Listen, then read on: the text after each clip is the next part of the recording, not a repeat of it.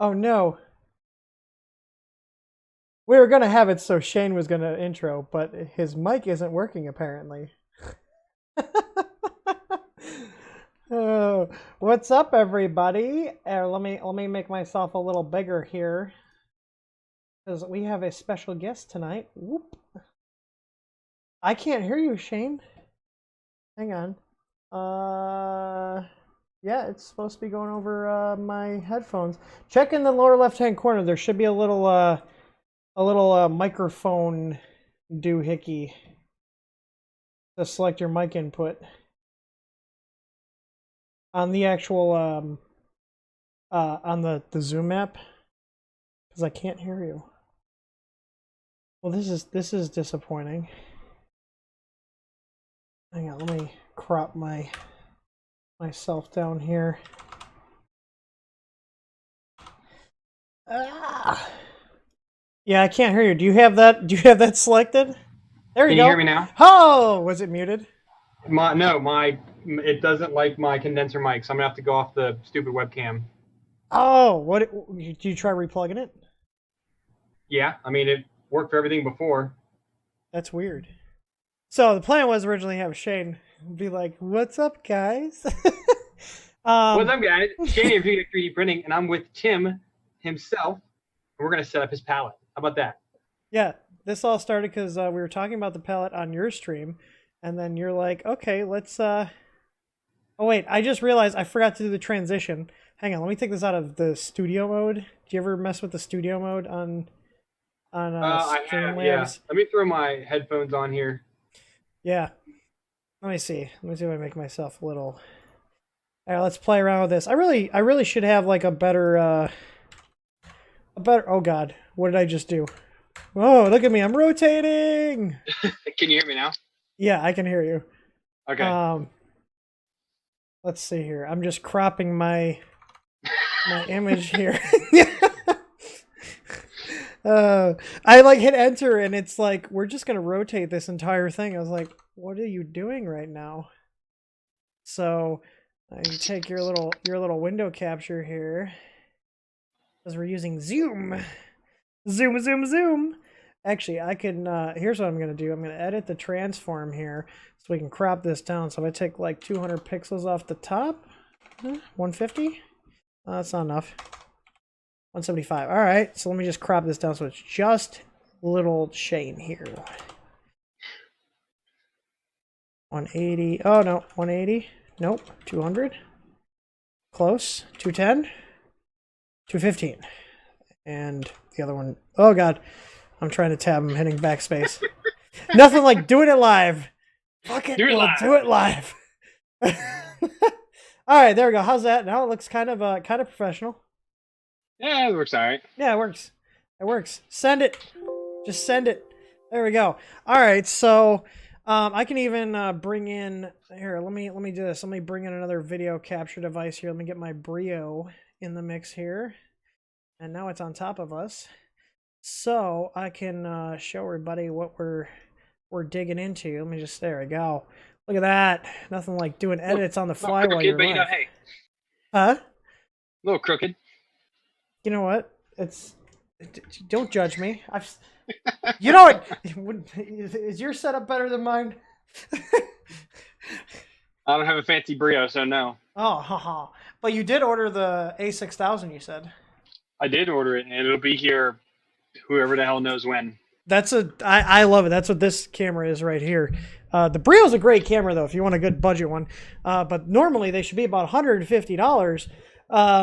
But because of the human malware situation, people are raping on those. You can actually get an A6000 for less than a Logitech Brio right now. I can imagine. I think I got it for $320 maybe or $315. Yeah, then all you gotta do is get an HDMI capture card, and you're good. Well, I have the Cam4 link, so I can use that.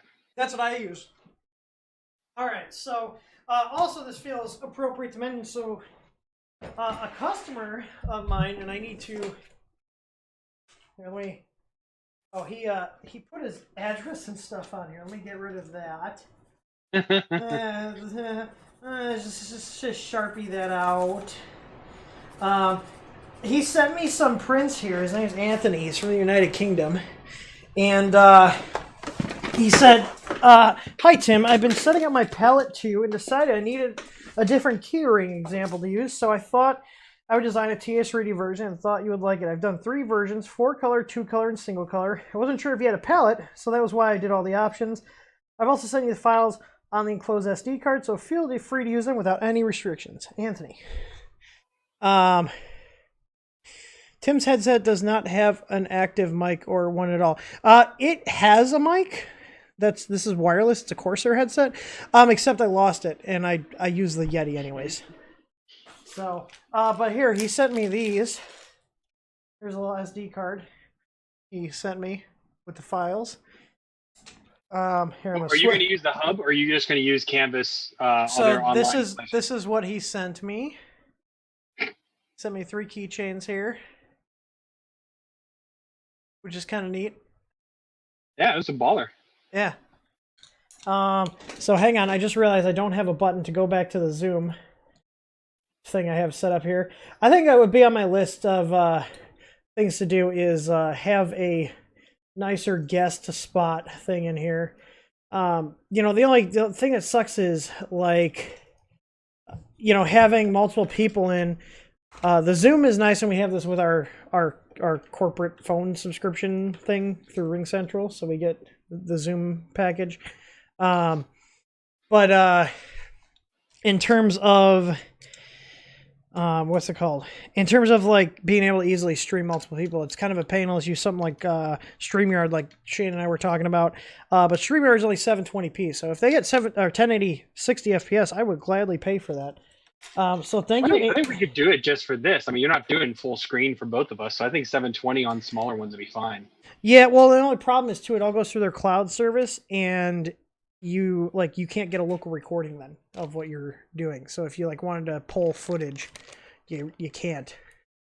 Yeah, but you can. But you do it just via YouTube, because once you're streaming in there, it records it for you. Yeah, but then it's all compressed and. It pains my soul. I have all this nice equipment. and YouTube's just like, nah, bro. We're gonna just say goodbye to the bitrate. Let me see here. I'm gonna try this. I'm gonna pull in. I go to ArmCam 1. Let me put my camera back in, and let me put Shane in. Oh, look at that! It copied and pasted perfectly. So look, we got 2 heads here. Look at that. There we go. Hang on, let me give you a little camera overlay too. How's that? Let's little blue bar around there. Look at how professional this looks. Look at that. Look at that. So now we got 2 talking heads. All right. See, this is the kind of stuff I can't do with StreamYards. So anyways, I do have a Canvas hub, and I want to show you guys a little Easter egg I found in this, because the extent of this, I bought this stuff over a year ago. Actually, I remember when you bought it. Actually, it's bad. It's been just over a year, so this is all still new. But I want to show you guys something I discovered when I opened this up, because I was curious. Okay, so it's just a press fit, and there's a little Raspberry Pi in here, okay? So there's the breakout. There's just an SD card with a Pi 0. So you can see they definitely pulled out all the stops and, went with the 0. But if you take this out, okay? Take this out of here. It's all just kind of press fit on. There it goes. I got a laugh out of this on their PCB. I know you're on a delay, Shane, because I don't have my video showing to you. Yeah, sorry. Oh, you know, gluten-free. Yeah, it says 100% gluten-free on it. I just realized, though, Shane, I can actually do like a streamception, and I can just share the Streamlabs OBS with you. Oh, except it just killed you. Hang on, that didn't work. Okay, well, you're just gonna have to wait a second with the streaming people. But yeah, 100% gluten-free. So I got a kick out of that. But yeah, the thing is, it's like, why wouldn't they just use like a Pi 3 that wouldn't need this breakout board? Like, it can't be that much cheaper to do this. I'm surprised they don't have one of the hats for the Pi 0, because I have those hats for it that just pop right onto it. Yeah, I mean, like, I can't imagine it's cheaper to do this custom PCB and the Pi 0 and the case than just doing like a Pi 3. The 04U is what it is. Yeah, I had one like that. But I don't know how much processing this thing's doing. So it looks like, what's in here? Okay, well, there's a box. Can't be that much.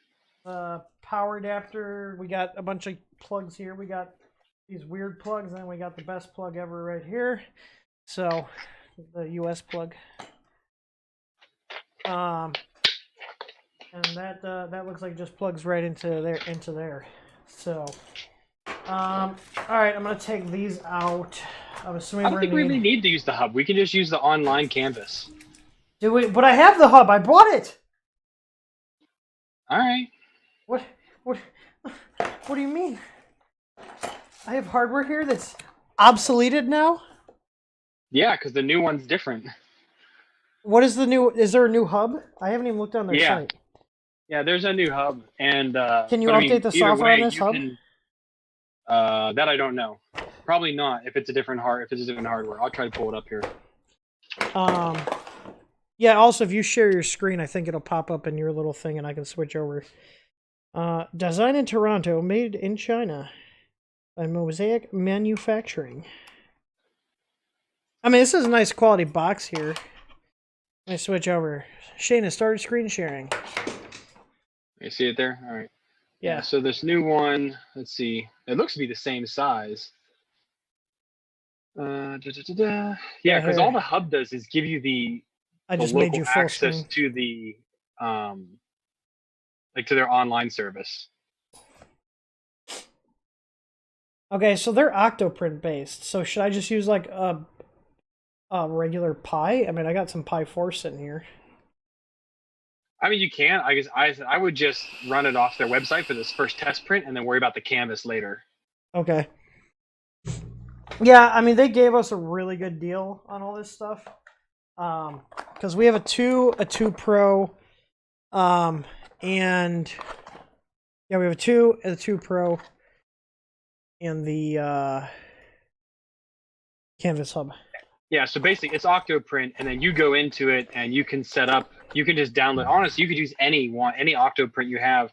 Download the Canvas Hub repository, restart it, and then it looks like their hub. So it's just their flavor of Octoprint. Gotcha. But just using their actual Canvas website is pretty simple.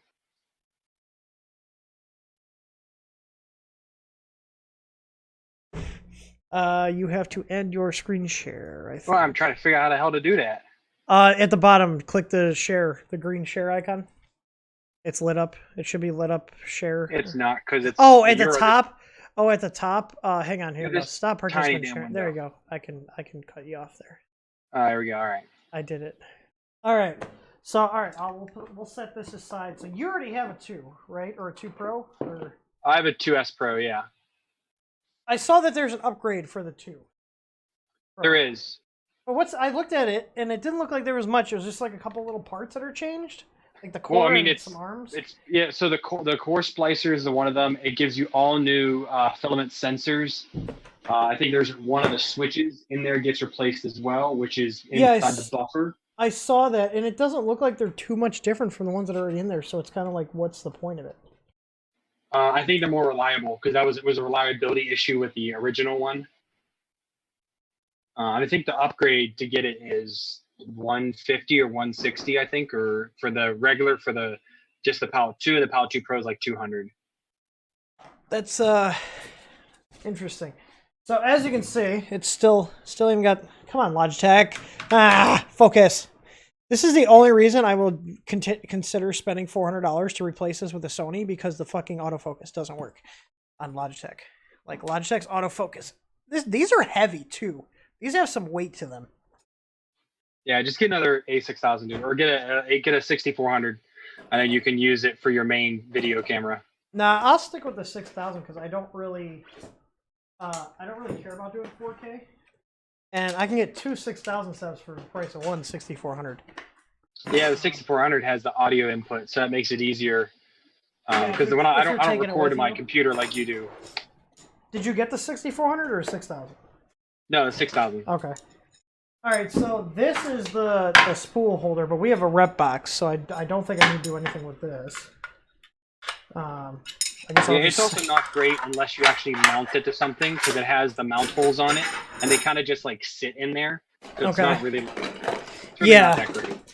Yeah, I saw. All right, so these are adapter tips, so these we don't need because we're in the US. All right. I will zoom in here in a sec once we get all the stuff out. Bam! Look at that. Whoa. There we go. All right, so replacement cutter blades. So proprietary razor blades. Caution, sharp object. I would hope so. I would hope so. No, I want the dullest blades ever. All right, so we've got a micro USB cable, some 3M locking tape, a couple of extra end stop switches, it looks like.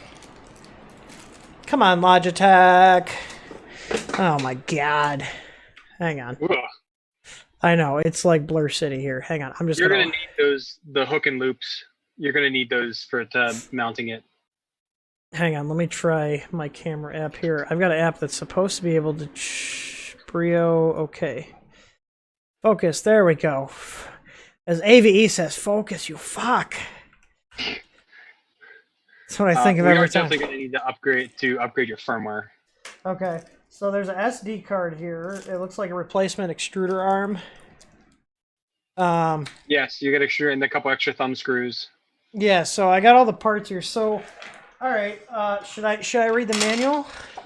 Nah. No. Okay. Bye manual. Not yet. I just threw it. Not yet. It's in the garage. We'll need to do calibration, but we need to upgrade your firmware first. So get your USB and plug that in and plug power in. I got USB right here. Look at that. It's already plugged into my computer. All right. Let's see. Hang on. Oh yeah. Peel that screen. Oh yeah. I just sent you a link for the... This is on Facebook? Yeah, on the Book of Faces? On Zuckerberg chat? I hate Facebook. All right, latest palette firmware, November 6, 2019. Yeah, it's been sitting in the box for a little bit longer. All right, I'm going to download that. All right, so... Oh, wait. Wait, where is the power adapter? There's no power adapter in here. No. I just realized that. Are you shitting me? Oh, Nikes. Maybe that's why it was such a good deal. No, what? Are you kidding me? Are you sure you didn't pull it out? I literally opened the top of this box and that's it. It's been sitting here. If mine wasn't printing, I'd look at the bottom, let you know what the amperage is on it. That's what I'm looking at right now. 12 volt, 3 amps max. I think I got something that'll work for that. The problem is it positive center? I guess we'll find out. Maybe we'll fry a pallet on stream today. Let me dig in my box here. Let's see. In the box of Tim shit. Like every good tech nerd, you gotta have a box of cables and chargers. This is 2 amps. I can run downstairs. I definitely have some big fuckers downstairs. Here, 12 volt, 4 amps. That'll do. Come on, get out of here. That'll do, Dragon. That'll do. You know, my wife doesn't understand why I have bins of cables and power adapters around, but just doesn't get it. She doesn't get it. They come in handy. I have a little peep. So either this one didn't come with it. You know what? I'm kind of getting deja vu. I feel like what happened was the original one, the 2, was missing its adapter, and Aaron took the adapter out of my Pro for the 2 because he's actually using his. So one of them did not come with the adapter. And I think that's what happened was he stole the one out of here because I vaguely remember him telling me he had to steal the adapter for this. Alright, so this is center pin positive, which is what most stuff is. Is yours a power brick or is it a wall wart? It's a brick. Look at the bottom of your brick. No, I'm sorry, it's a wall wart. Fuck. But you're using yours right now. Yeah. Well, we have a 50-50 shot of it. You know what? Let me see if they have any documentation, because this is like a pretty expensive thing to just eat. Let's see. Mosaic. I don't know if I can get under here to see. Don't kill your print. Mosaic pallet 2 AC adapter. Let's see. Most of them are center pin positive, unless they're jerks. And they want $40 for this power adapter. Are you shitting me? For a wall wart style? And there's no details on it. Hang on. I will find this. Hang on. Yeah, I'm just debating on if I and I don't know. I don't know. Don't worry about it. I'm gonna find out. Is chat having fun with this now? What, Tim? I sent you an image of the bottom in Twitter. Oh, fucking happy extruder coming in clutch here. Oh yeah, if you guys haven't figured out, actually here I'm just gonna be. I'm gonna roll my stream disclaimer because I'm gonna get some beers, so there will be more swearing. So I'm just gonna roll my disclaimer here. Hey there, I just wanted to give a little disclaimer here before we start the stream. Our streams are meant to be more fun and casual. During our live streams, there might be light swearing, and we also allow other members of the community to come in on some of the streams. In addition to that, occasionally, myself or my guests on the streams may have an alcoholic beverage, so if you're sensitive to that kind of stuff, I'd recommend that you don't watch the live stream. If you're looking for our more serious content, like our installation guides, our how-to videos, all that content does not contain this type of language or content in it. We do the live streams to give us and you guys a chance to interact with us and vice versa, and also hang out and talk with other people in the community. So, with that out of the way, you guys get comfy, and I'll be live here shortly. Alright, we're back. Okay, so, Ron, the Happy Extruder, sent me. It's his is 12 volt 2 amp center positive, and this is what I was concerned about because we can use. We want to make sure that we're using at least. It says 3 amps. This is a 4 amp adapter. This fits in the plug. All right, let's see. Hey! It immediately says new firmware is available. Yeah, because it knows that you're like way out of date. Oh, do they have like a real-time clock in here? I'm not sure. I mean, it's not Wi-Fi enabled, so. Well, yeah. Well, I've never connected this to anything. This is literally the first time I powered this up, so we'll see if this works. All right, so I'm gonna plug that in. What's that other cable they have? There's like another power input on this thing. It's like a weird little like S-video looking port. You know what that is? It's some sort of expansion. No, the Pro doesn't have that. The 2S doesn't have that. So you have the 2S. This is the 2. Yeah. All right. I think it's a service port because I have a USB-C on the side of mine. Mine's a mini or a micro. All right, it just plugged in. Let me see. Okay, I plugged in my palette, updating the firmware. I'm not even going to screen share with you guys. You don't need to see the boring thing. Looking for device. Do not unplug or power off. Well, it's plugged in. I guess I'll show you. Oh, there we go. Screenboard initializing here. I'm going to switch over to main monitor. There we go. It's updating. Switch back to the camera arm. Yeah, I'm pretty sure. I think either this one didn't come with the adapter and Aaron told me about it, or the other one didn't and he stole this one's. One of those two things happened. But like I said, they gave us a really good deal, so I'm not even gonna bother. Well, we can just use this power adapter for it. Yeah, I've got a million power adapters. Yeah, this one's rated at and it's longer because honestly, the one that comes with it is not that long. It's only maybe 4 foot. Because mine's on the pallet is up here on this shelf, and the plug is right down on this shelf, so it's really not that far apart. Just waiting for someone to think that the pallet's smoking because my vape went by it. I thought that the other day when you were soldering. Because like, I glanced away and I looked back at you. I was like, "Holy shit, what's going on?" Were you on the stream when I was doing the Barney build and the SKR had the bad MOSFET? Yeah, and I was like looking at it, I was like, I'm pretty sure I saw smoke, but I didn't smell the electronic burning. Yeah. It was just the PCB getting, hot enough to start smoking. No big deal. Yeah, I thought you totally smoked a board. Totally. Now it's giving me a COM access denied. What the hell? Wait, I'm just gonna leave it. It says error opening COM 36. I don't have any slices or anything open. There's nothing that should be talking to the COM port. Yeah, but it says the palette says firmware update. Please wait. Okay, I guess I'm just gonna let it do its thing. Yeah, let it roll. Let me see. I think I can do a digital zoom on the camera. Yes, I can. There we go. See, that's one thing I do like about the Brio is because it's got the 4K sensor. It can actually crop down and get still really good quality cropped down. When it focuses. Well, it's in manual focus mode, so it's gonna focus. Oh, okay. I am so tired of the Logitech autofocus not working that I am at the point where I'm ready to spend, $1,000 to replace my 2 auxiliary cameras, because even though autofocus on this Chinese 1080p 60 FPS one doesn't work correctly. So maybe they copied the Logitech algorithm. Yeah. I feel like Shane's head's bigger in the photo. Should I zoom in with my camera here? Just this. Just do. Hi guys, I'm just gonna do the rest of the stream like this. How's this? Is this good, or is this kind of creepy? Very creepy.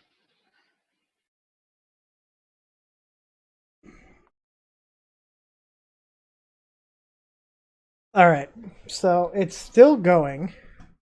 Well, it just says error opening COM 36. I'm assuming this is waiting for the thing.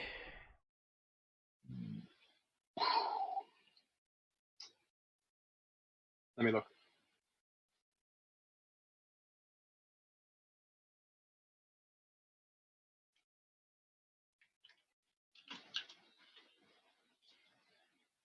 Oh, I hit install latest again. Let's see if that works. So obviously it didn't brick it. It's doing something. That serial killer face ain't bad, lol. Them beard hairs, though. I gave my wife a heart attack because I told her I shaved today. And I was just like cleaning up my beard. But she like took it as I shaved everything off. And she was about to get real upset with me. Yeah, I can't go clean shaven. I also look like I'm 16, number one. But right? Have you seen streams when videos and streams when I shaved? Yeah. All right, so we're trying this again. It's updating the screen board. I just double checked. I was like, maybe I have S3D open. No, I don't have anything open that would be. It shouldn't latch to anything though. No, that's what I'm saying. I don't see what would. I don't like have any other programs open that would be using it. You know what I mean? Mm-hmm. I'm assuming my audio is coming through to you, Shane, pretty fine, because I know microphones can be shared, but webcams can't. Yeah, I am. Yeah, I'm getting to the Zoom audio just fine. I'm just delayed from your video. Yeah, I think I have it on low latency for the stream. It's about 8-10 seconds. Tim, save your money. The video is fine. It's not about the video quality. It's about the fact that the goddamn uh the goddamn autofocus doesn't work, and I have to manually override it with this like crappy little .NET application that someone wrote. It got an error again.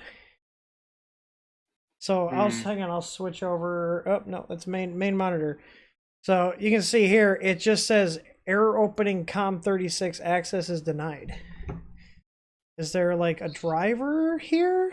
They don't say anything. If you're experiencing any issues, click our support article. All right, well, let's go. So I'm looking at it right now. Go back to your firmware updater, because you can also we can try the software bootloader if you go under advanced. Let me see. Software bootloader. Okay. Yeah. And then install latest. All right, let's see what it does. ArmCam.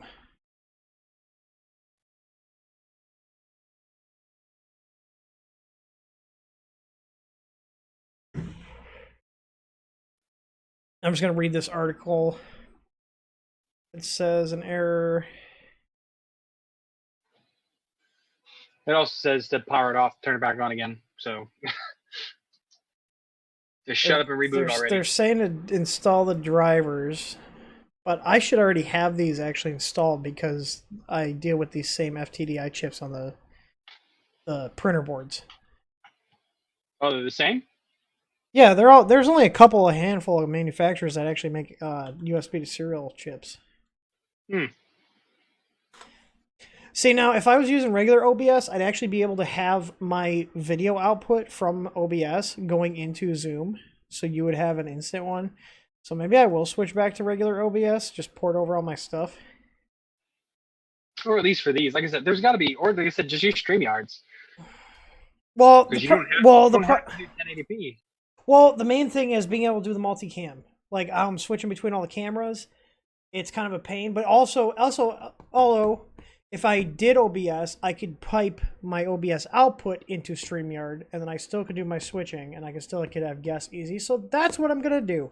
I do have OBS installed. I just don't have anything in it. All right, we're trying. It says in progress. Nope, still getting. All right, well, I guess we're gonna turn it off and on again. Yep. Have you tried turning it off and on again? Hello? This is Smell Tech Support. Should we call a tech support scammer? I've got some phone numbers. All right, so I'm gonna try updating the driver here with the one they recommend. So I don't know how to update drivers. I've never worked on a computer before. I mean, if it wasn't the weekend or late at night, I could hit up my person at Mosaic. No, I'm not gonna bother them. Okay, it says it updated them. All right, so we're still on COM36. I'm gonna do normal. Install latest.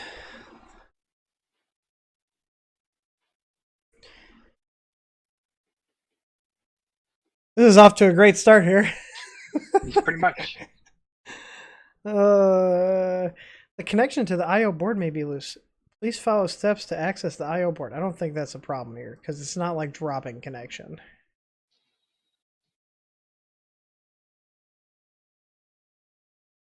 Yeah, the next step is to pretty much like open the whole thing up. So Jess asked if I saw the magnetic FFT5. Yeah, it's 180. Jesse, if you want to buy me one, do it, brother. But I will not be buying it. Wait, what's up? One of your guys in chat was saying about the 713. They made the build plate. It's $180. Is it like a flex plate? No, it's a magnetic 6 mil mix. Right, the bed. But what I'm saying is, if you're just after a flex plate, I could get some freaking plates made for way cheaper than that. But it's just to have the magnet built into it. Yeah, but I mean, built into the bed versus magnetic sheet, does it really matter at the end of the day? Yeah, but the magnetic sheets are only good up to 80C. Ours are good up to 140. Really? Yep. I If wouldn't only say would there. have I told me would to actually look at my channel, I would have known that. like I tested those in our farm and on our machines, and we've been using them. All of our ABS machines, which constantly are at 100. There's been no degradation of the magnets after over a year. Oh, that's good because I know all the ones like so the Ender ones are crap. Like Oh, they the Ender ones are garbage. They start degrading at 60. Well, I haven't noticed at 60 it still holds But its it's grip. But when less. I hit 80, it definitely is a lot less at 80. Yeah, well, because they're using really cheap magnets. I will open this up though. We should open this up. I think, did this bomb out again? It did. Well, this is fucking annoying. So let's open it up. It says check our I/O ports, but like I'm moving this and it's not like making the disconnect noise. What? Hey, what if you try it without your USB extension cable?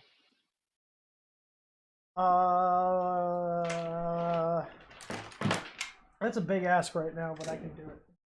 Well, crawl your big ass under your desk and plug it in. No, I have a power strip on the other side here. Hang on. It's just inconvenient, Shane, okay? It's inconvenient. Well, I guess you don't have a shop as small as mine where you can touch both sides at the same time. I used to. Actually, that's bigger than what I had at the condo. This is pretty small, dude. I don't know. I think your condo shop was pretty good size. It was 180 square feet. You would definitely have more. This is 10 by 12. So 120. Yeah. So slightly smaller. But you also have really high ceilings. Correct. Yeah, they're 10 foot. Let me try. I don't think it's a bad USB cable because it's I think it's your extension. Okay, well I'm trying again. Let me switch over. Hang on. Not everything likes the extension. Yeah, I know, but I haven't had any issues. Hang on, this is looking at my blinds right now. So we have it plugged into the computer right on the top USB port. So let me I gotta bring Shane in because it's a different camera angle now.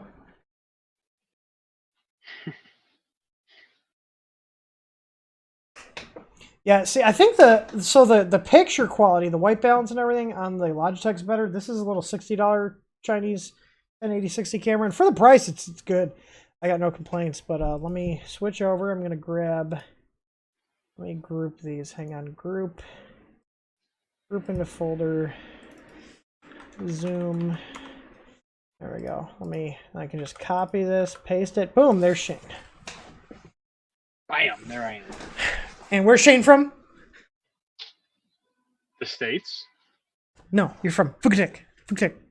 Oh, yeah. Yeah, sorry. you gotta say it fast, like you do in your video. Fukutek 3D printing. Fukutek. You like every time it's just like, oh, so fast.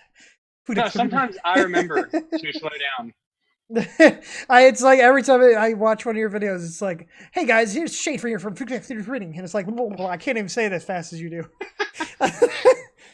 Well, I mean, it also is partly my name, so of course I can say it fast. Oh. All right, let's see. Nope, error. Still getting an error. This says firmware update. Yeah. I guess open it up then, make sure everything's intact. There is a jumper on it. God damn. Well, it's not my fault you bought a bum unit. It's not your fault that I waited a year to try it. That too. Son, should I go grab my laptop? Then I gotta find my dongle. Because it's all USB-C. I feel like a Mac user. I gotta have a dongle. Yeah, you are. I got one of the Lenovo Yoga ones. I don't know. Something. It's something with an i7. It's an Ultrabook. That's all I know. So, yeah, one of the things I don't cheap out on around here is making sure people actually have fast computers to use, because I don't need people screwing around. All right, so I'm assuming I gotta take all these panels off. There's a guide. Hang on, let me double check it. Yeah, I saw it. God, this is a lot of work for a brand new product. Yeah, I have it here. So yeah, just take the top. Yeah, so the top panel, or that one at the bottom of the screen. That long panel. Take that one off.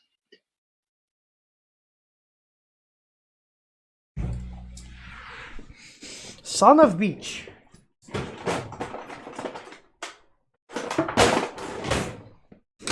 Husky.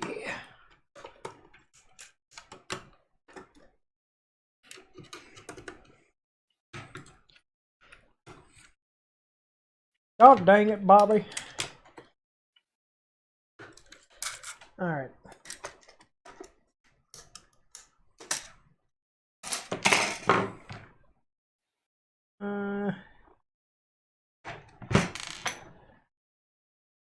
Wow, this is brutal. What? Or disassemble this because you got to take another board out once you get inside. And they just have it as an article, like it's just no big deal. You're not just taking the entire. I mean, they do have gifts though for like the videos, which is pretty cool. So it tells you step by step. Yeah, but like, this means this has happened quite a bit for them to actually have an article on it. Like, at least this feels a lot more polished than the old version. Okay, according to that, once I take those out, this should open. There's Hang on. Oh, I gotta do the upper corner ones too. I missed that. Yeah. There should be 4.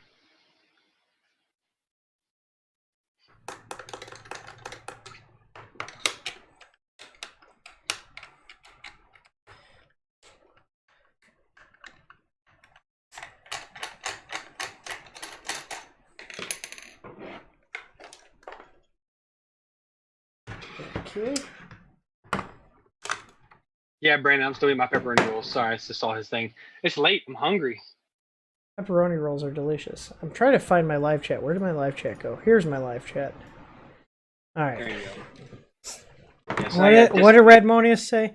I have some use devices that only prefer the back ports of the computer. I don't think that's the case with this. All right, so I'm gonna disconnect. Oh, here it is. So you gotta disconnect this, and here's our USB port. Just take a look in here. So they got a little 5015 fan in here. They got a suit on, so at least they didn't cheap out. A good quality 5015 fan. It's loud as shit. Well, yeah, it's a suit on. So Moon stepper motors, which is good. So good quality stepper motors. I wonder what drivers they have, because these are definitely the stepper drivers right here. I wonder what drivers they use on it. You're such a nerd. Look who's talking. You have a 3D printing channel too. Fugitek 3D printing. Fugitek. All right, take those cables out and undo the screws on that panel, on that board. You're talking about the USB. Well, it says you got to confirm the pin underneath the jumper. Wait. What am I? Hang on. Okay, let me look at this. Fully detach this. Yeah, snip the 2 zip ties. Carefully lift the I/O board out. Reposition the new. I don't have a new I/O board. What the hell? You're looking at a different one than I am. Which one are you looking at? Send it to me. So, what you got to do now is that board on the left. You need to undo the screws, and then. Because I clicked the link. Oh, the jumper. Okay, for this, you'll first need a jumper if you're using a non-S unit. If you do not have one, I have jumpers. For S units, there's a reset button. It's located under the splice core. Okay, take it off. Open it up.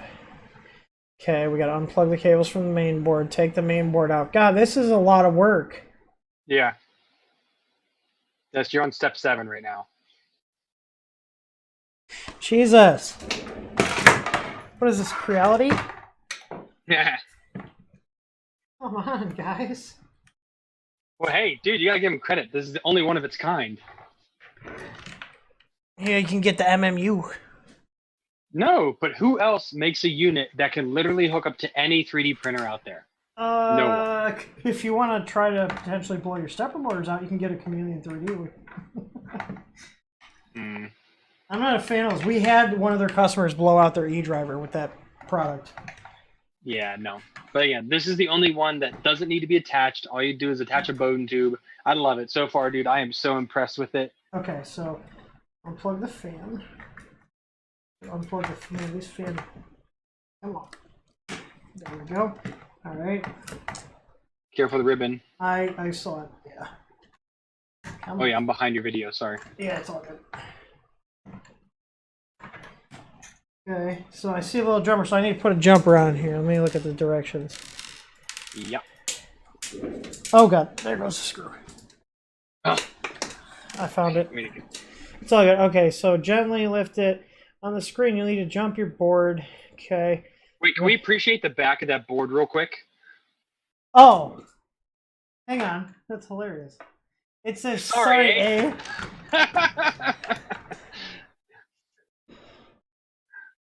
That's funny. And it's got all the signatures of the people on it. that is an awesome Easter egg right there. It's like the gluten free. Yeah. Yeah, I'm sure it says sorry, A, because the only time you'll be saying this is oh, there's a little beaver here on the SD card on the silk screen. Those Canadians. Okay, so we have to. Wait, what? Hang on. Wait, what happened? Oh, I thought this LCD said Big Tree Tech on it for a second. Oh. It says Microtech. I was like, Big Tree Tech. Oh man. Okay, so what is the point of this? Okay, that's the hardware bootloader option. I guess so, yeah. Uh.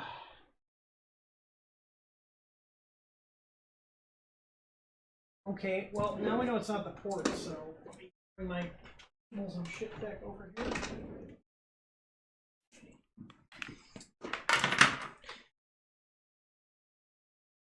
Just the power plug is where you see a red light appear.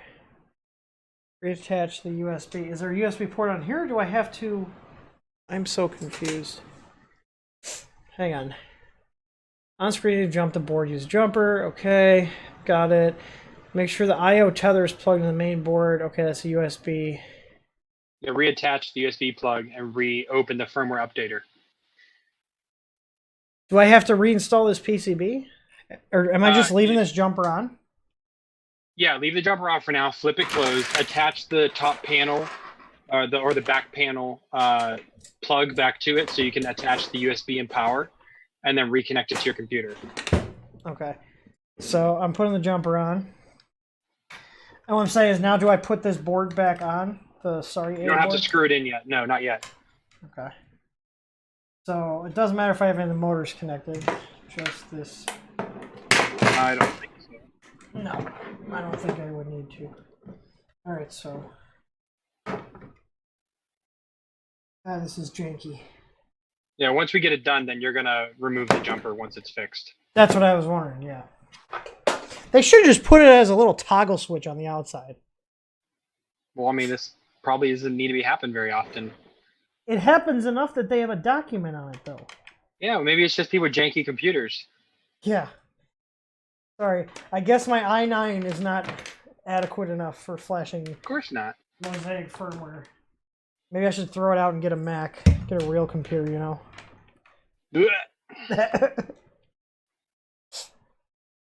Alright.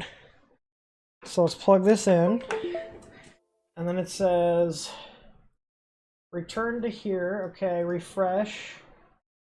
Hardware bootloader. I gotta select my COM port. Hardware bootloader.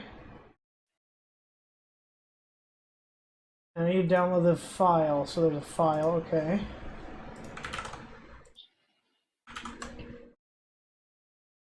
And then select screen. And select P2EEE02.bin. Okay. All right, it's trying. It says initializing. Maybe 35 is too high. No, it's 36. It says initializing. Screen board is going now. Okay. Well, look at this. Tyler posted a link. Mine's working. Well, mine isn't. There's obviously something with this. There was something wrong with this, because if it was my computer, this wouldn't be working either. Isn't Tyler the one that has your other version? No, you're thinking of Aaron. Oh. Aaron's our GM here. He's the one that gets to yell at everybody in the shop.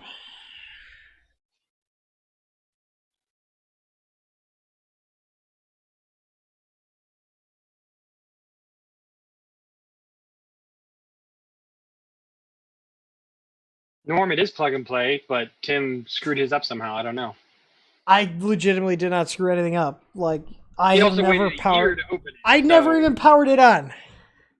It's I really literally. don't feel as bad. You don't want to know how much I paid for this though, so that's why I I'm know how not much even. you paid for it. You told me When? a year ago when you bought it Oh. after Earth. Okay, so it's successful. Fire brushing up here. Okay.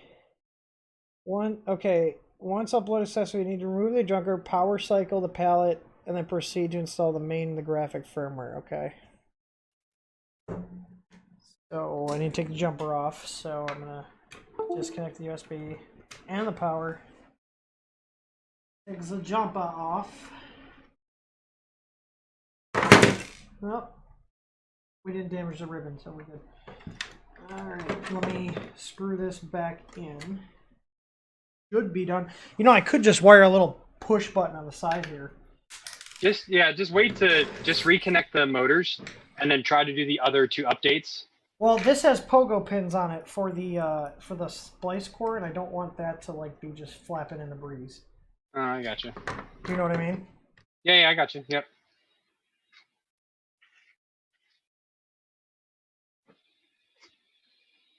We were thinking about putting an Easter egg under the CPU of our easy board. Fucking white. Is it not transitioning? It broke. Is it a G-Tech filament? No, this is 3D Printing Canada. Eh?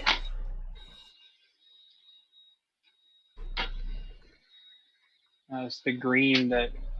I wonder if there's a way to advance this.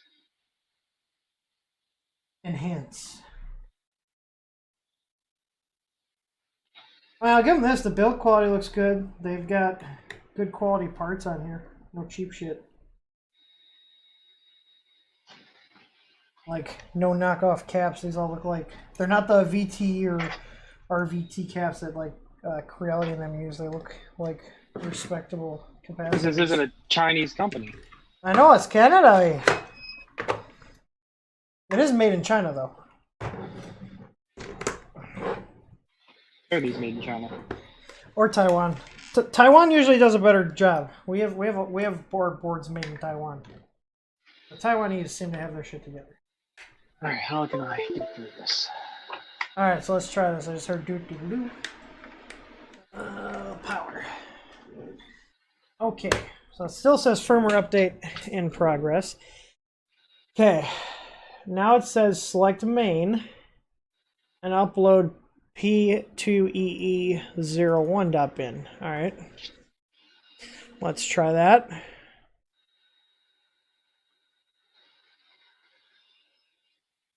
Okay, it's doing that one. Then I gotta do the graphics. The graphics one next. UI.min.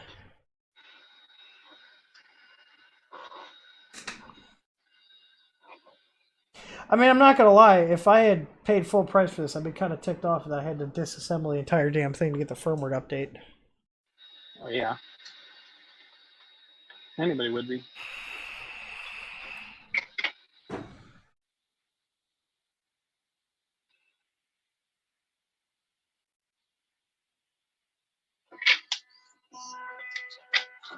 They could do a little bit better washing their boards, though. There's a lot of flux on these.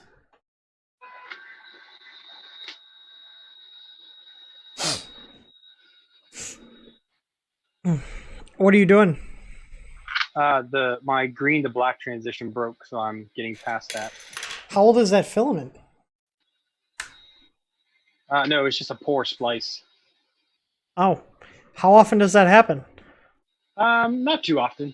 I mean, I just had 3 successful prints without anything. Is Taiwan officially the Republic of China? I know there's a whole big like hoo-ha about that. Like China says Taiwan's part of China, or China says Taiwan's part of China, and Taiwan's like, no, we're our own people, or something like that. I don't know. I'm not an expert on geopolitical stuff.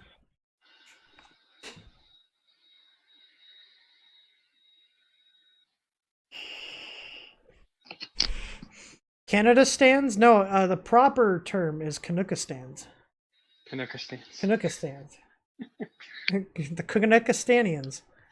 All right, Does it UI actually run done. this time? Well, I got the main and screen flash. It says to do the graphics, so I'm doing graphics right now. But we're not getting comment errors now, right?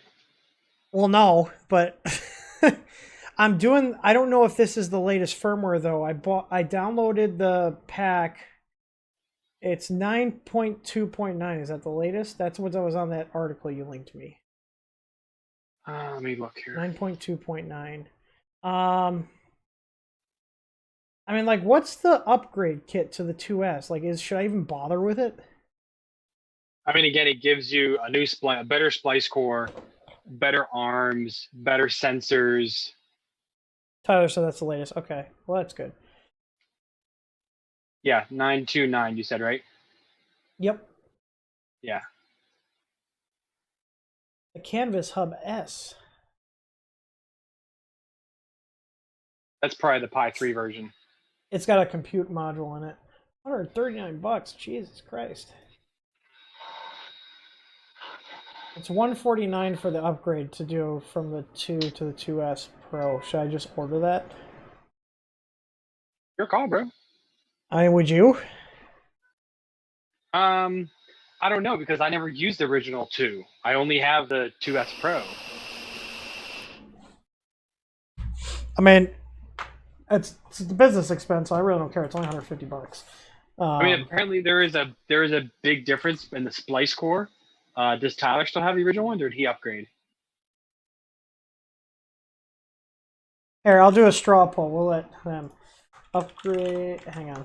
Upgrade to the 2S kit.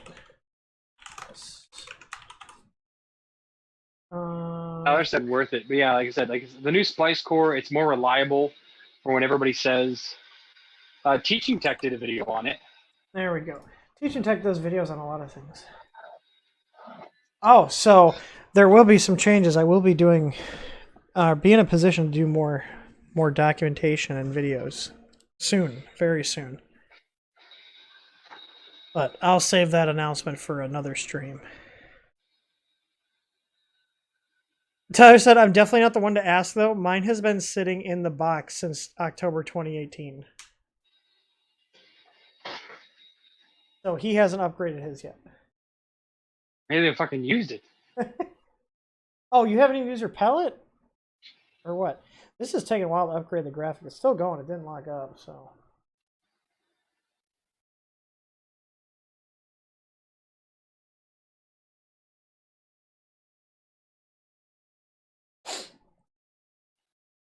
The results are 5 yes and 1 no. See, yeah, 6 yes, 1 no. Alright, well, I guess I'll, 7 yes, okay. Fine, I guess I'll do a video on that too. It's a business expense, okay?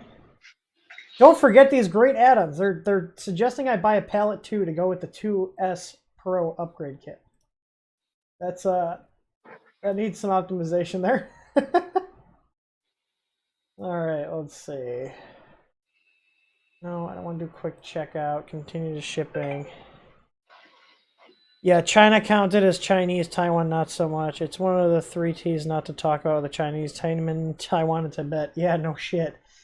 Yeah, I lived there. We weren't allowed to talk about it at all. It's like Fight Club. Okay, so do I get USPS priority mail or ground? It's like a $10 difference. What do you think is going to get it to me quicker from Kanukistan? Are you going to work on it that quick like you did this? Otherwise, it doesn't freaking matter. You know what, Shane? I don't need your attitude right now.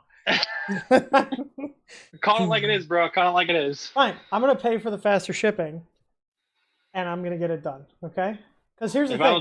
If I don't see a video now it's up. In now, the next, like, month, I'm going to put it in, like, the next day it comes in. Because here's the thing. Now that this is unboxed and I'm messing with it, it's going to get hooked up to the Soval that's sitting behind me.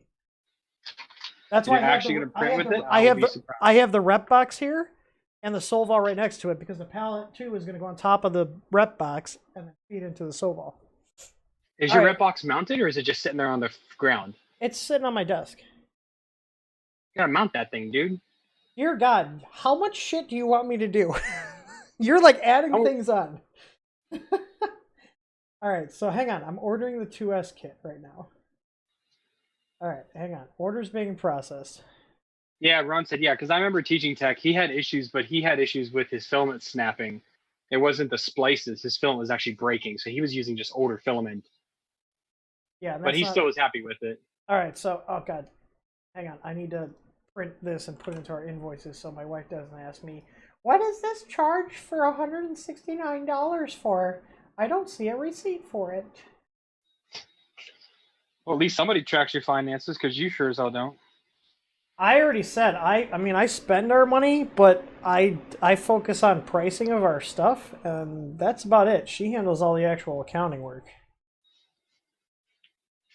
What am I looking for? Okay, well it's ordered. All right, so I guess I can put this back together now. So that screw can go back in. Let's do this way. Did this screw fall out? Or is it in here? That screw's in there. I hate poking around in holes and I can't find it where it goes in.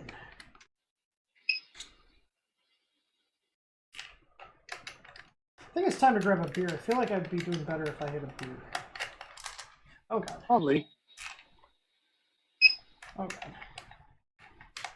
It's not going in the hole. There it goes. Sometimes you just gotta wiggle it around a little bit to get it to go in. I know you're really good at that. Hey, you know it. If you're gonna be good at something in life, it better be that. You've got evidence that you get laid. 5 of them. 5 of them. 5 of them. So at least 5 times it happened. Tyler's got 5 kids too.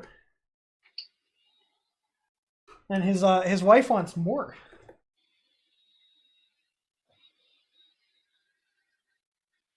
He's going to be actually going to Alaska soon. Because he's in that sounds... You're in the Air Force, right, Tyler? Air Force? I'm pretty sure.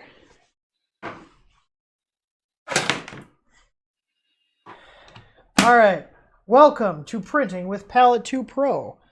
Next. All right. Which guide tube will you use? How do I know which guide tube I'm going to use? So you got to open them up, cut them open. There's 3 of them in there.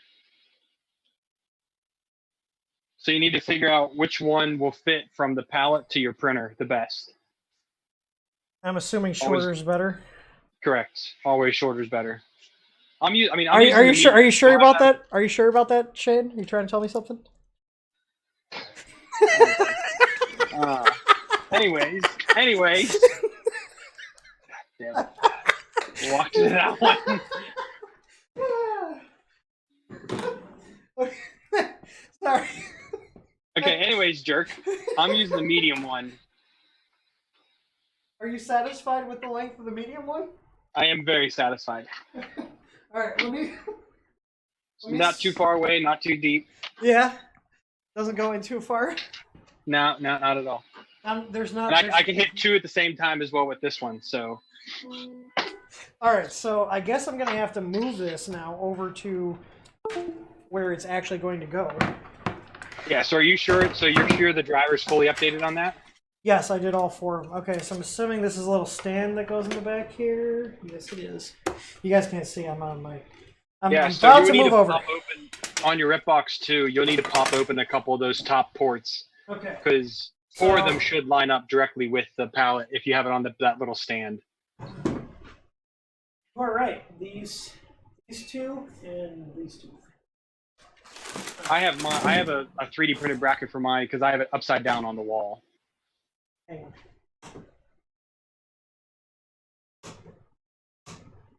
All right, so.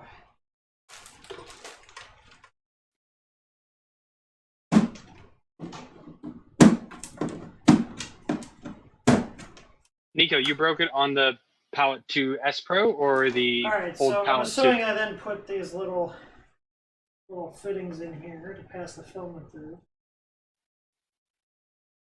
I have sitting in the chassis here. I had to drill mine because I don't have the rep box 2 out of the old one, so I had to drill mine on the bottom and Oh, so add my own guide tubes down. you got the new pallet with the old rep box. Yeah, yeah, but does your rep box have lighting in it like mine? I can throw some RGB lighting in 2 seconds. Is this? Mine's not RGB. It is controlled by when the door opens. It's by magnet. Oh, so you put a reed switch in there. I have reed switches too. I can do the same thing. Yeah, I did. I could also just put on the same Wi-Fi as the printer so it kicks on when the printer's on. All right. All right. Okay. I know I have a power strip down here for this printer. Oh, God. There's something unplugged here. What is this? What's unplugged here? It's never good. What is this?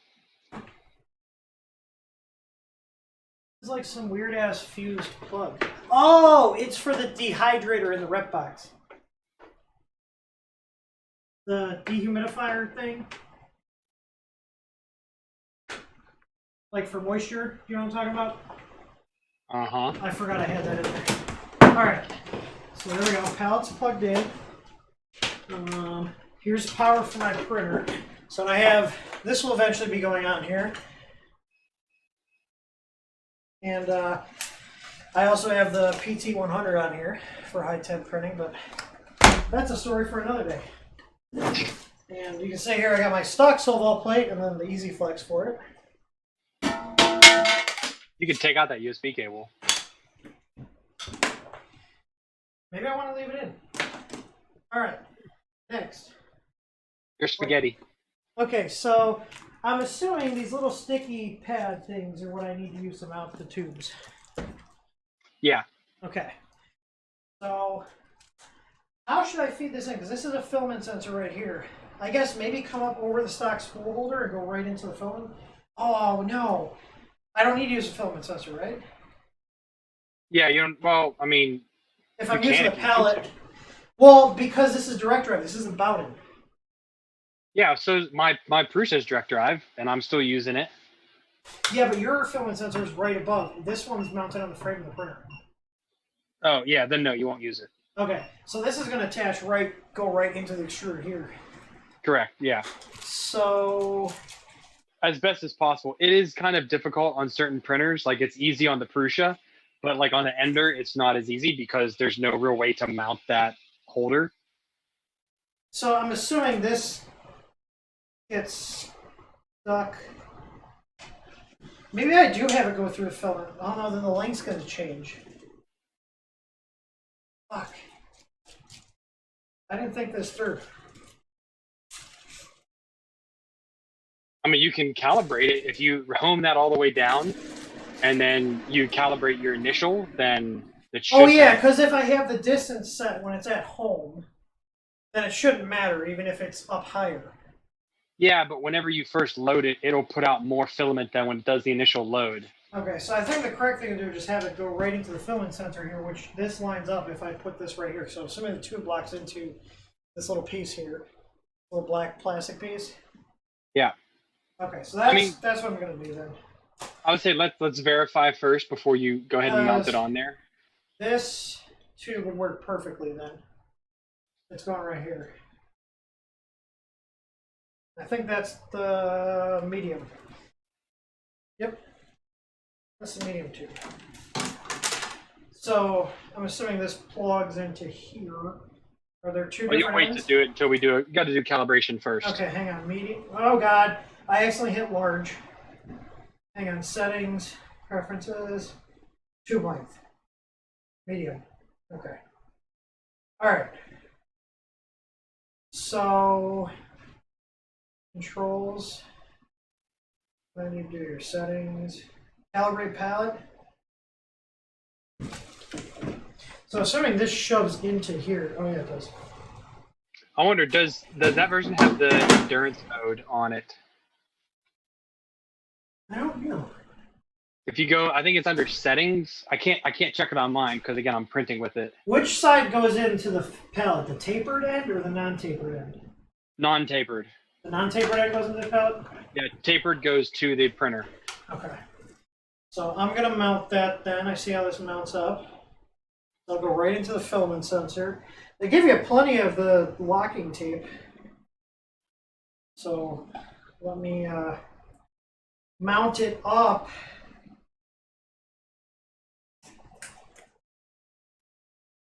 I'm going to clean that off before I mount it. The extrusion. Dusty. Yes, it is. You know how many printers I have sitting here that aren't even set up yet? I hear nothing but excuses. I have all these printers and they all still work and they're all not dusty. You also don't run a company during the day. No, I work during the day. Yeah, you work a lot less. You have a lot more free time than I do, mister. Yeah, right now, but not normally. I don't know. I don't know, man. You don't have 5 kids. I don't want to hear about you have. I have more free time than you. I don't. I have 5 kids. Okay. Animals don't count. I have 4 cats and a dog. Yeah, don't count at all. No. If I could send one of my kids outside to shit on their own and then wait for them to come back, you know how much easier my life would be. Oh, that's great. Oh god. Oh man. I spit truths, man. I'm sorry. All right, hang on. All right, so that's all connected. Let me. This printer worked last time I messed with it, so let's see if it still works. Oh god, now we're gonna have to troubleshoot your printer. Man.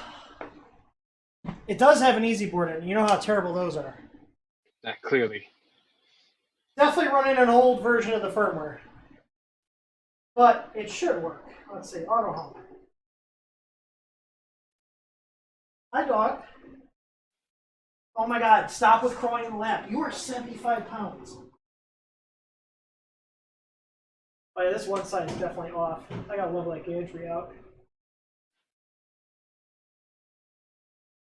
She's doing it though. And I was actually gonna put the Easy Flex on, but I just realized that I could use this to make a new video, so we're just gonna do the glass plate for now. Or actually, I could probably just print right on the bed if I throw some tape down. What? On the bed. What? What do you want? Hi. Dad, I gotta go. I gotta go potty.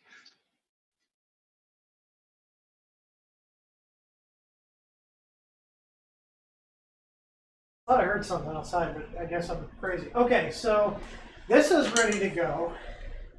So I'm assuming I hit calibrate. I probably need filament though, don't I? Yeah, you need filament, bro. I have a couple. Hang on. They're on printers though. Why is my dog losing her shit? She's like running off. I'm afraid you're gonna beat him again. The beatings will just continue until morale improves. Alright, I got That's white. just what I hear from your employees, you know. Yeah, run a tight ship here, man.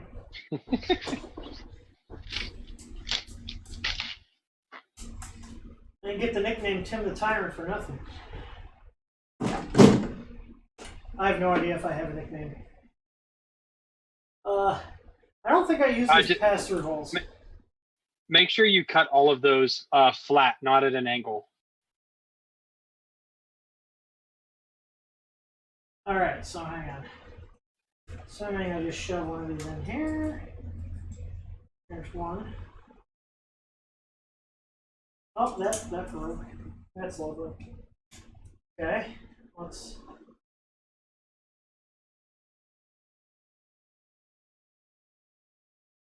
And controls, filament, input 1. Okay, trying to unload. Okay, would you like to load new filament? Yes. Alright. He's chooching. Okay. Yeah, I'm gonna take these off because these are getting away. Alright, I need more plastic. Oh, God. All right, I got some blue.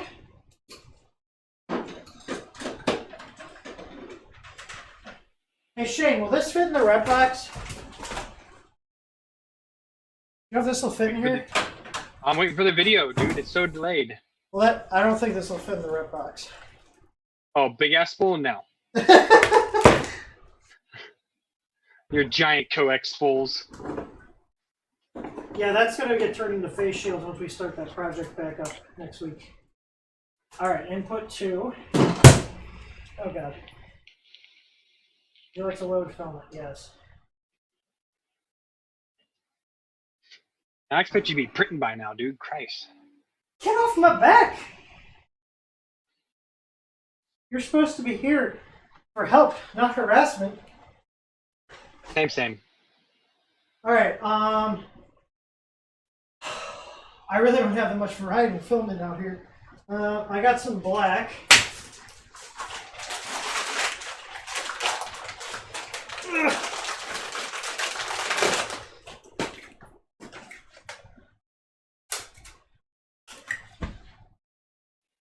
are my snips? There.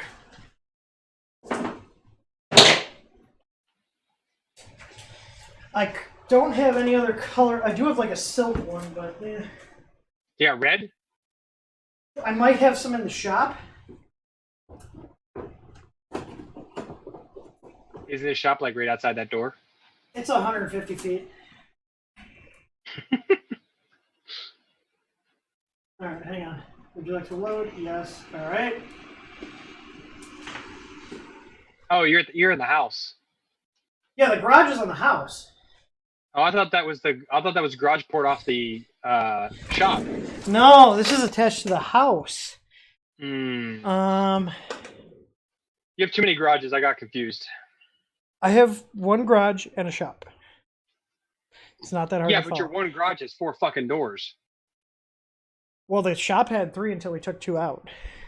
See? That's what I mean. If you come to Indiana, you can get a lot of property for cheap. Yeah, but they're not living in the, where people are. You got enough kids to keep them scared away. Like here, I have like my own like compound. Yeah, that's the plan here. All right, so here's what I'm gonna do. I'm gonna put Shane front and center here. Oh God. And Shane can entertain you all while I go get more filament. So take it away, Shane. I'll be right back. You can watch live chat. Tim stream. Anything can happen. All right, I'll be right back. Wonder how much trouble Tim would get if I moon everybody. Oh, crike. Darren, you asked about spools at Ivan. We were actually just talking about that the other day. He gets those huge 5-kilogram spools from them, and it would be pretty insane to see that. And this filament is off. Ugh. Well, we'll see how it turns out. Yeah, Tim was supposed to have this working half an hour, 45 minutes ago, and I was supposed to be getting ready for bed, but no, we're here with Tim. Yes, a cult compound where everyone worships me because I am dad.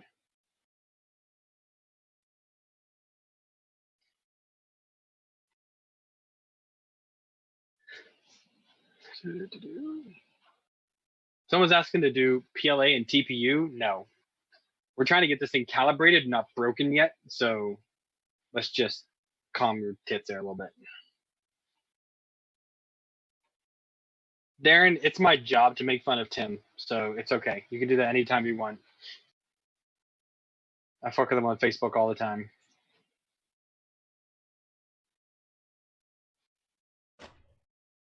Oh, I hear something moving. Is he coming back? Hide!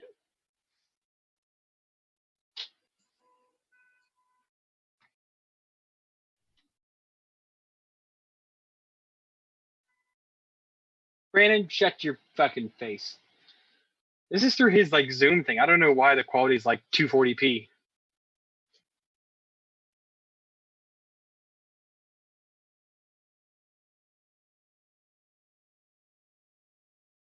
Randy's asking, they have a U2S. No, I sold it, Randy, because it is very unreliable. and I got tired of spending literally, nights on it, entire nights, 5-6 hours. So I decided to go ahead and sell it. It's definitely not worth it. I mean, if you get it working, if you're what's his name, Filament Frenzy from Twitter, and you get it working, power to you. But like more than many other people don't, they just don't get it working. Oh, Tyler said ages of kids. Are you ready for this, Tyler? Let's see who has closer kids with 5. So I have 10, 7, 4, 2, 1.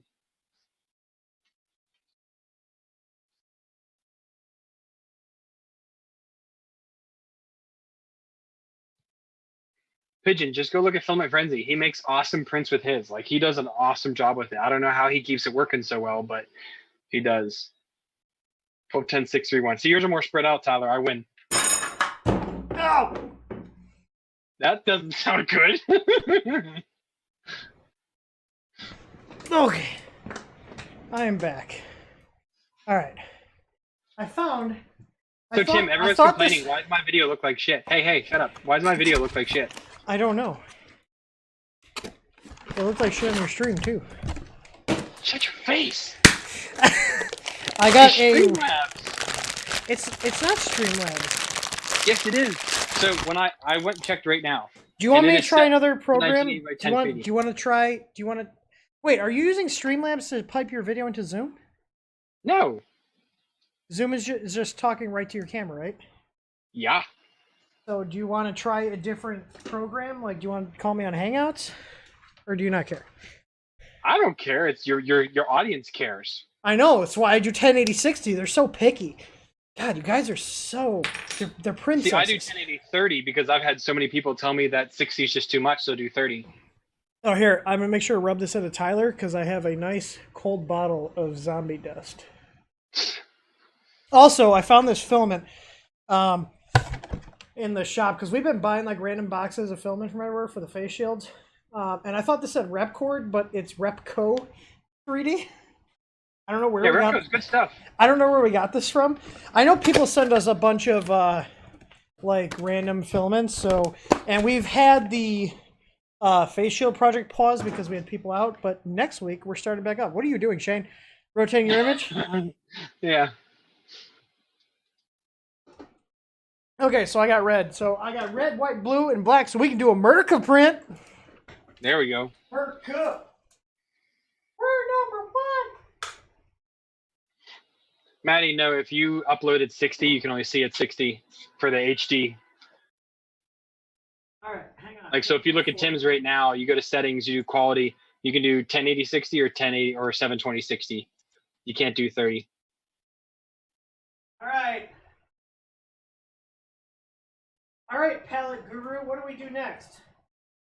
Got fill in all 4 spots. We should do a splice calibration. Okay. Everybody, also make sure to go subscribe to Shane. You have more subs than me, though, don't you? Yep. But I have more concurrent viewers than you. Yep. They come here to listen to you swear. That's why they don't watch me. They come here to see everything that goes wrong and how badly Tim reacts to it. All right, so back. Okay. So I'm going to go to settings. I'm assuming calibrate palette. Yep. Next. Okay. So here I will clear output, remove tube, and pull out film. Well, there's no filament in there. So. Tyler said I can't afford the bots. You're right, Tyler. I can't. You can't afford what? The bots. The Russian bots? Yep. Okay, insert filament into filament 1. Okay, there is. Alright. Doing all its calibration stuff. This camera is not bad for a $60 camera. You know what I mean? Oh, I can't post a link in your chat. That sucks. Oh, hang on. Just post something else. I'll make him up. Be like, hi. Hang on.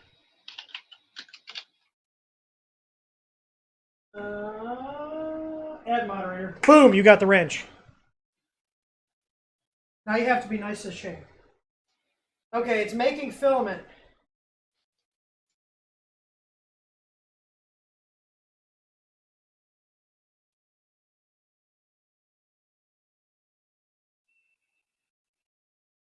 Thank you, Tyler.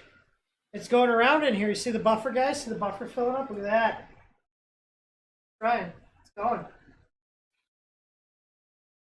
I'm assuming I should put the cover back on. Oh yeah, you guys probably want to see the cover. Or see it without the cover. Alright, pull filament out of pellet until directed to stop. Oh, I have to have the tube out. Ugh. Okay.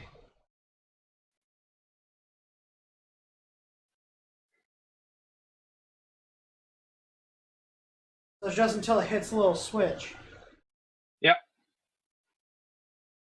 Alright. This is so exciting. You know what I thought about doing is having like a stream where everybody submits, like you submit stuff to a website and you ask questions, and I basically do like a 3-hour stream where it's just free tech support. That'd be interesting.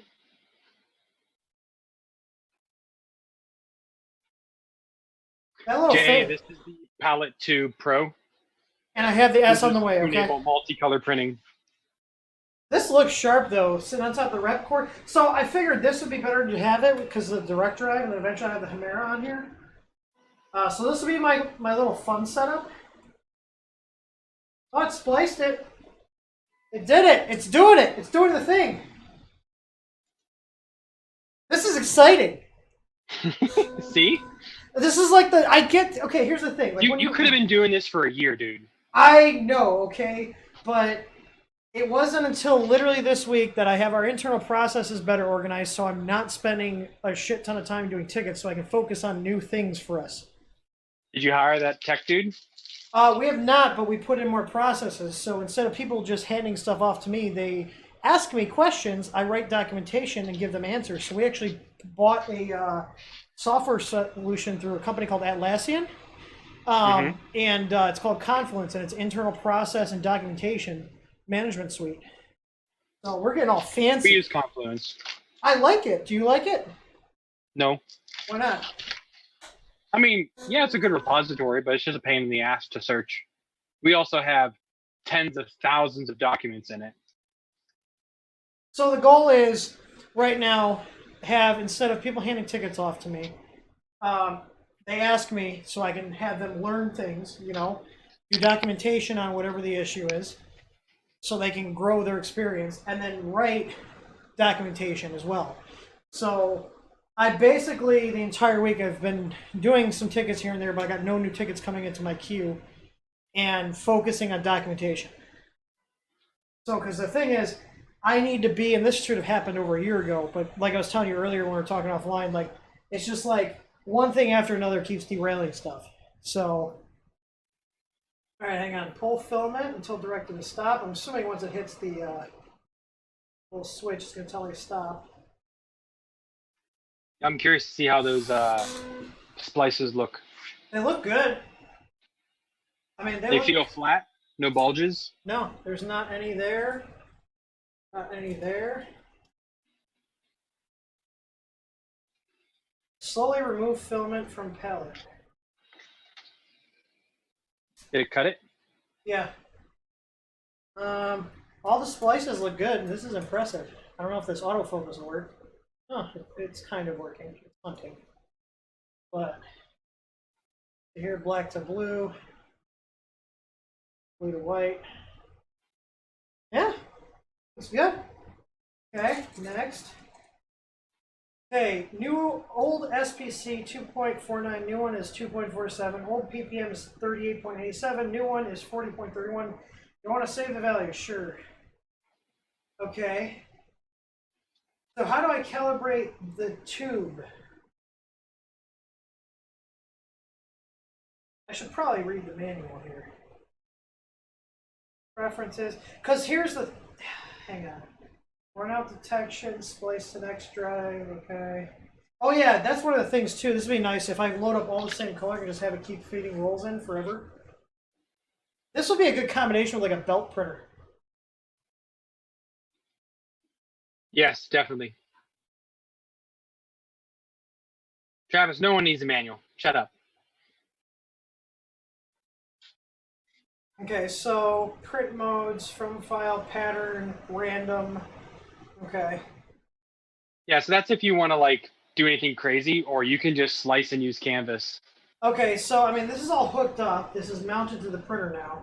The only thing I don't get is how is this gonna know? I'm assuming the distance from this filament sensor to my hot end gets added to the tube length, correct? Wait, say that again? The No, the tube length shouldn't matter. Does the tube length matter? I'm trying to think of the operation. Yeah, the tube length matters because it's only going to spit out a little bit. Like it spits out maybe like an inch or two for you to feed in, and then you hit OK.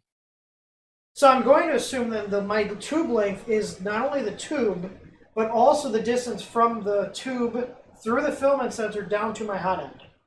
I don't think it's the tube length. It's going to be the. Hang on. Let me Is look there here. another one? Hang Let on. me Let me get go. Canvas real quick. Let me go pick up the manual off the floor. No, I need to go to Canvas. I need to check the printers. So let's go to Okay. profiles. Enter 3. This palette has frustration written all over it. I had to turn my AC on. It was 79 in here. And I'm a big guy. I don't do well with hot. Yeah, so basically you'll just add a Bowden tube length to it in Canvas. Yeah. The only thing is then when it does get up, I'll have excess filament between the filament sensor and the hot end, but I really don't have any other way to mount it on that printer. Yeah, you're just going to count it as Bowden tube length. So what you need to do is from home, Yeah, you need to measure. Yeah, I know I'm going to have that distance in there somewhere. You'll add it to your printer profile in Canvas. So there's like a calibration process where it'll keep spitting it out till. So should I hook up the Canvas hub, or should I have? I think I have an Octo print. Yeah, I got a Pi 4 set aside for this printer. If you want to, I guess I have not used that. I just used their website. Well, I got an AC adapter. Let me flash. I had 2 brand new 32 gig cards that I think are pre-flashed with a Pi image. They were on my desk. Hang on, I'm wondering. They got put in my jar of cards here. Because that Canvas hub, I got it because it was like stupid cheap, but then I realized there was a Pi 0, and I was like, eh. But I have a Pi 4 here. I'd much rather use that. You know what I mean? Yeah.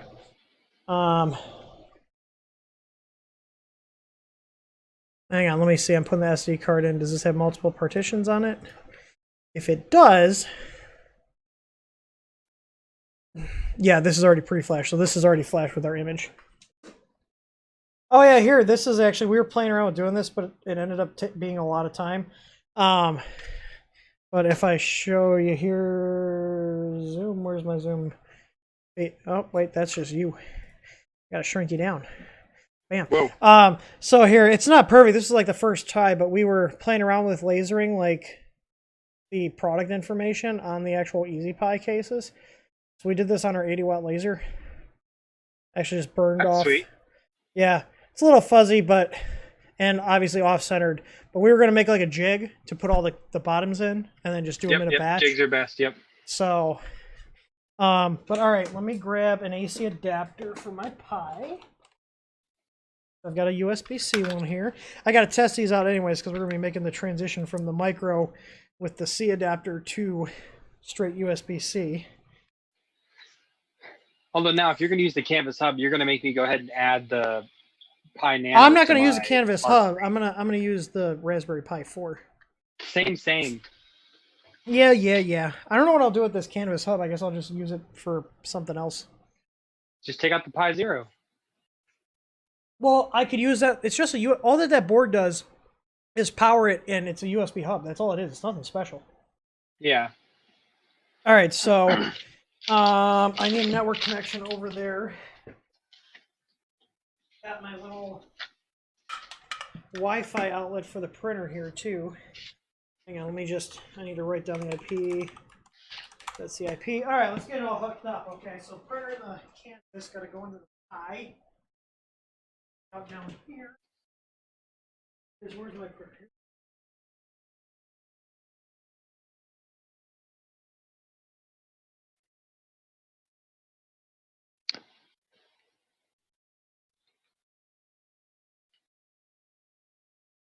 There's one dude keeps screaming to use the manual. Who the hell uses the manual?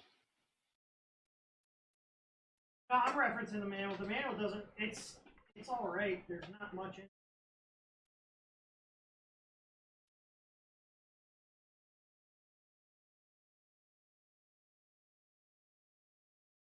Like a little power strip down.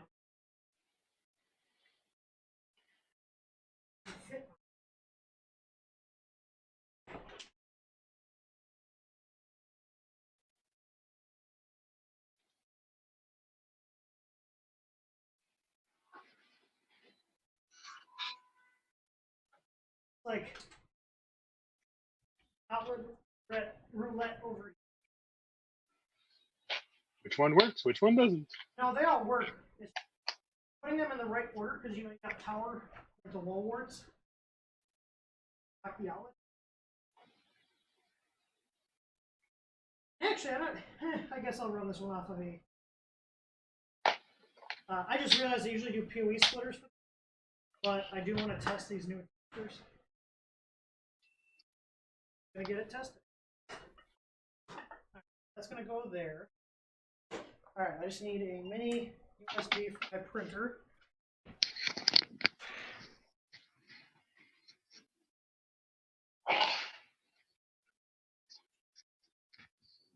Ugh. USB.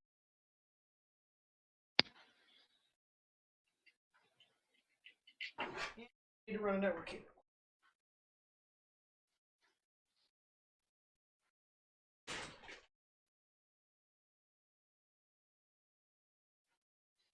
Oh, this already has Octopi on it. Look at that. How's it?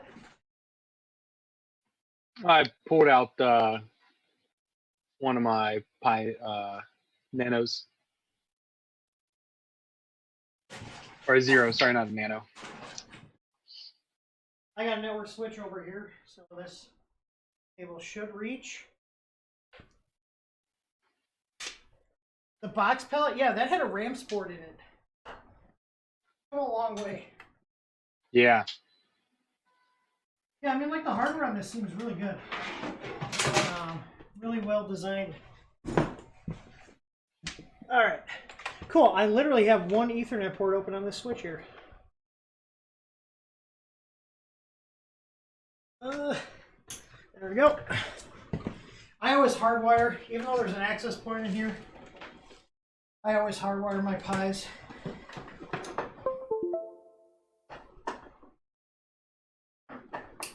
All right. I have network connection. All right, printer's on. Let me find the IP address here. Yeah, the Zero is garbage. The Pi Zero is only good for like little piddly crap. Do not run your printer off a Pi Zero. If you don't believe me, go ask Gina from Octoprint. She'll tell you to don't be cheap. All right, so let's see. That Pi should be booted. Yes, it is. So grab an IP. It's 198. Let me log into my Pi. Yeah, and then there was just, I think you just have to search for it in the plugins. Yeah, I'm going to switch over. Hang on, main. Let me copy your camera so you can come with me. Come with me, Shane. There you are. There's Shane. Where's Shane? I am with you. There he is.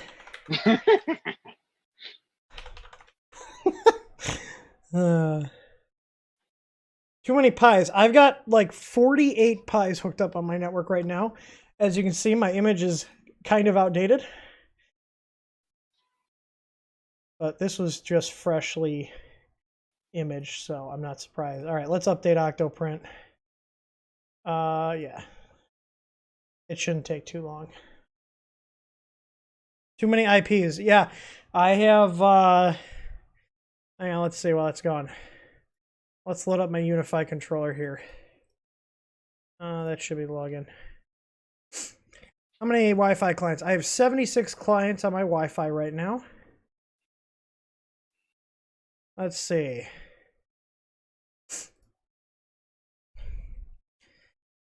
There's quite a few on the TH3D outbuilding shop, garage office, all our house ones.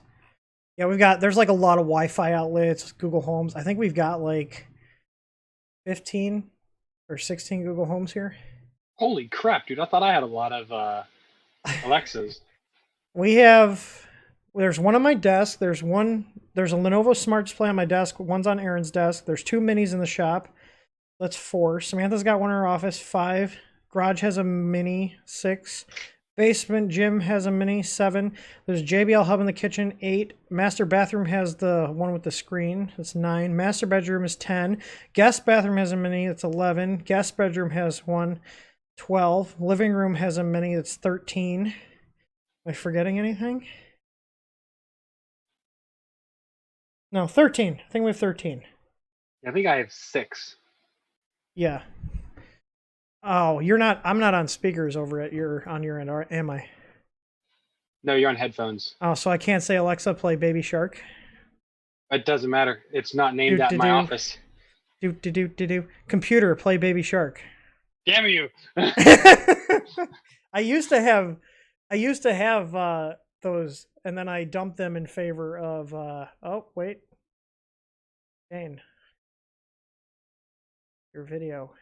Did we lose Shane, or did my internet go out? Oh, Shane's Is that back. you or is that me? That was you, because my stream did not drop. I think it's your crappy internet connection. I have a gig connection here. I don't think it's my internet connection. I think your packets are getting lost coming across the world. Well, yet my stream didn't have a single packet loss.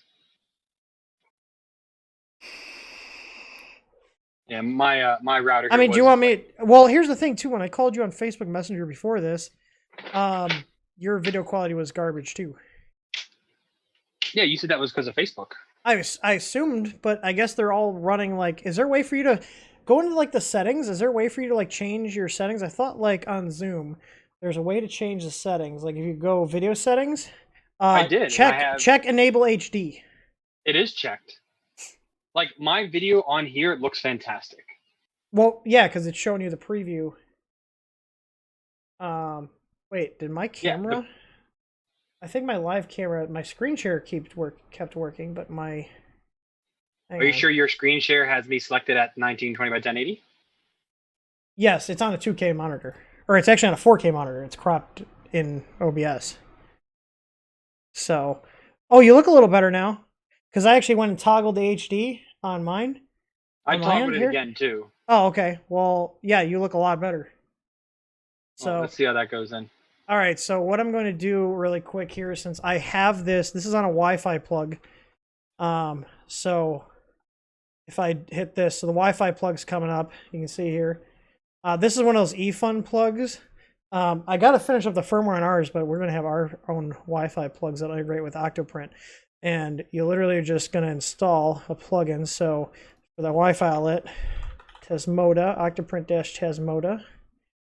And then we'll also do the Canvas Hub one, you said? The Canvas one? Yeah. Oh, see, it just dropped. I just watched it. It just dropped your video down for some reason.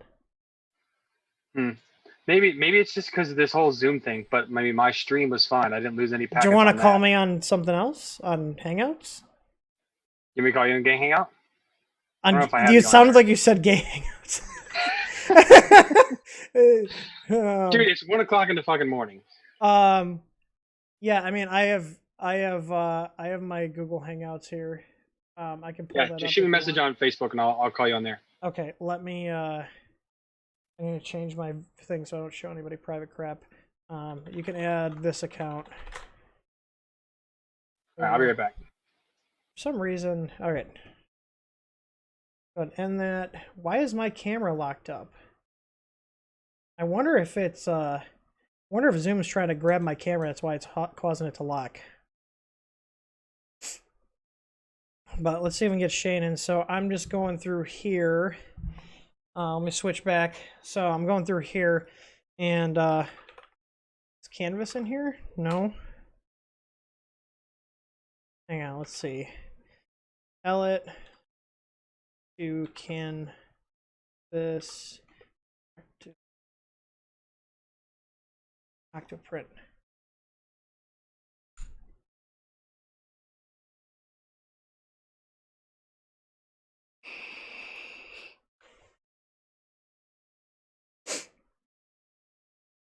Okay, so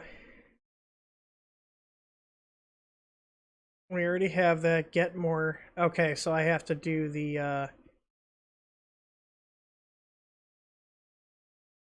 okay, so let me copy that. Paste.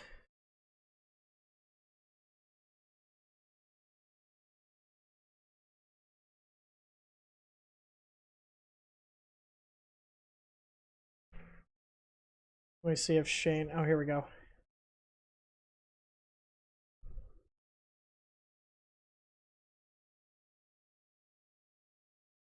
All right, Shane. Let's see. Camera. Wait. Microphone access denied. What the hell? Figure. Yeah, I can hear you. Hang on. It's like doing something weird with my camera and stuff. I allowed it. Hang on.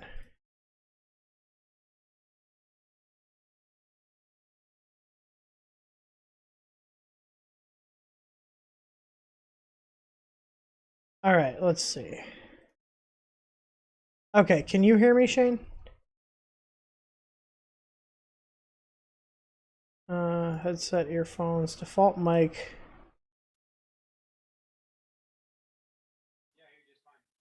You can hear me? Your audio is really quiet though.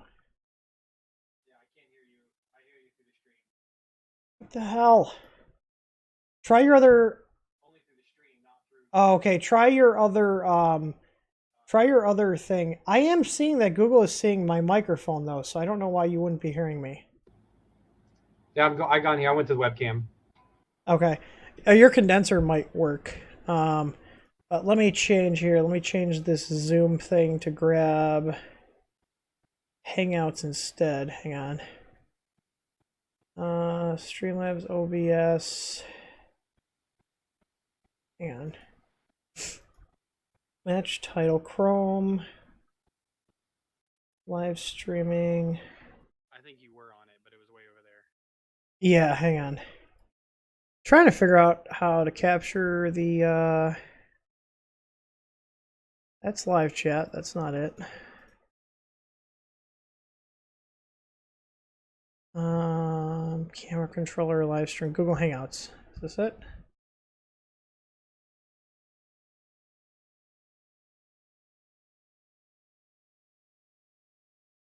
Hangouts video call.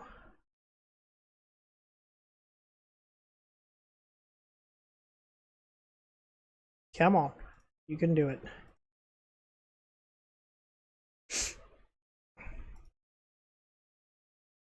Hangouts video call. Maybe. It's thinking. Hang on. Transform, reset, transform.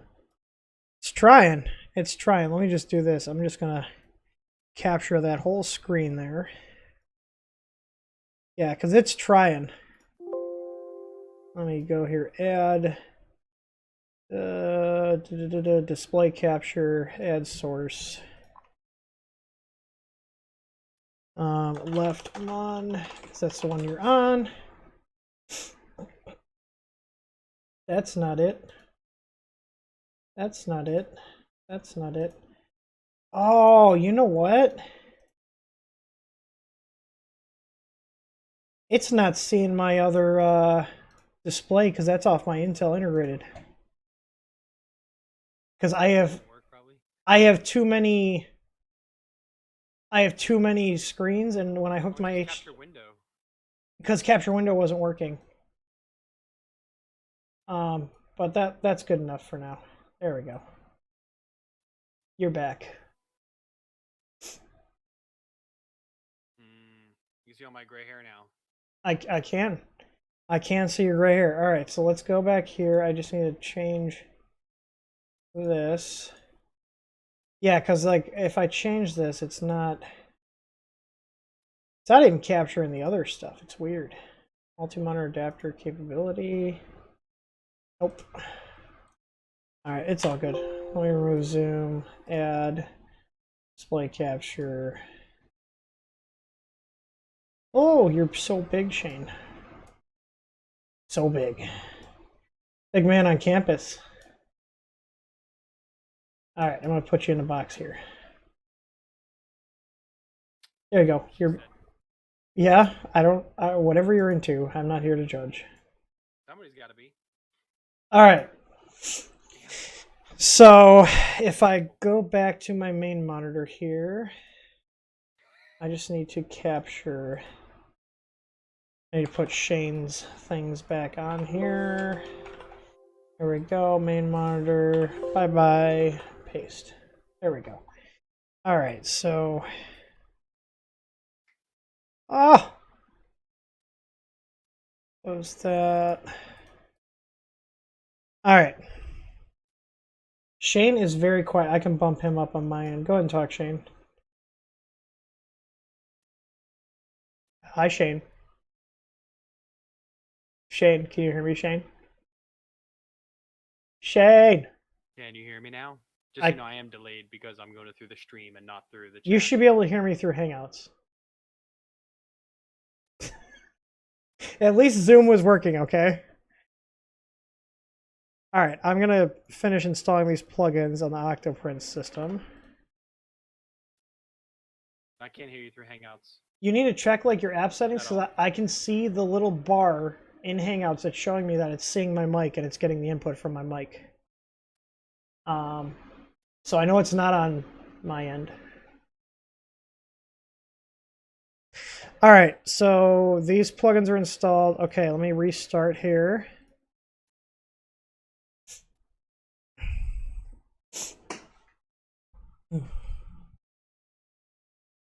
Is that camera on your Prusa literally just dangling there? Just hanging out? I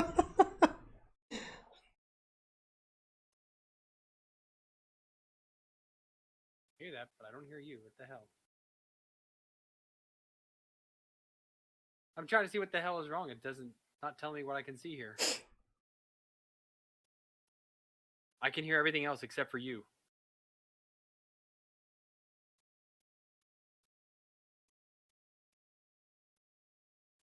No sound from Shane. You guys should be able to hear Shane now. I see the thing. Oh, it now says Canvas Hub. Yeah, you need to check your audio settings. All right, so we have two printers. I think ACM should be my printer itself. Yes, it is. Go ahead and clear the EEPROM. All right. Let's see. Printer profile. So this is my Solval. So I need to name this printer. This printer doesn't have a name.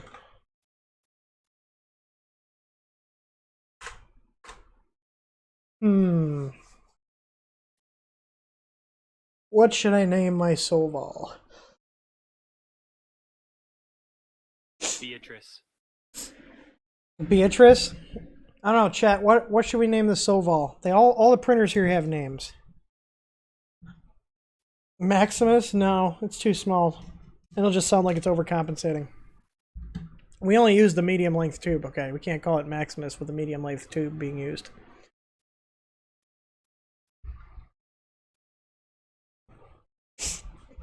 Fugitech 3D printer.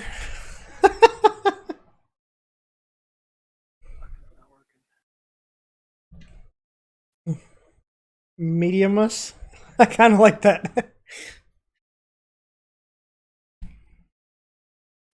I'm going to do it. Mediumus. Jesus. What's the, we had our own theme. Can you hear me? Yeah, we'll have to. Yeah, because here's the thing. I see the level. I'm trying to figure out what the fuck's going on here. That's fine. Take your time. Your audio is louder now, which I don't is do good. tech or anything. I know, right?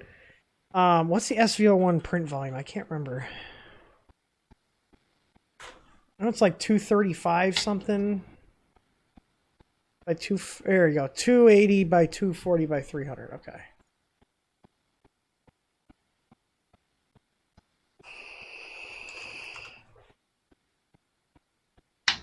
Okay, axes, that's all correct. All right. Nope, that didn't work. Yeah, your audio is good now if you can hear me. All right, so appearance. This is also going to get named mediumus. Nope, nothing there. No, let's not display canvas themes. Nothing there. All right. Shane, if you can hear me, check and see if it's muted at like the application level. I don't think you have your audio enabled. I think that your microphone's not working in here, dude. Here, how's this? Can you hear me? I just toggled it. Let me see. Hang on. Level. I don't think you have your audio enabled. Oh God, Shane. Your microphone's Shane. not working in here, dude. Oh God. Here, how's this? Can you hear Shane. me? Let me see. Application level. I don't think you have your audio enabled. Oh God. I just muted you. Hang on. Let's see. Okay. Okay, so I just changed over to the Brio. Can you hear me now? Yeah. I don't know what's going on with this thing. Microphone, Yeti. Do. Can you hear me? Do. Can you hear me? Can you hear me? Hello? Hello?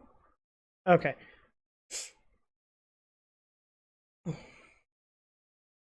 Time to switch to Discord for audio. All right. So now we need to set up the canvas itself. Oh God. Oh God. Let's go back down. Close all that crap out. Okay. History. Okay, canvas setup guide. So we have the plugins installed.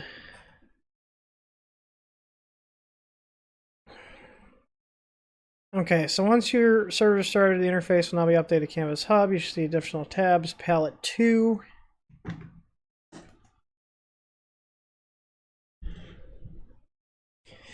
Yeah, make sure you're rebooting your computer.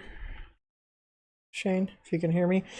Stream can't hear you because it was reverbing, so I didn't want to have any issues there. But you gotta get going soon anyway, so I guess not that big a deal. Mania select serial report. Okay, so connect to palette 2. Okay, so it's connected. All right. So I need to link to Canvas. I don't have an account, so let's sign up for an account.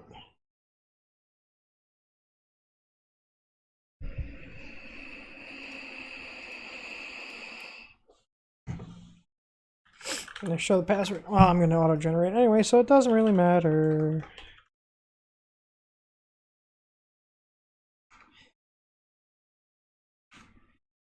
And let's generate a password.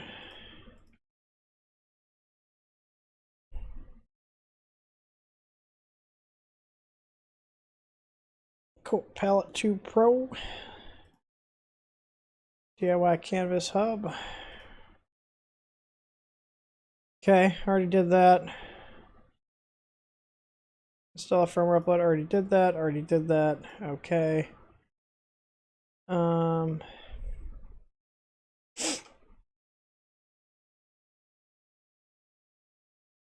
wait, I gotta put the link to Canvas account. Okay. All right, let me see if I have to confirm my email or anything. All right. I need to store this password in my password manager before I forget.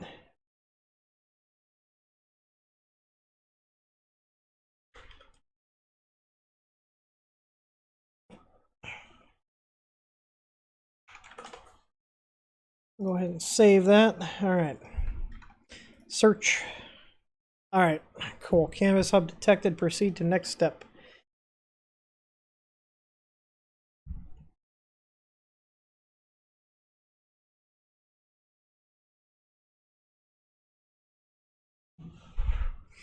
Let's see. Do they have the Solval? They don't. New printer. Start from a blank profile.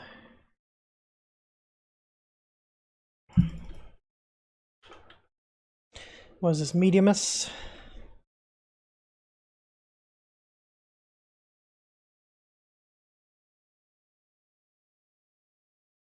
All right. Can you hear me, Shane? Okay, you probably want to put headphones on, and then I'll unmute you, or earbuds or something, so I don't get reverb. You're like talking crap about my stuff, and it was all you. All right, let's see. Import profile from a different slicer. Okay, so they support simplified 3D profiles. Yeah, their profile is actually pretty good for most of what they have, though. Yeah, so I should have the Soval. I don't have a Soval profile on my S3D here. Maybe not. Oh my god, you organize Sim by 3D that way? You kill me. How else do you organize it? You just pick your printer. What are you talking about? Hit edit settings. And go to settings down at the bottom. What are you talking about? Edit process settings? Yes. And then change And the then you pick your profile? printer. Your profile? Yes. No, Yes. I can literally just select the printer I want. Sorry. Select the printer I want right here. It's way quicker. I'm surprised I don't have one for the Soval. I thought I did. Mega 0, MK3. What did I use on the stream then? Hang on, do they have... Maybe they have a profile I can start with. They don't. They don't have a solo. Alright, whatever. Well, it's a direct drive. And... what do I have that's direct drive that's similar? My ANET E10 has a direct drive. So here's usually what I do. I'll copy and paste, and then I'll rename this SV01. Save this as a new profile, SV01. And then I'm just going to modify the G code, so we're 280 by, oh, not 380, 280 by 240 by 300, and this has got all the ABL stuff. No linear advance on there. Oh, this is my older starting code. Hang on. 2-3D easy ABL starting code.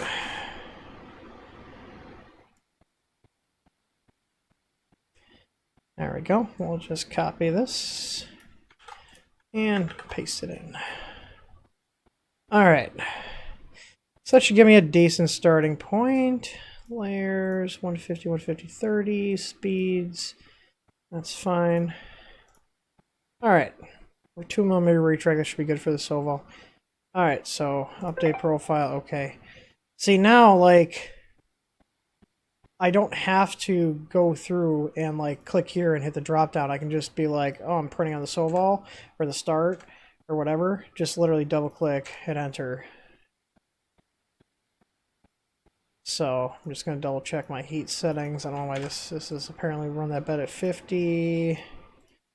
Day profile. Okay, so now I can export the profile and send it over to Canvas. SV01.fff. And you're using this on the Octoprint, right?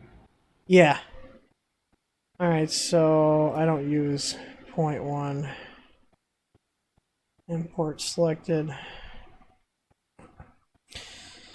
Okay. So that setup's all done. Well, yeah, you'll have to go and you got to change that Bowden length. You have to add a Bowden length to it. Okay, so this is connected. Palette 2. Is there like a... Let me set up my Tasmota outlet real quick. Tasmota, add... 2 and 16 or 21 for 30. I think that's the one that's on there. Yeah, it is. Let's just open, verify. Yes, set option, verify. There we go, configured. Print complete off, warm light printing thermal runaway. G-code on. Okay, automatic status pulling 1 minute. There we go. All right, so now it should be able to query the status of my outlet. There we go. So I turn this off. It'll ask me, are you sure you want to proceed? And now, there we go. Now the printer shut off.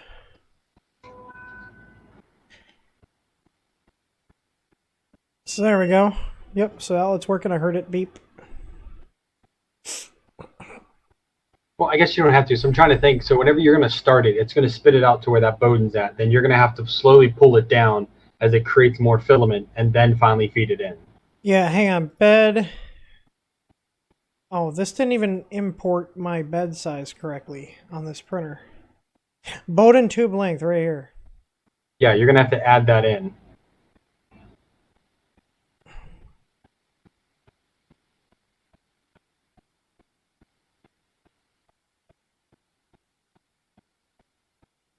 Okay.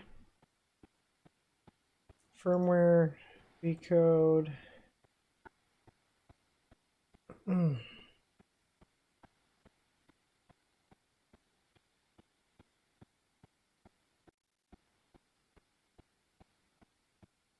Okay, so this is going to use the starting code, which this needs to have our starting code in. It did import that? It should have, I thought. It did not. Hmm. Which... So there's a G28. I have it there. So that should be good.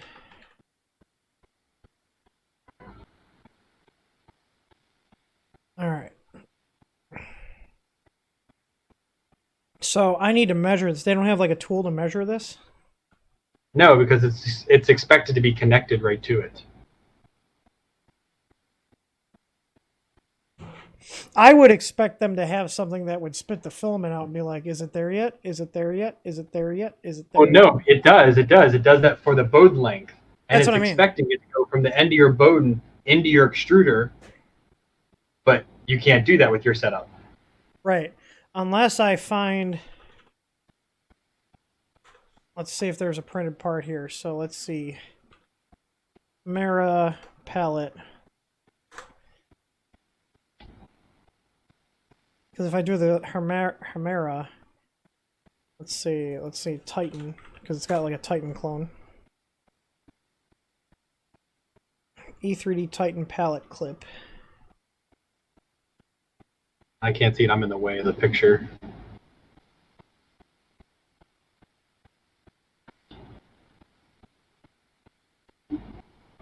It probably just goes on the idler arm.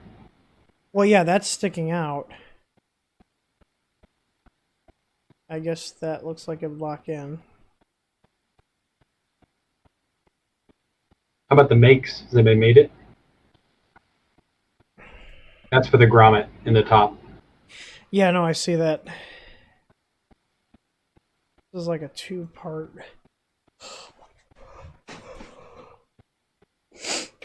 Yeah, there's no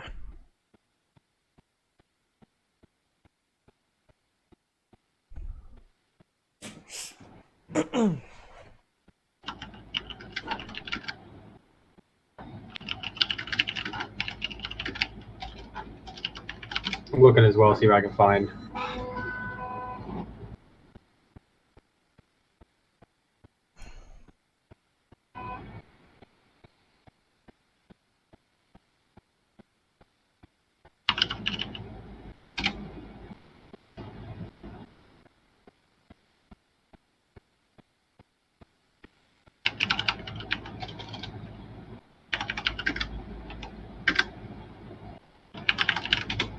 This And one. it has the Hermera already on that one? No, it's got the stock one, which is like a Titan knockoff. Hmm.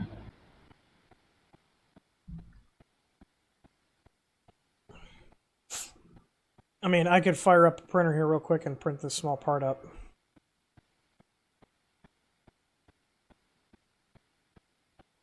There's this one too. Where do you want me to send you a link at? You can just send it on Facebook. It's fine. Where's Facebook? Let's see. Alpha. We'll have the alpha do it.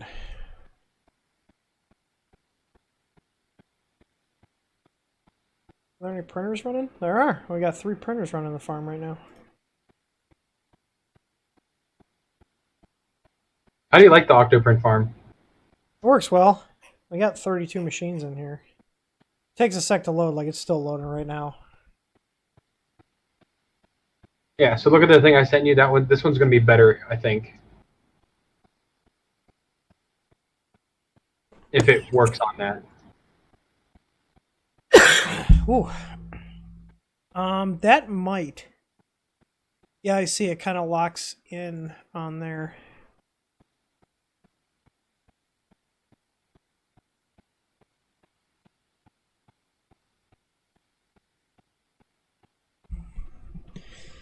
All right, well, let me preheat this machine here.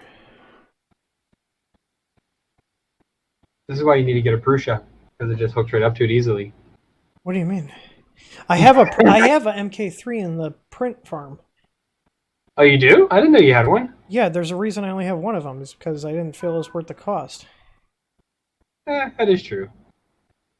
It has the extrusion issue. I built the clone for way cheaper. It has the damn extrusion issue that doesn't exist.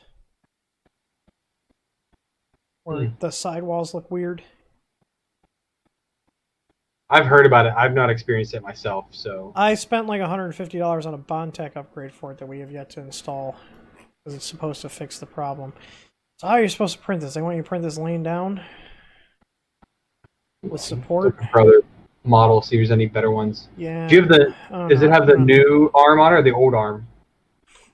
It has whatever Stovall includes. It's like. I don't know what Stovall has. It's got like the longer tab. Like the longer. That one should work. One. This I found another one but it's for the shorter, like kind of hammer looking tab. Yeah, this is not the hammer looking tab. All right, 80 millimeters a second. I should be able to eat this out pretty quick. Should be able to do that. All right, let me send this over to. I mean, there is a way to do. You can use your own Bowden tube. You just have to like edit it basically to take that length. Take the length. Take it. All the length. All right, pallet adapter. Let's get that printing. Yeah, you know how desperate I was to have a camera on this printer? This is a 640 by 480 USB camera because that's all I could buy from Amazon at the time. Look at this quality. Look at that potato. Look at that potato. Look how potato that is. Oh, there it is. It's so potato vision. At least you can tell if it's working or not. Yeah, that's why I didn't care. It just has to be on or off. See that? See the LEDs on the hot end changing as it's heating? Yeah. Yeah, those are NeoPixels.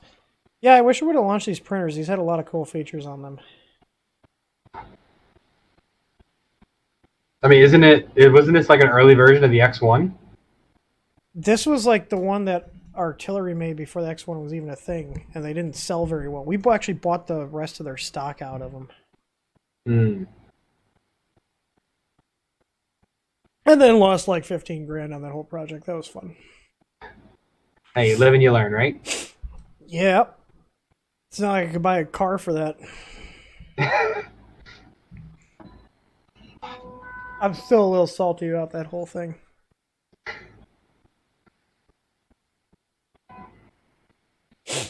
And the whole thing failed. Like, because the whole project failed because I literally couldn't find good people to actually ask questions when they had them and to read the documentation. We've got like 30 pages of documentation for these machines.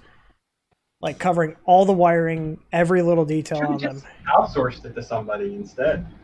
And get this, the guy building them had a fully assembled one that worked to poke around in and verify all his connections if the documentation wasn't enough. So literally, It was like, here's paperwork on how to actually do everything, and here's a fully working machine that you can poke around in to see if your connections match it. Duplicate it. Like, that was the extent of what they had to do. I'm still digging around on Yegi to see what I can find for other ones. In case that one doesn't work. I mean, to give you an idea, this printer, like this prototype, was finished and finalized in like August of 2018, and I have not done any maintenance on it at all. Does it work? Like, aside from just checking belt tension once in a while and the wheels, like I have not done shit to this machine. It just keeps working. All right, let's see what you sent me here. There's 2 more. One of those might work. I don't think that one would work. The second one probably better because. Well, here's the thing: does it really need to be mounted, or does it just have to be there? I mean, it's better if it is because you have where the filament connects. That Yeah, is but the if most when you- vertical yeah, part but- is where it rejoins. Yeah, I guess because if it flexes, it's gonna. Yeah, keeping it inside the Bowden God, tube yeah. protects it. Now, granted, it is like a 6 ID. It's a huge Bowden tube, Yeah. but it does protect it more than hanging out there willy-nilly.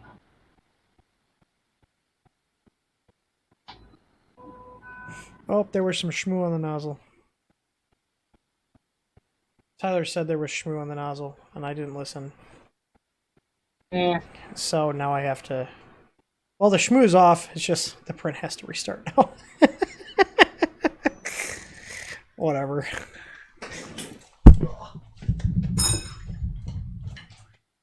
Did you just fall? What happened?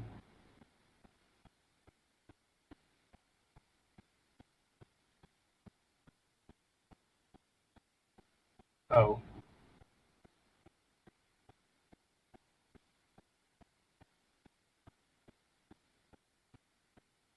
No, there was some filament from the last print that curled up.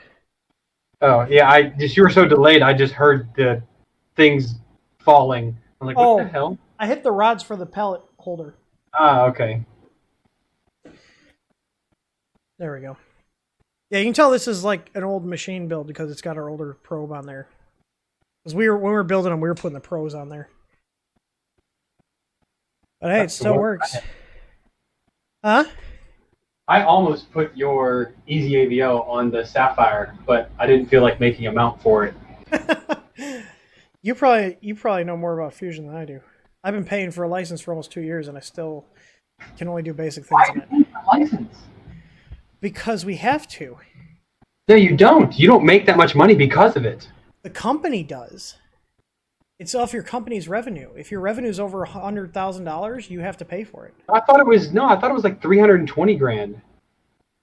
Your company's revenue has to be, it's the revenue, not your profit. Mm. And we're definitely over that in revenue. Yeah, I mean,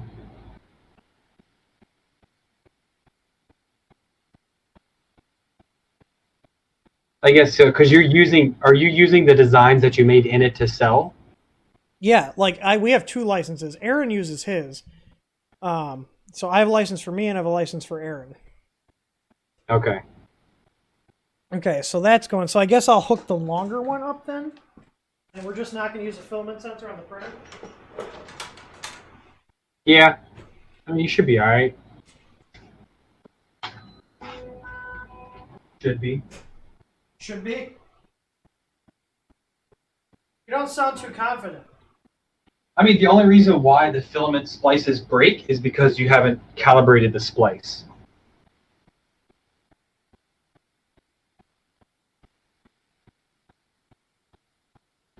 Okay, so this will be the long one, which would work. Yeah, because when the 2S Pro first came out, they had issues with the filament breaking, so they put into the firmware was something called endurance mode, which the stock settings greatly work better than doing any crazy tuning. And once I installed that, I've had, very few. I had that one break during this print. So like on this stock extruder, I can actually shove a piece of PTFE in here. Yeah, but you're just going to use this. Again, if you use that second thing I sent, or the third one I sent you, you can put a little piece of regular PTFE in the bottom, grommet in the top. The third one. That should take like, 7-8 minutes to print. Is that the palette 2 by Techie G? Yes. For the Titan Arrow? Yeah, so you just put a normal piece of PTFE in the bottom, the grommet, and the bigger one in the top, and that's it. Oh, God. All right, well, let me fire up one of my other printers here. Oh, I fucking unplugged that one on accident.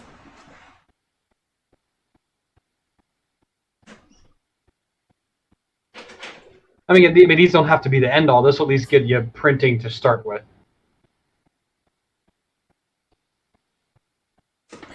I was like, why is this one not coming up?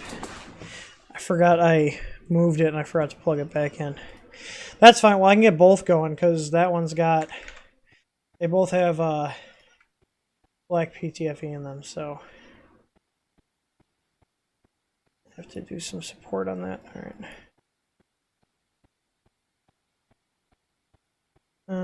80 millimeters a second, okay. Yeah, it says 5 minutes. G code under 3. Save. Turn that printer on.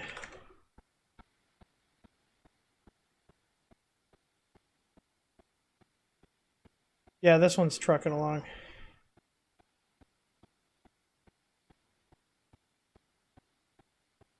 Alright, so...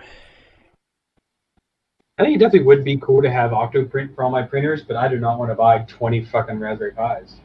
I mean, you could run on like one computer with Linux, but then have a million USB cables all going back to that one computer. Yeah, I have enough cables going through here.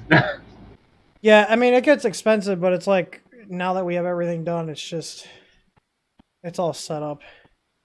Well, we were talking about Chris Wakaki before, and so he's running the Repetier server because he's like, why am I going to pay for all of those Raspberry Pis when Repetier can do it with just one?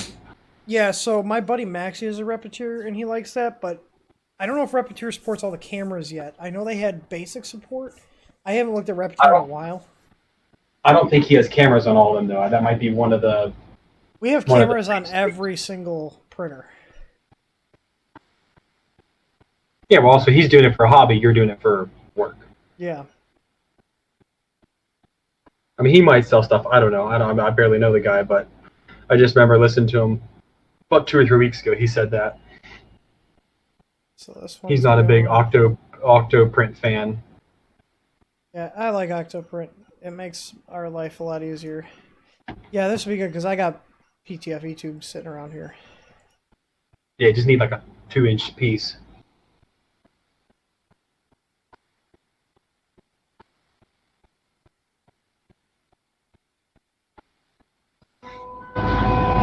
But yeah, like your best. Oh god, your audio just went like as soon as your printer went. It was like got real loud for a sec there. That's the palette splicing. Oh. That's how loud the splices are. Dear God. Yeah, here's another one you said, the palette tube out and adapter. Yeah, well, that one would also probably work.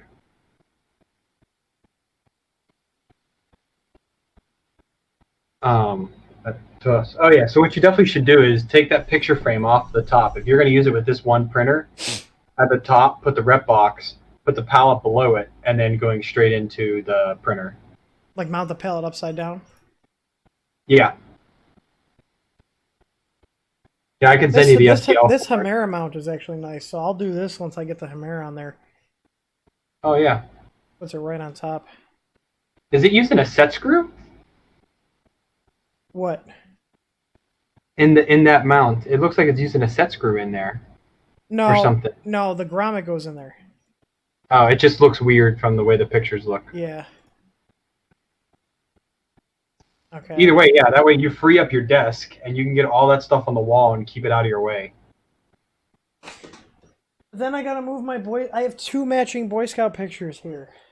And my Eagle Scout thing in the middle. Where am I going to hang those on? Somewhere else? But, but, what? There's actually a lot. Look how much more desk space you would have if you mount that stuff up there. Yeah, you're not wrong. The badass flag wouldn't have to move. Yeah, there's a flag Tyler sent me. Here, I can just show it to you guys. That's a flag that was flown on a AC-130U gunship. Oh, there you go. Yeah, it says TH3D Studio on the. So, but if you look at my setup here, so yeah, I could mount it on the wall. Do you like my ding ding? I'm waiting for an update. Oh, I see it now. But this actually has electrical panel. Hmm. So this, if I turn this off right here, this will shut the shop off. Yeah, let's not do that. So keep or put something else there, but like I said, leave that other one out of the way. Oh yeah, there's an outlet right there. I forgot that was there. This was a garage, so this is like workbench height. Yeah. But I actually ran an outlet down there off that. So. Oh, you can use the other outlet for the pallet then. Well, I have a battery backup under the desk here that it's plugged in. Hmm. So, but I mean, I could take this.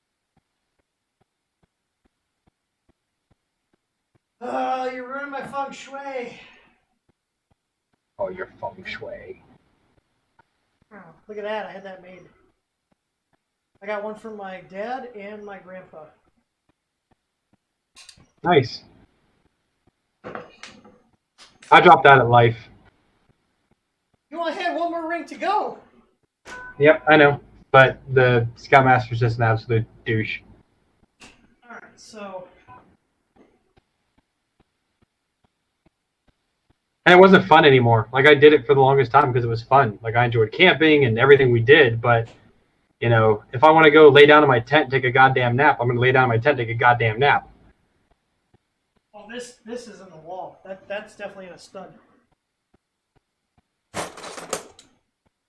Now, with the pallet too, does it still come with the French cleat system on the back? My rep box? Yeah, that's what I meant. Sorry. No, it doesn't. Oh, okay. The old one does. That's why I like it so much. So I'm seeing what you're saying. You're saying just take this and rep box, pallet. Yeah. Okay. I mean, I guess I can hang these on either side of my print farm. I'll figure it out. Now I gotta redecorate. Huh? I said, or you could put it someplace else, but it just seems like it would make, if that's where you're going to dedicate that one to. Well, I mean, where else am I gonna put it? I mean, there's an Ender 5 Plus and an ABS machine there, and then literally all my other, like, everything else is pretty well utilized. So, I mean, that's the other wall. That's a garage door. That's a lazy dog right there. Lazy dog right there. Lazy dog. And then yeah, I don't know where else I would put it. To be completely honest. Cuz like this is I think it also would look good there because being in the background, you could have that set up there. It's Streamception. Look at does it look like I know I'm doing? I got the mic and I got a big camera there. Look at that. See, you got to get a fill light. I have my fill light. I just made one. Gotta get a fill light. This was $20 and it's actually got a battery. But that's where you are. You're up there. It's Shaneception. And then this. Oh, yeah. So this right here, that box there, that's actually a 60 gigahertz HDMI video transmitter for the Vive. Oh, nice. And then the lighthouse is up top there. There's another one back there. You can see my sound padding is like the command strips are not holding it anymore. I also got Tron stuff over here. And in And this frame here is actually an actual piece of the original film from the first Tron from the 80s. Nice. My aunt has a piece of the original one of the Star Wars movies. Oh, and I have I've got my 5-year CS:GO veteran coin. So, yeah, this is what I'm looking at when I'm talking to you people. So, and this is like a Manfrotto arm that's clamped to the monitor arm. So, and it's pretty stable. So yeah, I did order an arm for mine, or a little wall mount. So I just have to figure out once I get here how I'm going to mount that, because I have a big Manfrotto arm for my DSLR off to the side. all right, so okay, the one part's finished.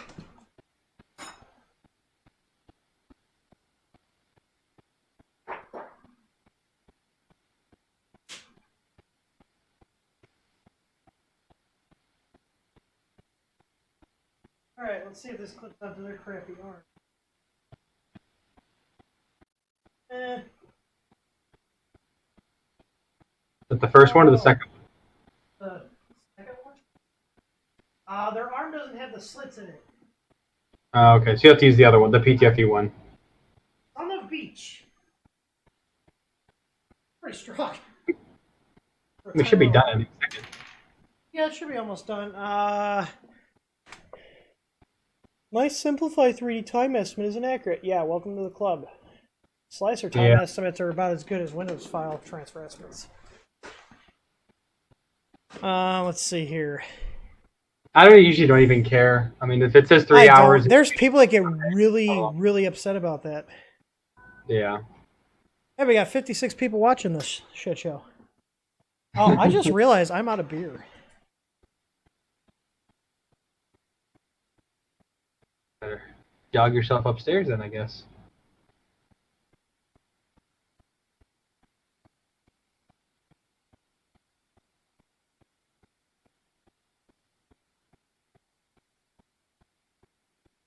Now, I actually don't have to walk too far, because a great tactic to get a beer fridge in the garage is to get a house with an older plain white fridge that your wife hates, and then convince her to let you buy a new fridge.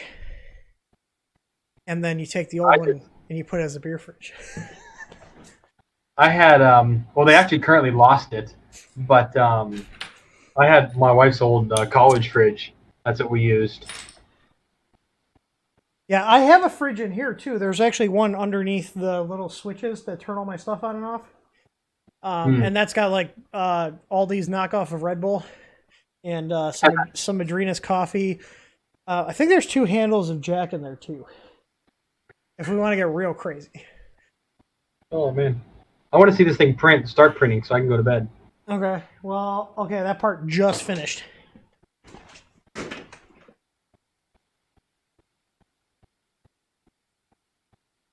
Yeah, we're almost at 2 a.m. now. All right. Get the supports out of here. This is all for you, Tim. You know that. Is it? All for you. All for me? Okay, so I put the little rubber piece in here. Yeah, the spare. Well, there is no... I don't think there was there? I mean, you don't have to, but... No, there's not a spare. That's also... Aaron definitely told me he stole the spare grommet out because the other one didn't come with a grommet. We got kind of... We got kind of gypped on the regular one. And a power supply. Yeah. I mean, I got grommets in the garage.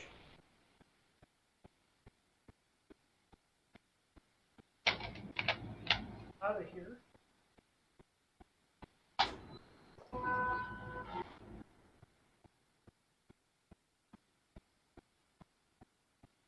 Does the person who designed this file know about tolerances? They do! Yay! It works? Well, the grommet fit in. Alright. I got some... Do I have regular tube? I don't want to waste tough tube. Where's some shitty white tube?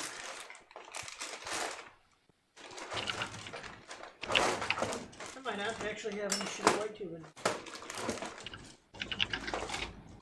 I thought I did. Alright, well, I got a smaller piece of our tough tube. cutting tools. All right. Doesn't have to be perfect.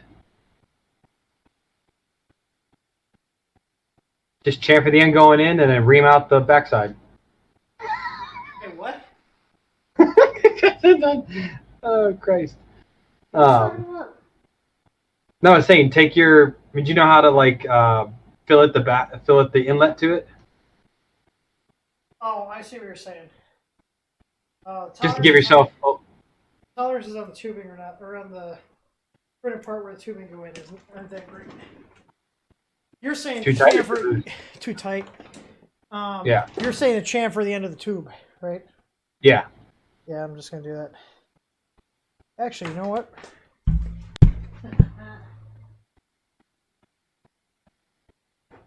Oh, also, I have the new Wanhao i3 Mini V2 that comes with.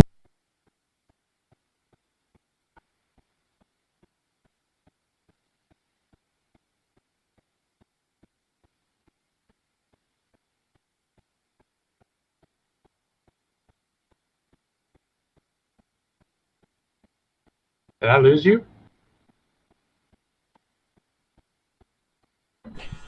Oh, I just realized I muted my mic on accident. Oh. I am using my Dremel to chamfer the end of the tube. There you go.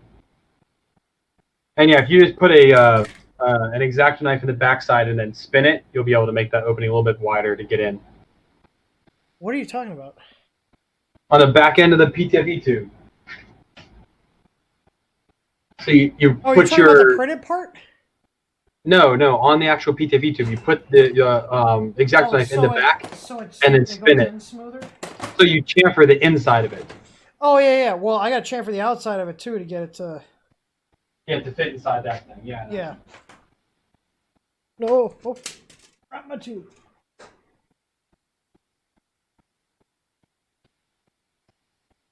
Good news is... This mini Yoda... Oh, I'm not even near my thing. What's that up? mini Yoda is 5 hours in, not done yet. Or at least I got a piece of PTF, or a piece of filament. I can see if it... Yeah, it's going in. Alright, let me see if it goes in with the splice. Because this is our tighter tolerance tube. I'm going to need to use regular PTFE. I would say, yeah, because the splice might be a little bit too big. Well, it's within tolerance, but when I shove this in here, it's compressing the tube. So, where do I have shitty tubes? Any machines in here with shitty tubes? I usually have pieces of... Ah, here we go. I got some in my... I got a tough extruder here, and it comes with one for the guide arm. Yay! Which I never use, so... Huzzah. Alright. Still have to grind this down, though. Unless I just take... Hang on.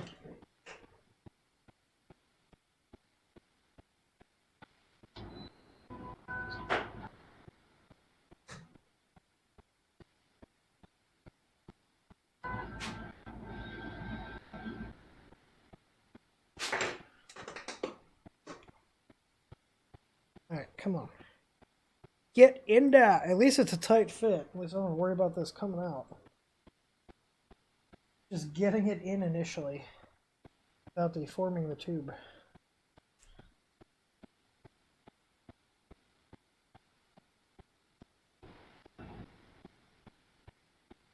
Alright, we're almost all the way in.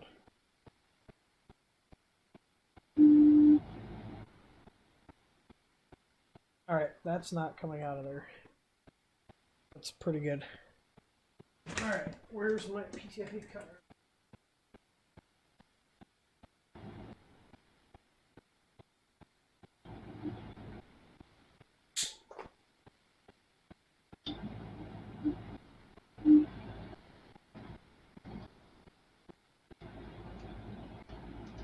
No one can see you, Tim. What? That no one can see you. Oh, sorry. Here. Watch my fat ass. Here we go. Alright, so I shoved that down in here. Good.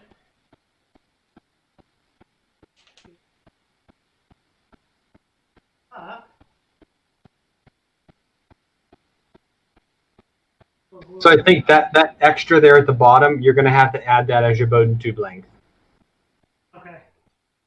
in your profile. Okay. Or no, shouldn't I just add that as a tube length in here? You can't add the tube length. The tube lengths are set. No, you can't. You go to settings, preferences, outgoing tube length, and you custom one. Oh, okay. Then yeah, you could do that.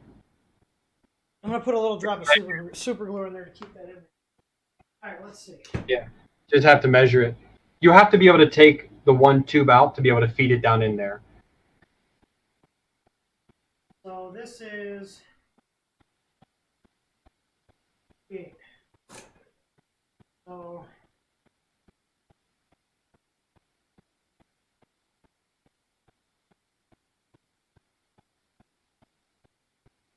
okay, I need to get the super glue open here. This will pop out on top here, but I want this to drop the glue in. This is only temporary because I'm going to the Hemera. This is printing well, so. All right, we'll see if he sticks to super glue. I honestly don't know. Harbor Freight super glue, so only the best super glue available. Okay. All right. So I have the tube length set. Oh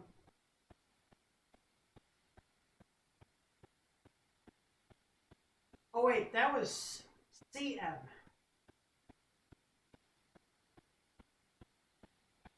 So 38 millimeters. 1 centimeter is 10 millimeters.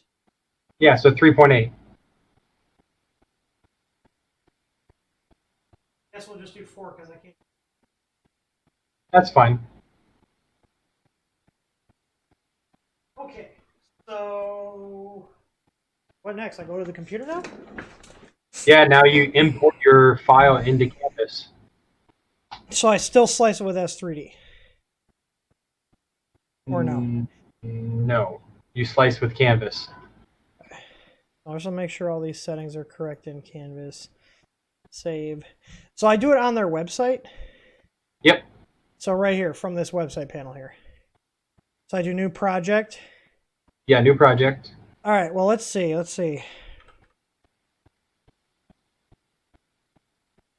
I have red, white, and blue loaded. So let's find a multi-material American Would you want to flag. print out a keychain? What's up? I thought you were going to print that keychain dude sent you. Oh, that's a good idea. All right, well, hopefully the guy from the UK didn't send me a virus on this SD card. Let's see. We're about to find out. Yeah, just grab all of the STLs and pull it into the Canvas. It's thinking. Hopefully my video doesn't drop off because the USB bus freaks out.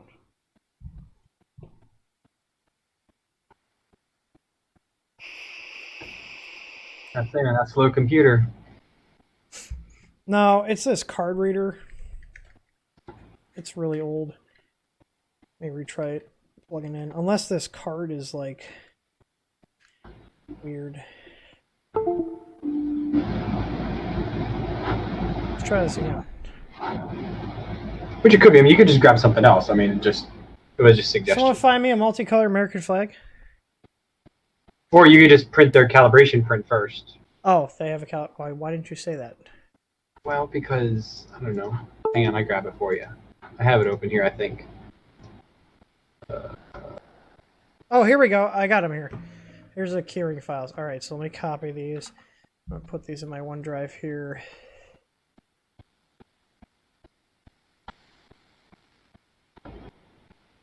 All right. So I've got all these files. Got a bunch of different ones. Okay, so there's the outer ring. There's a logo. There's the inlay. There's the logo. Text. Okay, so the V2 is just a 2-color. V3 is a single color. Okay, I see what you did here. So I can do the keychain. You guys want me to do a keychain or do something else? I said do the keychain. Okay. All right. So, all right, those two printers can get closed out. We got everything mounted. Yeah, so go back to your webpage, the Canvas webpage. Can you only use this over the cloud? It slices it, you download it. But you can't slice on your computer. No. That's bullshit. At least not that I'm aware of. So drag all the files into the right side of the screen. So if their right servers go down, I can't use my palette. Yes. I don't know, dude. All right, hang on. I think it was asking me something. Let me redo these. Hang on. The right side is multi-material. I think I dropped it, but I wasn't sure. Hang on. Okay, multi-material upload. Okay. So now on the left side, you have your 4 colors. So go ahead and set those colors to what you have loaded.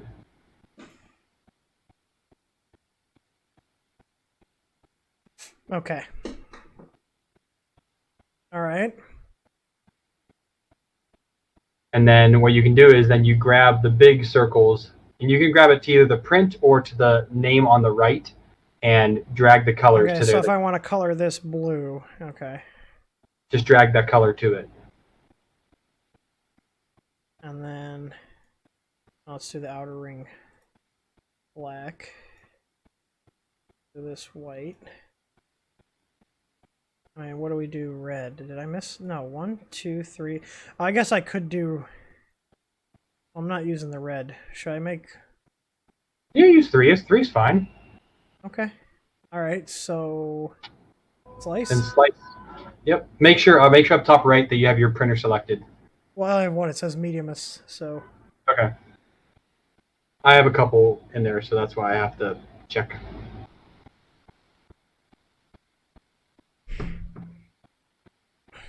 Okay. I mean, this is neat software, but I fucking hate that it's loud. All right, let's see. Send to Canvas Hub. Oh, file received. Yeah, so I don't have because like I just download it, and I manually put it on my. So I'm assuming that I just print it.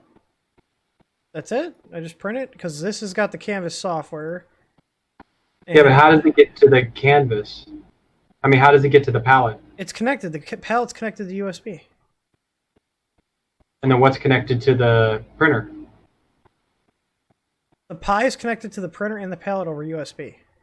Oh, it's connected to both of them. Yeah. Ah, okay. Wait, drive 3. No, drive 4 is red. Yeah, I'm only using drive 1 is white, drive 2 is blue, drive 3 is black. Yeah, that's correct. Okay. So I'm assuming just I'll heat it, and then I gotta find some binder clips to clip this glass bed on. Unless I do just put the Easy Flex on. I guess I can say fucking. Yeah, but you should be able to start the canvas first, I think, because normally that's how you do it. You start the canvas, it creates the filament, and then you feed it into your printer, and then you start the printer. I start print canvas. Okay, I can start it right from here. Showing it on. It's showing it on. Hang on, let me switch cameras. Our aux cam 2. So it's showing it on here. Yeah, sure, key. Yeah, go ahead and start it there, and it'll start making your filament. For some reason, Canvas imported this profile as an 80 bed temp. Pull out your Bowden tube. Okay, hang on, I'm gonna. I guess you're using long tubes. It's going to take a hot minute to get to you. Creation, I gotta turn the filament.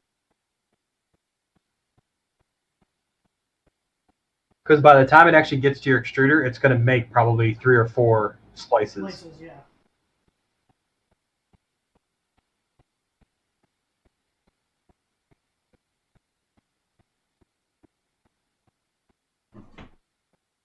Oh, I forgot. There's Vision Mine around here.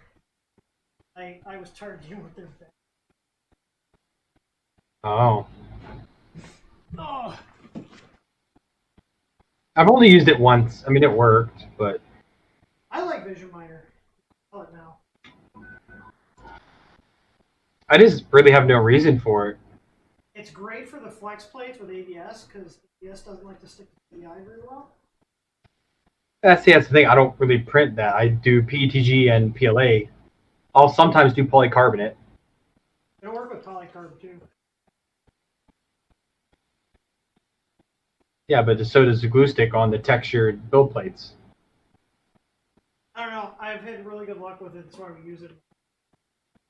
I mean, to give you an idea, we go through about 40 rolls of ABS a month. Yeah, I know. You go through tons of it. It's the same thing that some people like the Magic Goo, like they swear by it. Well, That okay, stuff great. smells terrible. Oh. Oh. I mean, it's not that bad. Oh, it smells like feet. It smells like dirty feet. Where'd I put that? Maybe I have a secret fetish now, I guess. Apparently. I also got some samples of some new material build sheets here. Yeah, I mean, it doesn't smell fantastic, but Okay, we all know you got a foot fetish.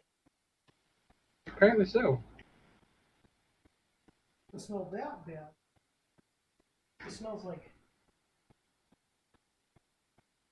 I have a bunch of those samples here, too. Oh, the magic ones? Yeah, it's funny. So they're just like this, and my wife was like, she's like, "Why do you have a lube in your office?" I was like, "I swear, it's not. It's not. It's glue. Look, look." You know what? In all seriousness, though, there's if you get there's silicone-based lubes, obviously personal things, but if you put them on the bottom of your mouse feet, it makes it glide like butter. I need to get a new mouse badly. I got the re-release of the MX518. I like it. It's only like $40 too. I'm still using my old school Microsoft Sidewinder. Dear God. I love it. All right. It feels so good. Okay, I didn't get this magnet on here perfectly, but it's worth it. That's what I say. Oh, you know what? I'm just gonna trim it. I forgot we get these oversized, so because the problem is we had people that would not get them on perfectly, and like, well, I didn't get it on perfectly, and now it doesn't cover the whole bed. So we just got them oversized. So you just trim it with a knife. I'm doing that right now. Oh, okay. Trimming off the excess with a knife, run across the side of the bed. Well, because I was an idiot, and when I bought your flex plate on sale, I forgot the PEI, so I just bought the cheapest one you had, which was like a 310.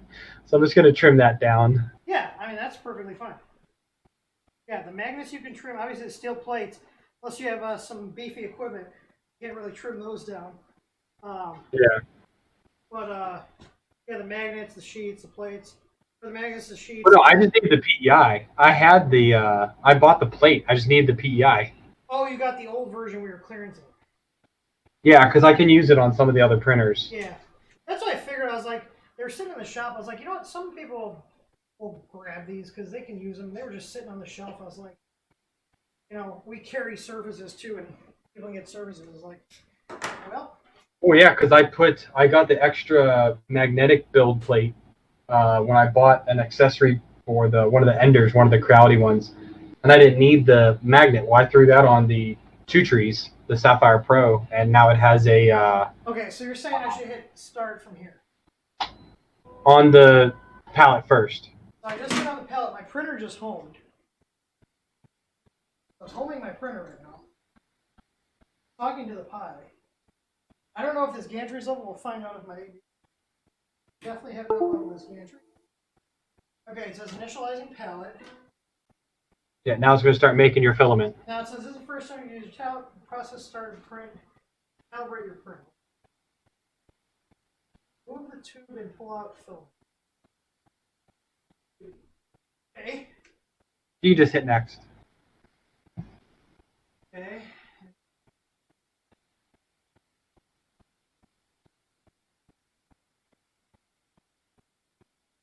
Yeah, it does that every time it loads it. And I love how it tells you which filament to put in, which input. I love that. So if you forget, It says heat your extruder, load clear or lightly colored filament. Wait for palette 2 to make the film. So should I put the tube back in now? yes. And then remove it from the printer side.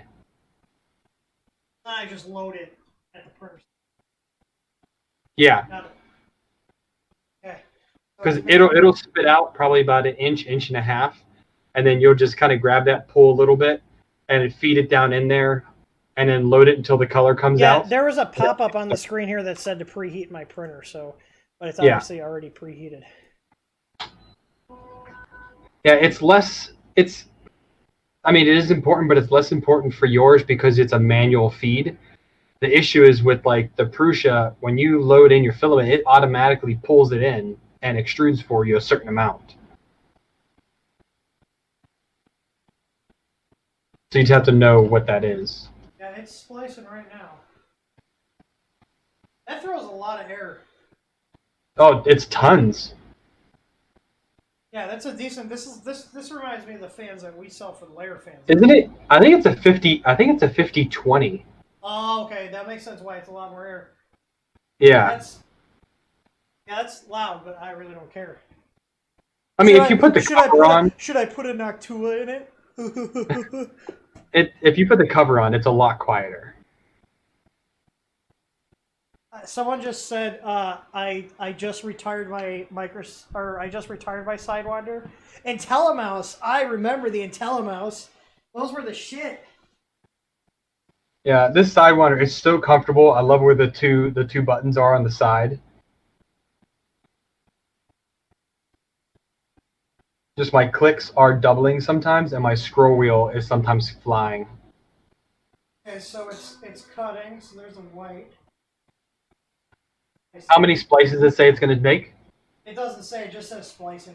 Oh, not yet. Okay, it will once you start printing. Yeah. I mean, I'm not gonna lie. This is a lot of stuff. This is definitely. I mean, obviously, I have a lot of knowledge on the printers, and I can fumble my way through this. But, like, I don't think though they really marketed for beginner people. No, this is definitely mid-range. This is definitely you've had a printer, maybe two. You know how to use them. You know how to set up profiles. This is definitely a mid-tier thing. This is not for, oh, I got my first printer and a palette. Yeah.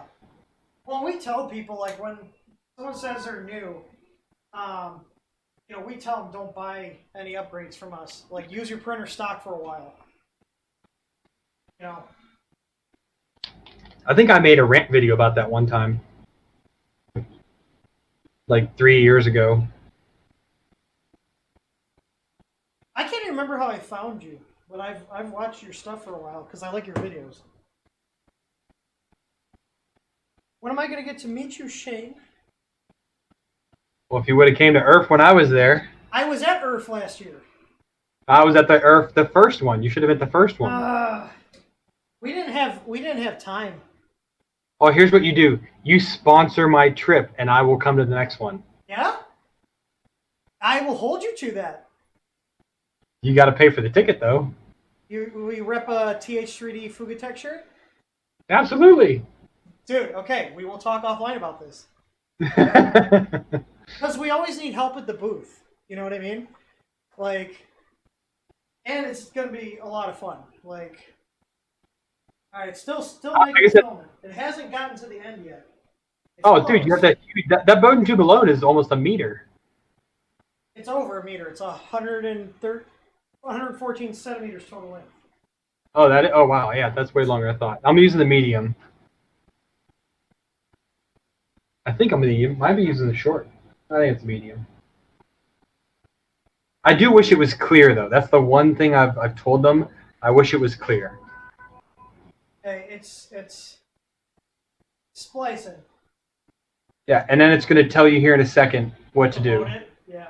Yeah. Yeah. I got about an inch sticking out right now, which makes sense because, like I said, I told it the extra length for that piece that we added. Yeah, it's probably just on another splice. Yeah, it is. Okay, so we should be getting to the point where it's going to tell me to load it in a sec. Yeah. I got quite a bit hanging out here. Okay, feed the filament into your printer's extruder.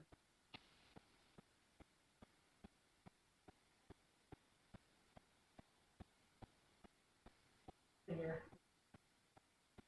Can't find the Shane. Need more practice, Tim. I do. Even though your wife's been gone for a week now, I mean, you know. Oh. You know the tube is in here. Look. I can see.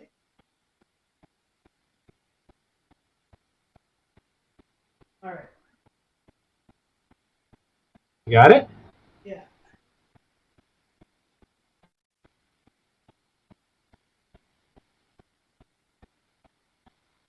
Okay, it's into the hot end, okay, but I still have a bunch left. That's okay.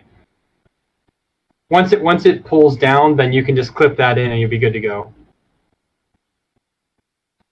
Do that in a little bit. Okay, next. Flip. Oh, I can't. It's okay. Just hit next. It's fine. A slowly extrude filament. Stop immediately when any black filament appears. Hit next. Or should I just keep extruding until... Well, it's already black, so... Because you had black in there before? No, I had green. Oh, okay. If it's already black coming out, then stop. But it's not locked in.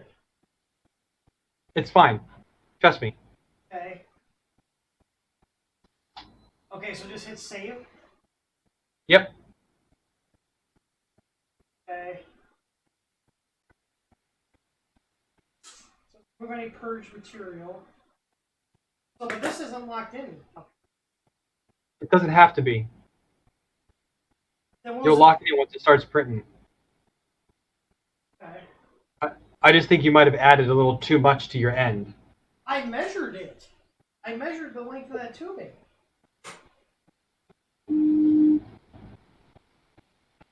I will have to do the...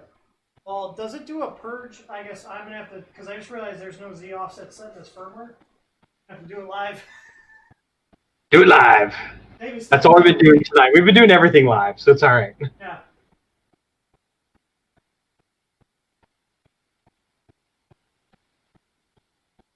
All right.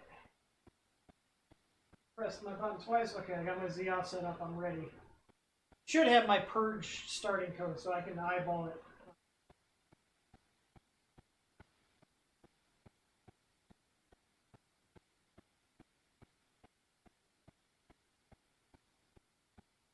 Gone. Not right now.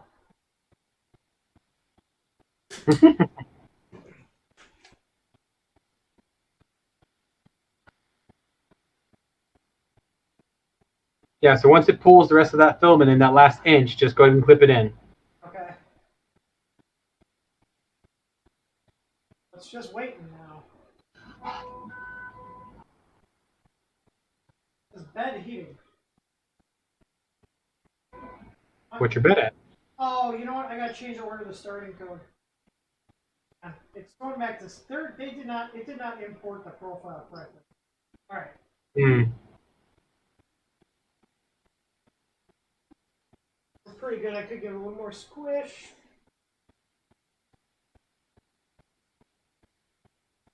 Oh, it is doing like a skirt. Yeah, it does a skirt. It just does one round, maybe two. But now go ahead and clip that PTFE tube in.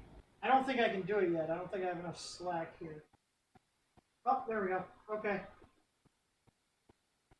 Well, it's printed. So now what it's going to do is in the buffer tube, that sensor is also a proximity sensor. So it knows when it gets closer, so that'll start to feed more in.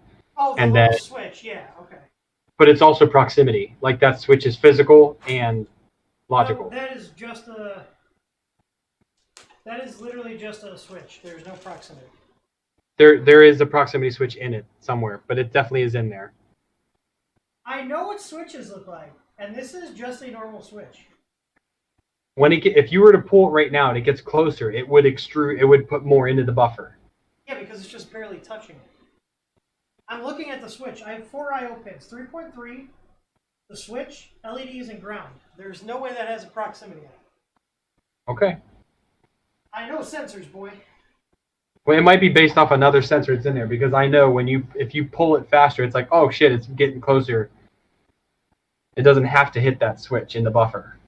That's kind of like a saving switch. It's like, oh, okay, got to stop real quick. Okay, so Or it's like, oh shit, I need to put more out. Store my settings. All right. There we go. My offset's saved. Fill in the first layer. So what is this used to slice? Is it using like S3D on the back end or Cura? Like what are they using? I honestly have no idea. They might even have their own. It might be their own because I got an email. Actually, I just got that email a little while ago. You now can do custom supports.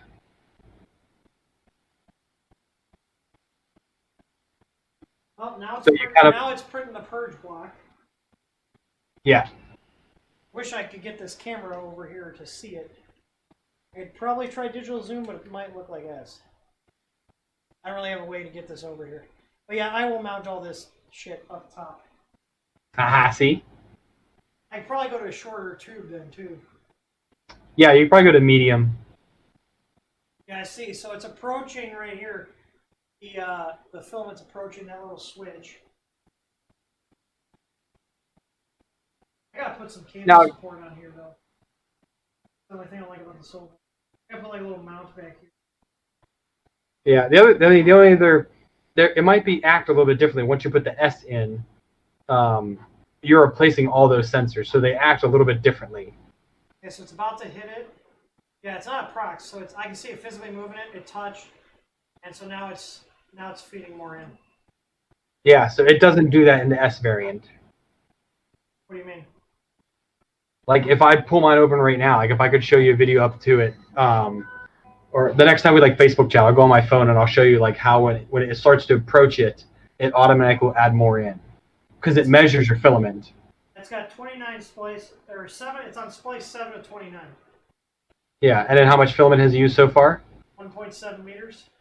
Yeah, so that's the nice thing is it counts all that for you, and it's like super accurate.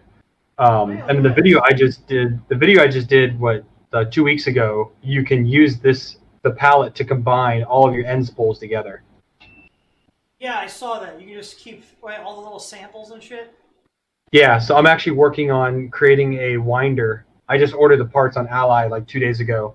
So once the parts come in, I'm going to work on to make my own, just a simple RPM-driven winder. Yeah, see here, it's just feeding just a little bit of filament at a time. Doesn't Yeah. need to splice. It did the splice.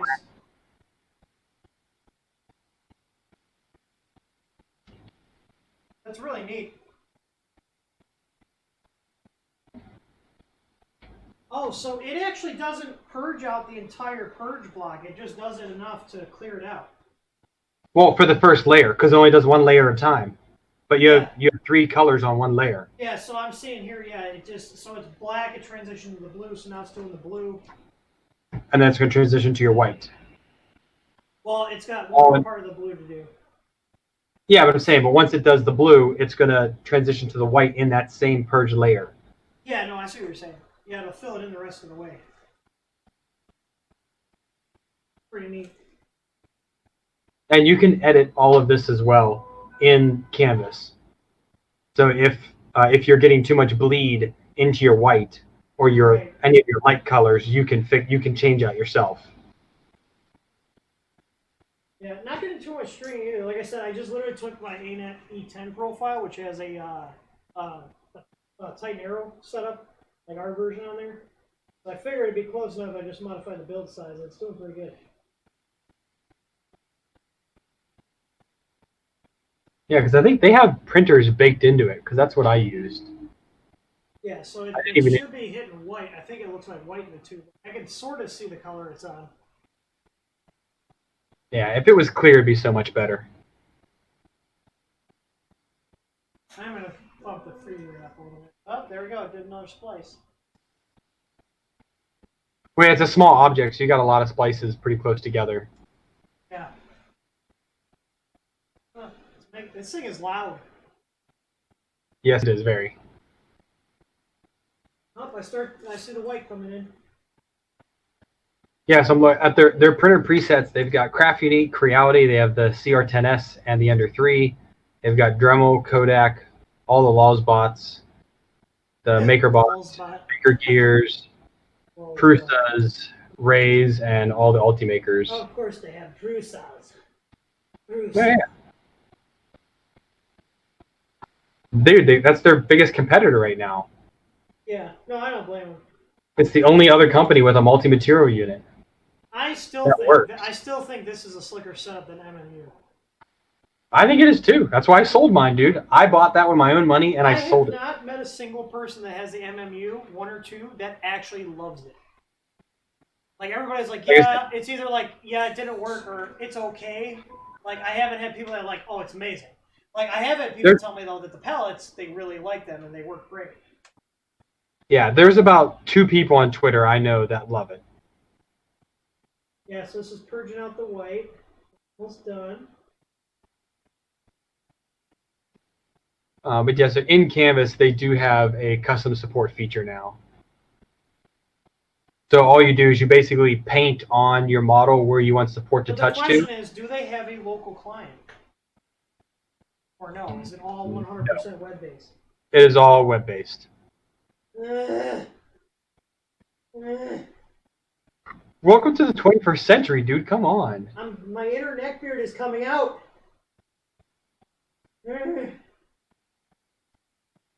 I'm definitely a little close to my first layer, but like you sound like a person that still buys porn on DVD or something. No, I'm not that old. I just don't like that I can't use hardware if my internet's down. Like, my wife has a Cricket and their web services go down all the fucking time, and she can't use her hardware because the software's down. So I'm pretty sure there is something called, it's like PP2P or something like that. In the Mosaic, like, you should join the Mosaic group. There's actually quite a lot of things that go. It's actually a pretty decent group, pretty small too, 3,600 people. But there is a Kira plugin, I think. How is it called? And that's how you do, like, the side purging. So basically, you can set up a little bucket on the side of this and purge instead of purging to a purge block. Yeah. Yeah. Let me see if I can find it real quick. I was a little too low. I like the texture plates, but when you're trying to, like, dial in your Z offset, it can be deceiving because it can be too high or too low. Like, I was a little too low. Actually, we were more likely to get too low because, like, the texture kind of is deceiving sometimes. But I got it. Yeah. So it's called PP Big Brain 3D, or BB3D is what it's called. 3D. Yeah. So that is how it does the side purge. Yeah, because that makes more sense. Just go right on the side. And people have made different wipers that you can 3D print and bolt on based on your printer. Obviously, there's a lot of them on here for Prusa's. Prusa's and Ender 3s. I would say if there's any wire brush ones, don't do those because that's a quick way to kill your board. No, it's not. The one here that's pretty good. I've actually found it the other day. It's just a 3D print. Basically, when the extruder moves over, it pushes a lever which pushes one out the bottom, and then it extrudes. And then as the head moves, it goes back and forth and just kind of pulls it off. But they have it coated with something. It might be coated with some Krypton tape or something like that, so it doesn't melt the print or the actual part. Did you say Krypton tape? Yeah, whatever the hell it's called. Kapton. Kapton, Krapton. It's all crap anyways. Krypton tape? That's hilarious. What? Do you still look at your first layers on print sometimes? Depends on the printer. Like, I mean, like, just not like to like check them, but just to watch it. Oh yeah, I do from time to time. That's what I'm doing right now. Okay, so it's doing the white. See, the nice thing about this solution is, like, this printer's got a completely aftermarket board. It's got our EZA board in here. It's got our ABL, and it doesn't matter because all that stuff is handled in the firmware, and you don't have to have anything special other than, like, the start code. Yeah. Because like I have people that are like, well, does it work with this? It's like, yeah, it doesn't matter because that's all in firmware. I was like, all you need to do is just make sure your start code's in there. That's it. Wonder if this camera is digital zoom. Let me see. USB live camera. It's got focus. Nope, does not have digital zoom. Does this have manual focus? Oh, it does. Look at that. This little crappy camera actually has manual focus adjustment. So I'm trying to think where I think I have a Pi 3 in my Rasplex. Maybe I'll go steal that and throw a Pi 3 on my Prusa instead. I got a Pi 3 sitting here. You didn't put it in my box, did you? No, this is a ABS box that we have. I think we got like 4 left. They were the ones we're using for the Pi kits, and we were selling them for like $1.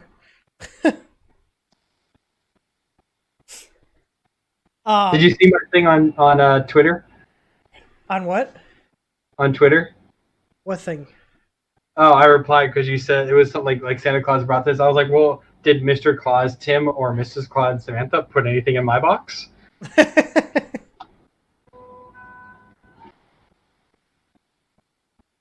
Oh, I do actually have quite a few adjustments on this camera.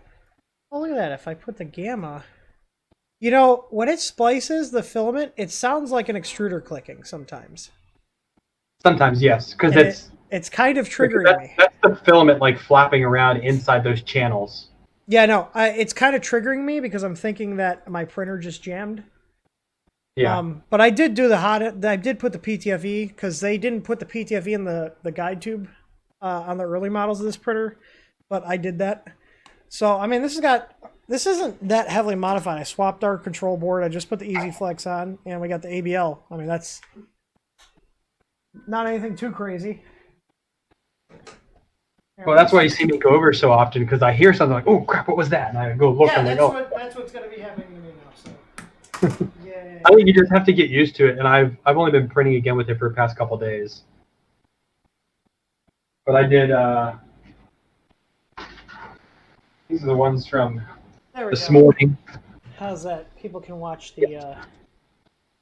Flexi Rex and Charmander. Oh, you're so original. I know.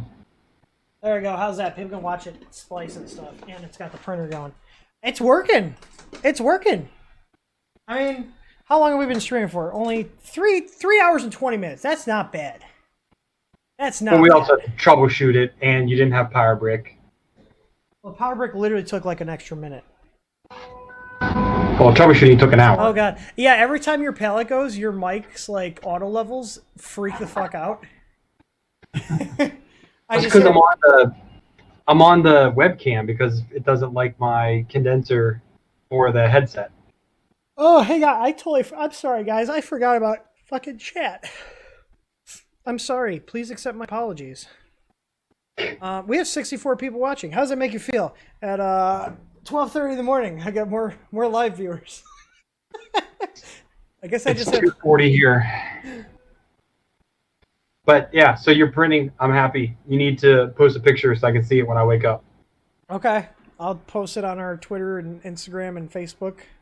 Let's see what. Oh yeah, retired MM2 is the same way. It's a tinker tool for sure. You'll have to pry my Logitech M705 from my cold dead hands. I think next stream we're gonna do is a Chiron. Oh, the M705, the Marathon mouse? Dude, those are legit. I had one of those. Those Marathon mice are awesome. I love the Marathon mice. They lived up to their name because the battery life, you'd get over a year of battery life on a wireless mouse. It's wild. Yeah, I don't use the... I stay wired.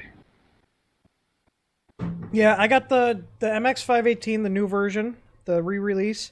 And then I've got a refurbished Corsair K95 Platinum that I got from Micro Center for $50. $50. They had a sale on it. I was like, okay. Hi, brother. I'm going to jet. Well, I appreciate your help. I hope everybody... Make sure you guys check out Shane's channel. It's Fugatech 3D Printing on YouTube's. He has more subscribers than we are because he's more attractive than I am. Hang on. Do you have a cordless hot glue gun? Yes. I didn't even know that was a thing. Oh, dude, it's fantastic. How quickly does that drain the battery? Pretty quick. That's what I was gonna say. I was like, that's a resistive element going off a lipo. Well, I mean, these are also older. These are all Recon batteries, so I didn't buy them new. I need to get some new batteries. I switched over all to Milwaukee stuff. I like the Ryobi stuff. It's pretty good. I got a pretty good. Ryobi's good for like your home person.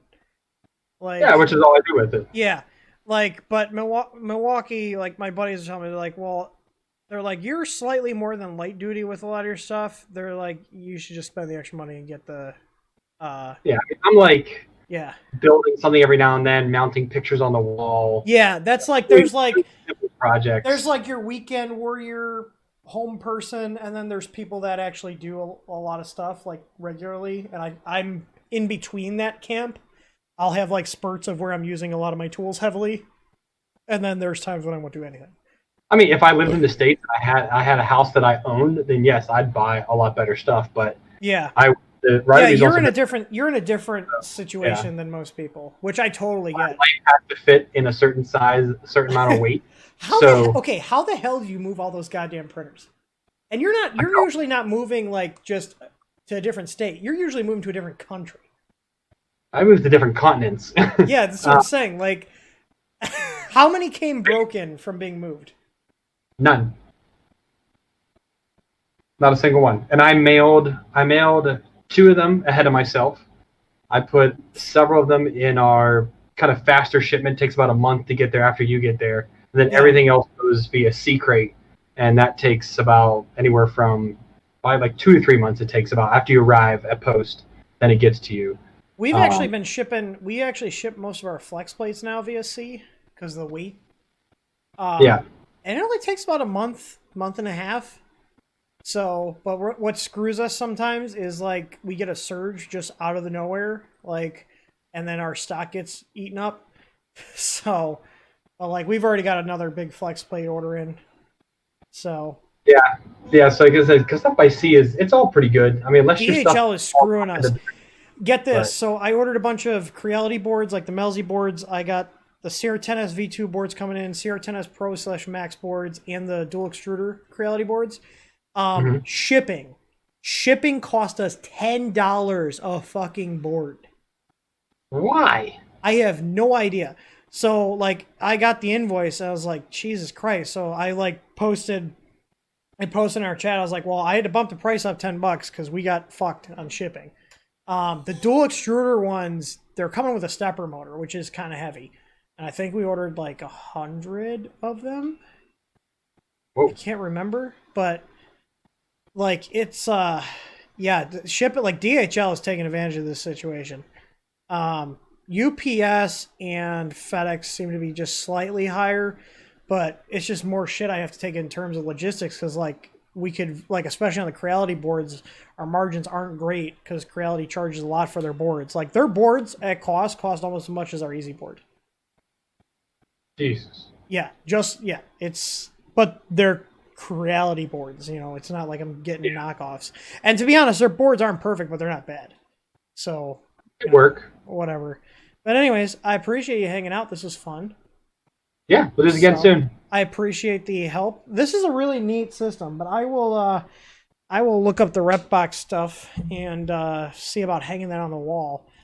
So I'll send you the STL to hang the pallet. Okay, cool. Yeah, just send it on Facebook. All right, take it easy, Shane. Thanks for dropping by, man. And everybody, make sure you check out Shane's channel. Peace. Later. All right, everybody. Do you want me to keep? I just need to hide these here. So, bam, and bam, so they aren't on accidentally when I start another video.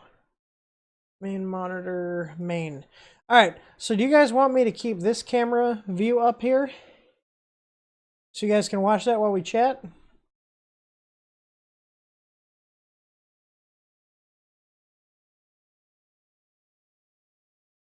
Trying to get this in focus as much as I can, but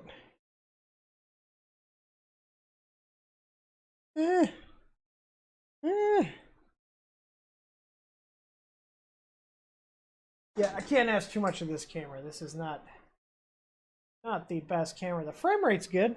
We'll give it that. So, I mean, it seems to be printing correctly, which is neat.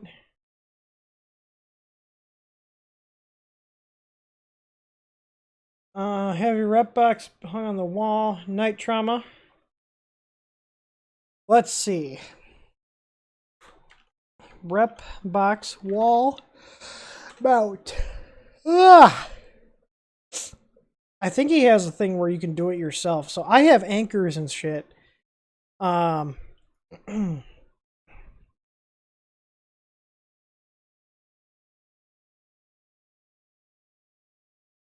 Let's see here. Still using Octoprint for my farm? Yes, I am, and we just set up Octofarm as well. So the thing is, I want to be able to. Here, well, we'll switch over here while this is printing. So I'm trying to find the rep box. Includes wall cleat, 3 screws, 3 heavy duty. Oh, because this locks into the pieces on the back, the printed parts. I mean, I could easily make this. This is literally just a piece of painted wood with a 45 cut. Now, I don't have a table saw, but I do have... how can I make that cut? I guess maybe I'll go pick up a table saw. Unless there's a part, I'll totally 3D print a part. Not the most efficient way, but... Oh, hey, here we go. Pallet 2. Alright, here's rep box wall mount. Look at that. Yeah, I can make my own. This must be what Shane was talking about. Yep, that's one, and he said he's using this one. Okay, this one's got some bolts on it. I kind of like that. Let's see, that's a rep box wall mount.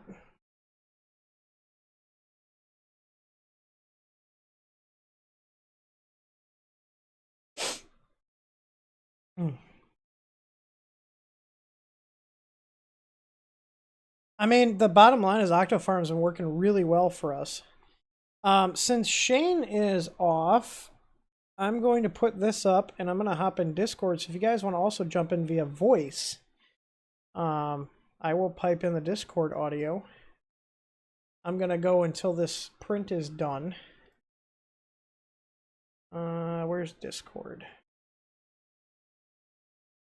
The hell? Where's this? Oh, here it is. Should have just typed it. Oh, I do have a circular saw. Oh yeah, because I can angle it.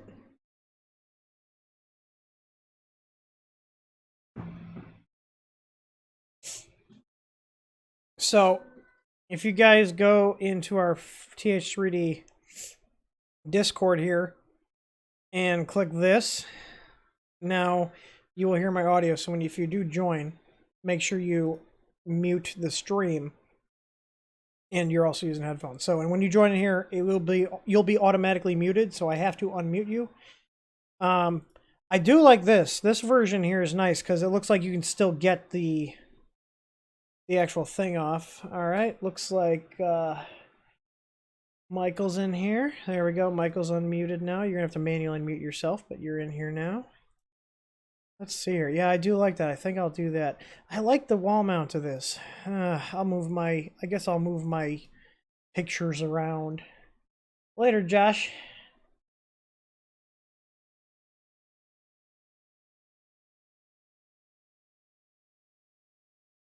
Hang on. If you leave the channel, I have to unmute you manually. Let's see here. Hang on. I might need to change my audio output. Hang on. Voice and video. Oh yeah, it's going through my speakers. All right, so it should be going through. I should be able to hear you guys now.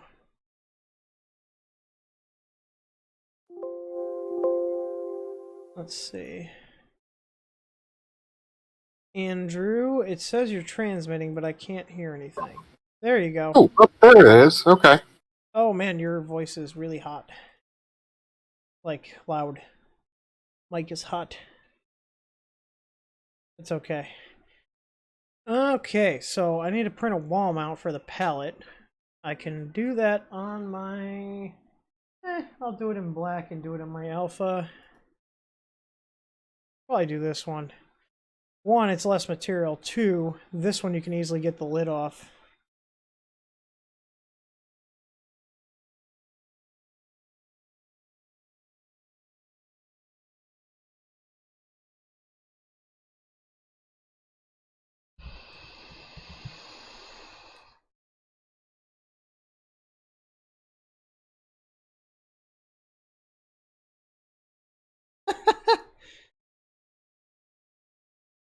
Oh my god, this is hilarious. Look at this. I just saw this. Ah. Oh my god. This is fucking great. Wish. That's pretty crazy. Oh my god. I'm fucking done. I'm saving this. Oh my god, that's great. Were those countersunk holes built in? Into what? The giant holder. Yeah, they are. The big one? You're talking about the bigger one, not the smaller one? Yeah, there should only be like, I don't know, 10-second delay on the stream. I mean, this one looks cleaner, but if you have to get into the pallet, you got to take it out. Whereas this one, yeah, you need a couple of screws, but you can just undo one of them and get access to it. You know what I mean? So how's everything going with auto drop there, Michael? Oh, I got some fun stuff that's going to be popping out in the next month. Together something which basically you can have the full equivalent of an Octoprint setup with a camera, streaming, uploading G-code via a little web browser kind of thing. But it's probably going to be about $30 manufacturing cost for me or for anybody who goes and puts the software onto the piece of hardware. It has, touchscreen, Wi-Fi, all that kind of fun jazz. Oh, this is the wrong browser I'm using. Yeah, I was just pulling up our Octofarm instance because that's what we're using to manage everything now. I should see if they have a new release out yet. But I just want to go through and tell it to reconnect the printers.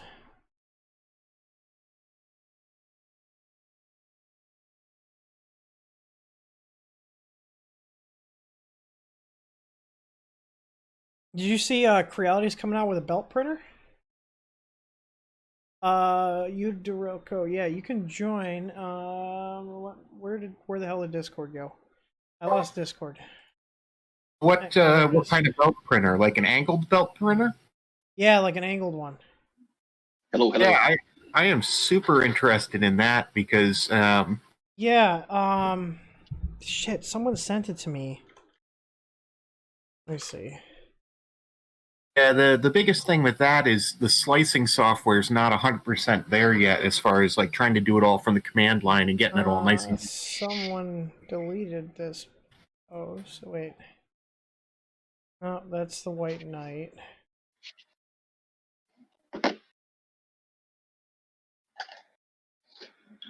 Just checking the microphone. Can you hear me? Yeah, I can hear you. Hey. Okay, great.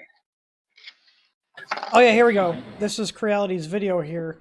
They don't have actual pictures of it. So this one is the CR6, this one on the left here, which is using like some weird piezo leveling thing. That's the one they're doing a fucking Kickstarter for it.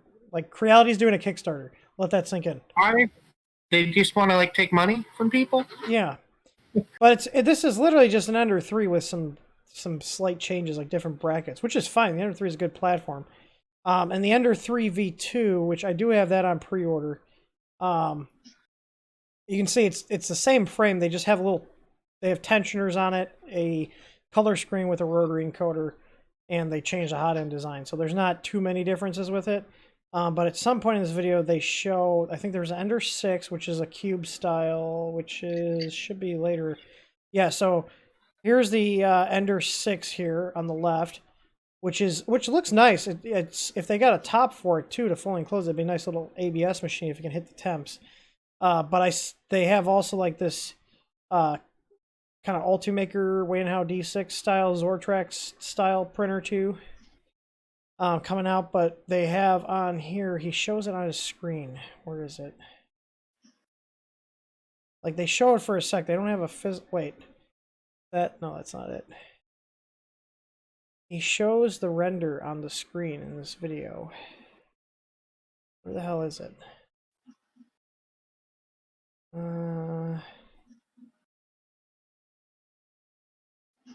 Right here. You see that on screen here? Hold on. Ooh. That's in the interesting. corner. Except, do you notice that the LCD is right underneath? The touchscreen LCD that's pressure sensitive is right underneath where the parts come off.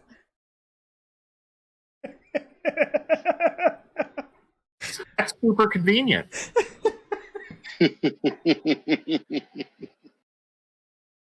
We'll fix it in production. Still printing.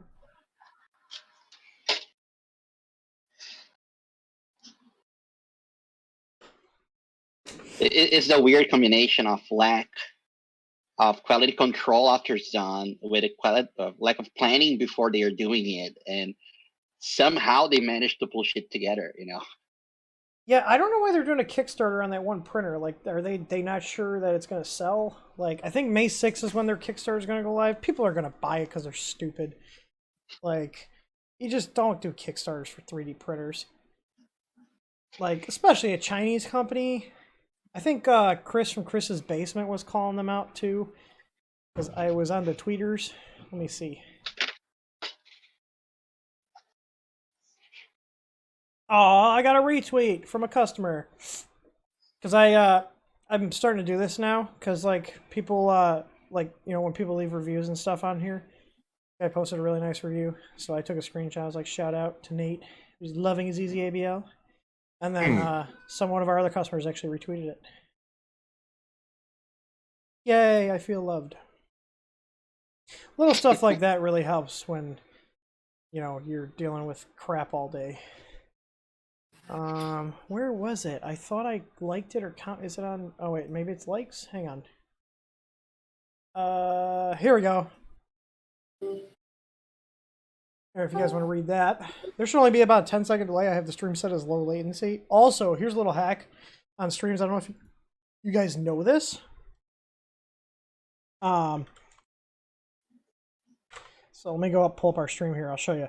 This is really cool, and this works with any live stream. If you want to try to minimize the delay, if you click the little settings gear and hit playback speed and set it to like 1.5x, it'll actually get you closer to the real-time speed. Did you say 1.5? Yeah. So like you can see here, like this is the same delay you guys would see. So let's see, 1,000, 2, 1,000, 3, 1,000. So we got a 3-second delay. So I just did the speed up here. So you go playback speed, hit like 1.5, and then it catches up, and it goes back to normal speed. Look at it. It's like streamception. Look at this. Do do do do do do do do do. It's infinity screen. But yeah, that's a quick little hack. Anyone have tips for removing a strip screw from a Crowley printer, specifically the left cover screw by the BL Touch on the Ender 5 Plus tight space? Ooh. I mean, I've always drilled them out. There's also like... I have these screw removal kits. They're awesome. They're screw extractors. They're freaking awesome. I'm assuming this guy's gonna show how it works. So he's intentionally he's stripping out the screw, like drilling the shit out of it. Okay, so that head's gone. Okay, so no head left. and then you get these bits, okay? So obviously you can't unscrew it. So you've got a side that's got like this bore in it, or this drill bit side in there, and you drill it out a little bit, and then that screw, when you drive it in reverse, bites into the hole that you tapped and then pulls the screw out. And I think these are like 10 or 20 bucks. They're absolutely awesome to have on hand. I've used them quite a few times. And they definitely work really well. They do, and they're, like I said, under 20 bucks. Like I think I paid 18 for mine. I think I got it from either Ace Hardware or Amazon. I'm not sure. But yeah, so there's a couple different versions of them. They have some that are just like kind of on one side and then angled on the other, so it's just it bites in. Which are even simpler than these ones. So you can find those sometimes cheap at like Harbor Freight. Yeah. Yeah, but then I like you literally just flip it around, and like the first time I used one, I was like, this is magical. How have I gone my life without having this? There you go. Boom. Out. Like, they're fantastic.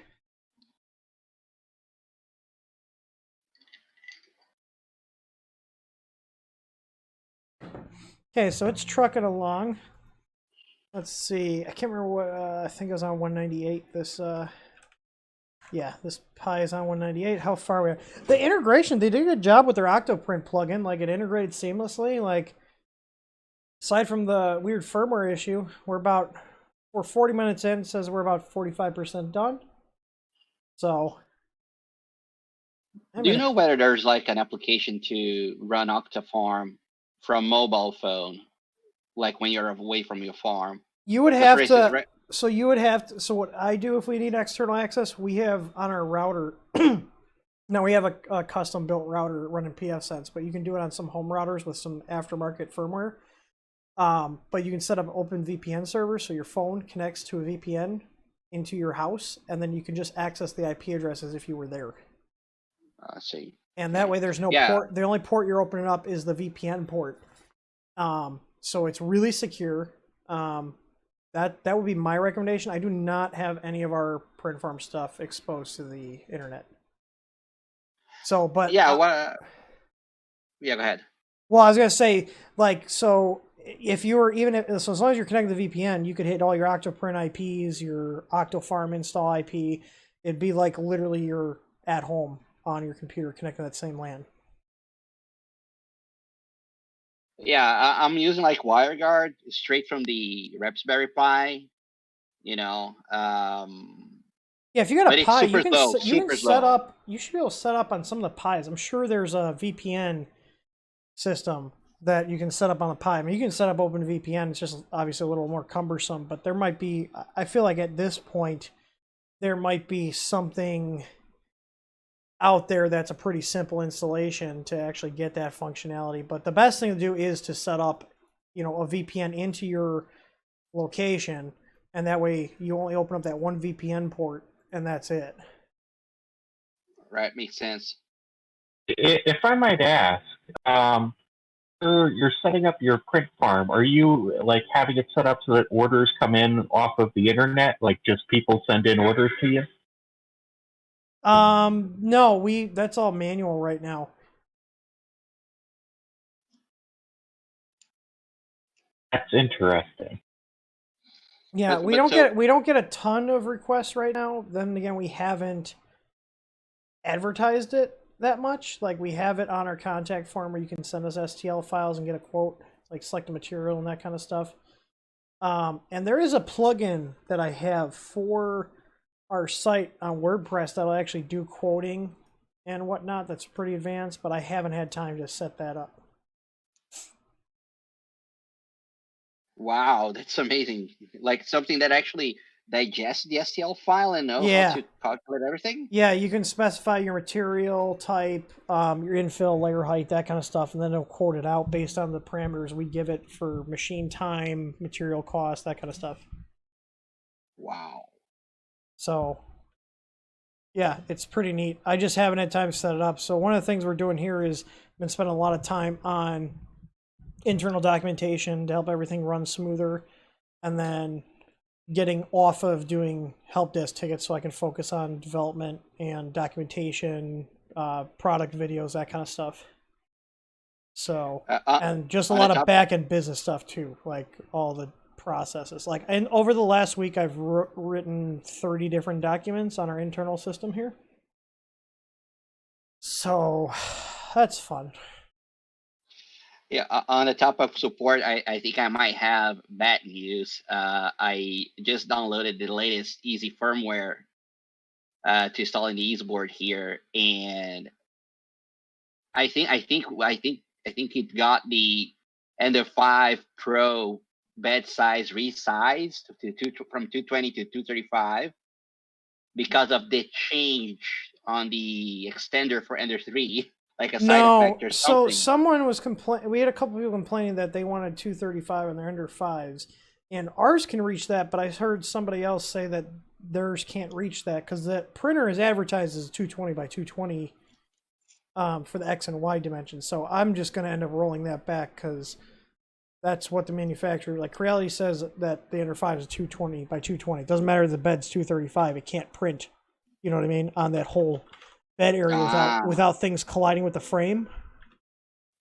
Yeah, the mine collided with the frame. Then I look at the GitHub logs. Said, "Oh, okay, that's what happened." Then I just used the regular uploader there, and then I think you posted in the. I think replaced it. you or someone else posted in the Facebook group, and I have to check that. But I think I asked you. Someone replied saying that like 220. I think they got like 225 was the max. Like I told them to home it and then move it and see how until things hit. But yeah. Hang on, this is hilarious. They're saying that the Ender 5 Pro on Creality's site. Hang on, I'm going to switch over screen share because I was just looking up the specs. Main monitor. They've got straight up lies on here. About their board that's in here. So they're supposedly shipping this with the. Oh yeah, see, 220 by 220. So I'm gonna roll that back. Like, I don't care if people complain. Like, that's what the manufacturer says that this is. That's what we're putting in the firmware. Like, they can always modify that thing. So here's the thing. Ender 5 Pro has upgraded motherboard which produces less noises and uses Creality 3D 4-layer PCB. These aren't 4-layer PCBs. These are 2. Oh. I have these boards here. Like, I've cut into it. There's only 2 layers. This has the 115 board, which is their TMC 2208 one with the 1284. Like, it's meh. Because those drivers are stuck in standalone mode, so you can't run linear advance on them. But this is not a 4-layer board at all. This is a 2-layer board. Those machines look like they have auto leveling, like you don't have to attach any weird extra nonsense to the nozzle or anything. This one I think comes with a BL Touch. It doesn't come with VL Touch. It has the connector. It has the connector on the board. And then if you ask Creality for support, say, hey, give me the firmware to replace it, the firmware destroys your printer. And that's why I actually found you. Because you had unified firmware that didn't have the problem because their support just ship you Yeah, I'm gonna actually roll that back because I was like, this is the problem. I try to do things for people and they're like, oh yeah, it can hit 235, but then I get people going like, it's hitting. It's like, you know, but like I said, mine can. But the thing is, they change little shit all the time on these printers, and like, so you know, the first batch may be able to hit 235, but the second batch they might have shortened things up just a little bit. Like, it's fucking annoying. Yeah, there we go. Bed size. So literally to roll this back, 220. 220. The 8-bit one. Then I'll have to update the easy board. So increment that version number. All right. Summary. Isn't it B3? I think it's B3. Fix Ender 5 bed. This is the 8-bit. Okay, sorry. Yeah, so I'm going to commit that. That one's easy. Now this other one I have to do a bulk compile. So there we go. I just got a notification from our management system. So our GitHub actually connects in with our internal team system. We got a lot of back end stuff here to try to keep everything straight. All right, under file. Let's go and fix that. There we go.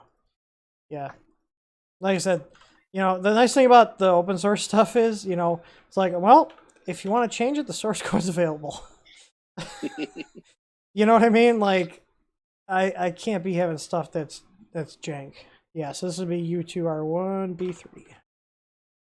And just like that, now I just have to, I think it's, I gotta push it up to my server. Here we go. Hang on. Which one is this? So I actually use my Threadripper box that's downstairs in the basement to compile our firmware because it just plows through it. And then my desktop isn't taken up. So there we go. I'm copying over all that shit. I'll get that pushed out tonight then.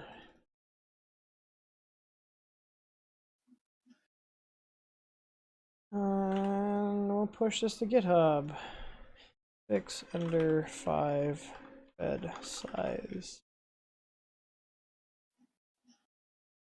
There we go. If anybody wants to do 235, they can manually change it. Andrew S., I don't, oh, Andrew, you have no clue what your audio is doing. Check your input settings. So now to update, luckily the 8-bit firmware is really easy. All I have to do is update. We actually keep all the stuff on our SharePoint. So I just open this here. Firmware. What is the, how, this says it's U1R2A8. I thought I was on B here. Did I not update this? U1R2B2.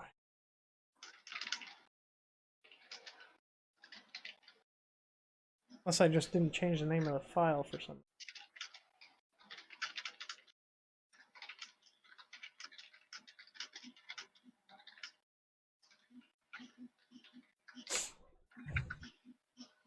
Ender 5 tool board, Ender 5 board, Ender 5 plus. Oh, I updated all the notes here with like the links to the upgrade kits for like the Ender 5 plus and the CR10S Pro and the CRX for like the LCD conversion kits. That's why. Who the hell's calling?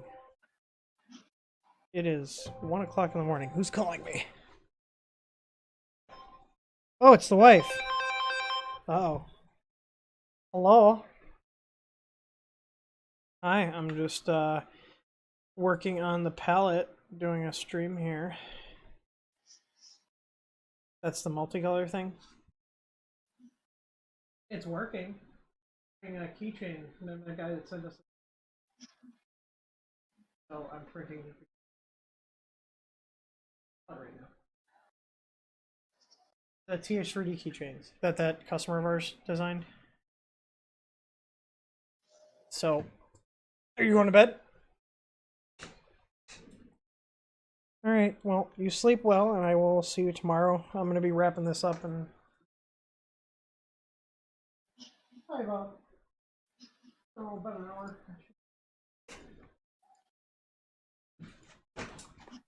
Doggo? Doggo's on the couch. All right, dear. I will talk to you later. I'll see you tomorrow. Love you. All right. Good night. There we go. Okay. All right, so that's updated. Now I just got to wait for... I actually host all our stuff on the SharePoint that we have internally here, which is nice because this link will dynamically update because it's smart enough to realize that this is the file that's just modified, and then I can actually rename it. I don't have to change anything on the site. Yay! But I do you need to do anything to update the easyfirmware.com like the?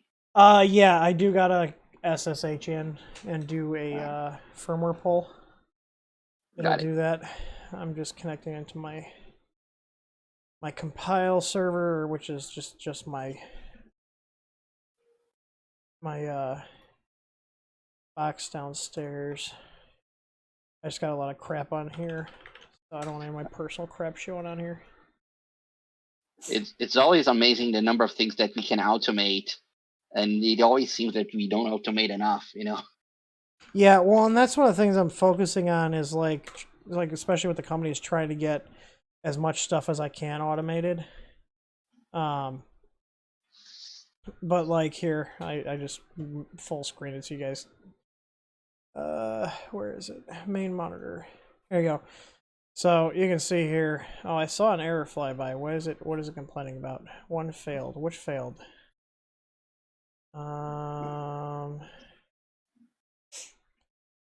What motherboard is it trying? What is it trying to compile for? My script apparently has angered my compile. Why are you barking, dog? Is someone outside?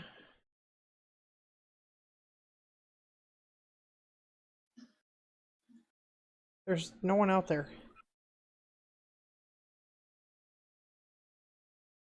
Always freaks me out when the dog barks and it's like in the middle of the night.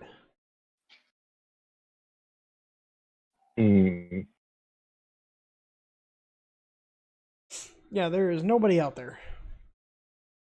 Not a. Alright, which one is it trying to compile for? CR20 Easy ABL. Is this not in there? No printer uncommented. Oh, wait. I thought I rolled out the CR20 support. Hang on.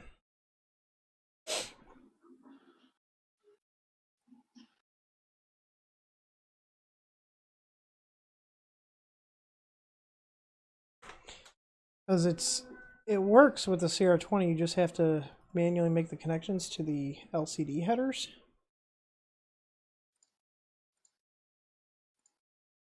CR20. Oh, I forgot. When I compile locally, I actually have to remove that because otherwise it doesn't hit correctly.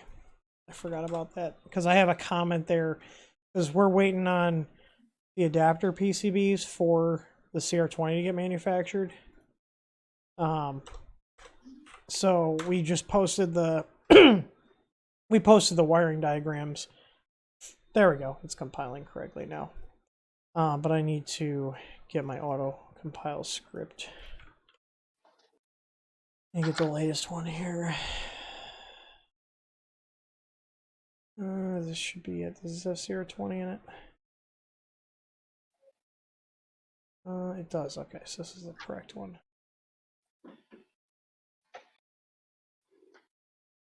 Little annoyances that I forget about.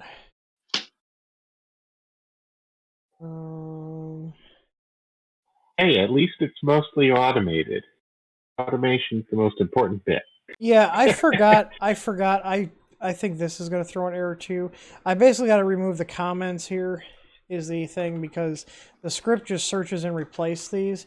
And this is like for humans, you know, obviously, like what the mount is. And I forgot, like I need to write myself a note or something that I have to remove the notes here. So I'll just let this finish. Yeah, so see it failed that compile. That's fine. Not a big deal. Let's see, is this got the new one? Did I copy this over? Autocompile JSON? Nope, that's the old one.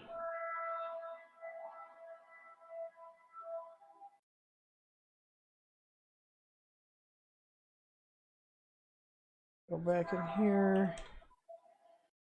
There we go. Okay, we should be good now. It was no pip plus plus. Yeah, there's no comments there. Yep, that's all it was. Alright, well, in about 5 minutes I'll have all these firmware variants compiled. because we put together precompiled binaries for the customers for the easy board. And that's what it's doing right now. My server right there is crunching the numbers. Oh god. Close. Okay. This has got 26 minutes left. Still feeding. It's coming out good. The print looks good. Except something happened with like the alignment of the colors is not correct. That was exactly what I was about to ask, because the reports that I saw on the internet about this particular model, the not upgraded one, is that first it had the splicing problem, but also has like these pushing problem that it wouldn't push far enough, and then you would get mixed colors or mixed lines, mixed layers. Yeah. I'll show you guys what happened here. And I'm assuming it's probably due to the calibration, but I measured 2. Is the thing. Now I'm not going to restart this time tomorrow. Like the first layer, but once it got to like the third layer, it was completely off on what color it's pushing.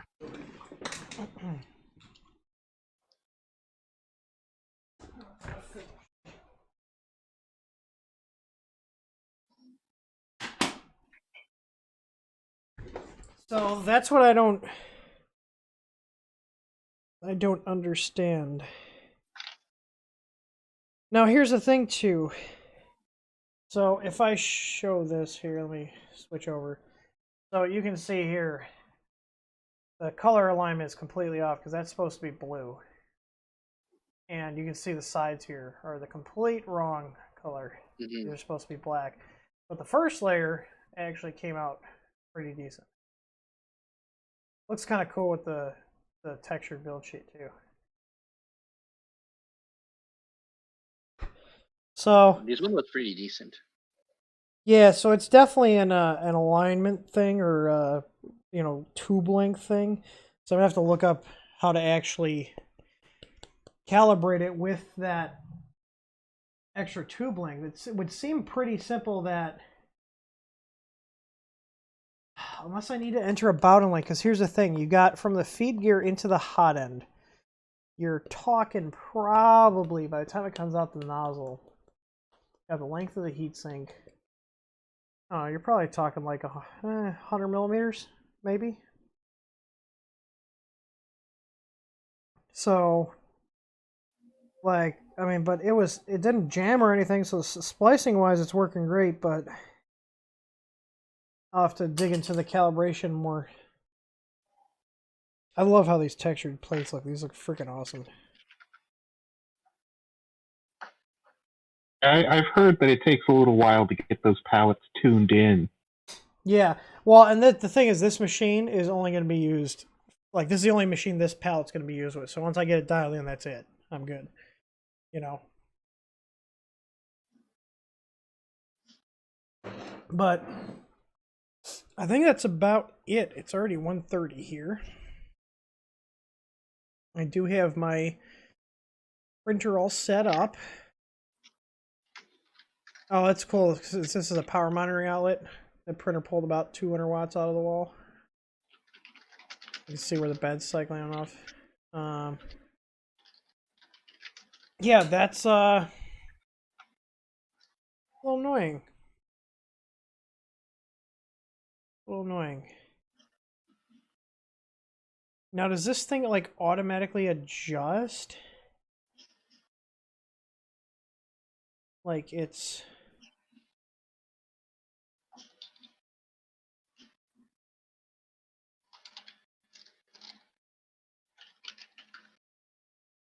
doing something. That one's doing.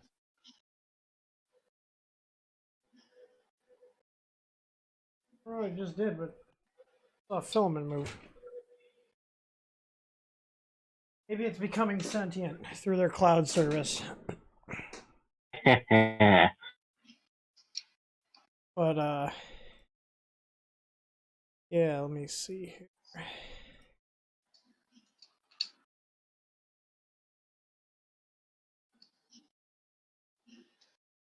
Well, where the heck did you get the shirt? You would download a car. Is that like a throwback to all those ads where? Yeah, look at it. Here.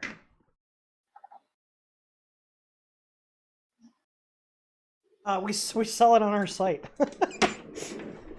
Oh, that is awesome.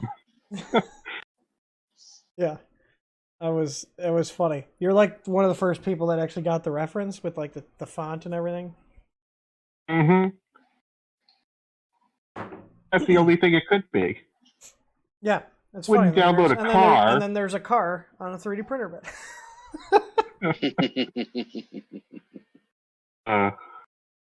Let me see. I'm gonna Google some stuff. Let's see. Main monitor share. Let's see. Outlet to color alignment.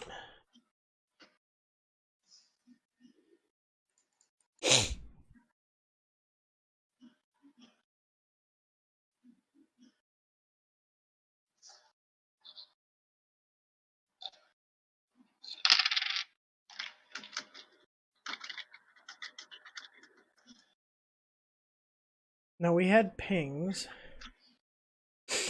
That's the printer detecting the firmware.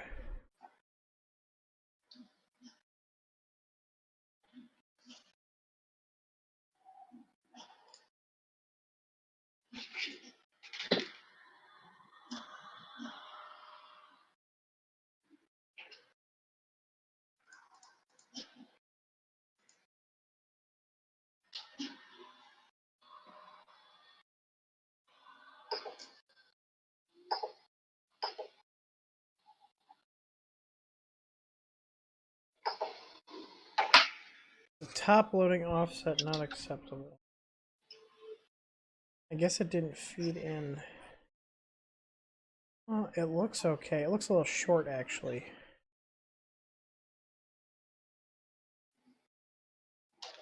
Maybe it's because I fed a little too much in?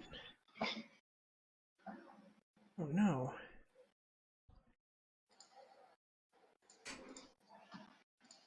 Maybe try running it again, but while it's already all kind of in there now, you know. Yeah, I mean, I guess I could just let it run overnight too. Even not a big deal. It's got our board in there with thermal runaway. I'm not really worried about the printer blowing up. So it's almost as if there should be like a sensor that is a fixed distance from the nozzle that detects the color. Yeah, but there's not on this. Settings. Let's see, medium. Can I delete these profiles? I'm probably only ever going to do 2.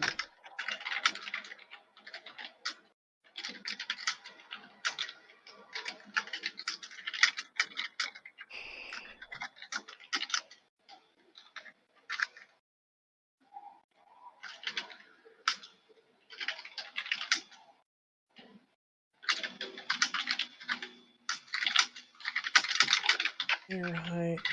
I hate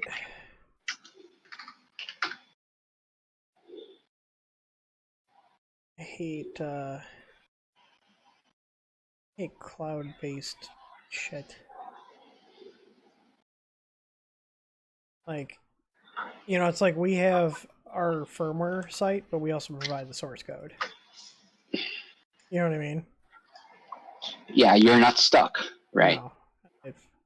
Wait, is there no... Really?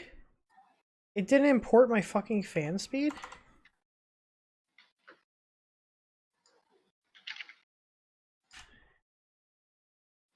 This import tool is not very good. I missed a lot of key settings. Skirt on, I usually do 2.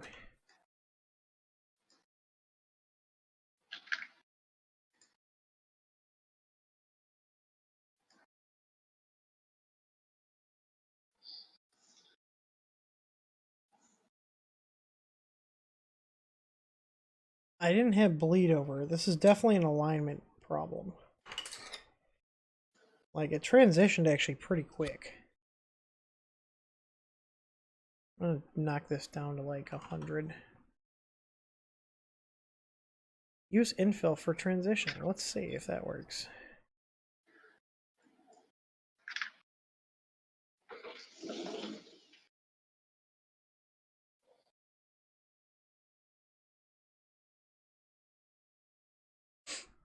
Hey, Matt from the UK is in here. What's up, man? I haven't seen you in a while.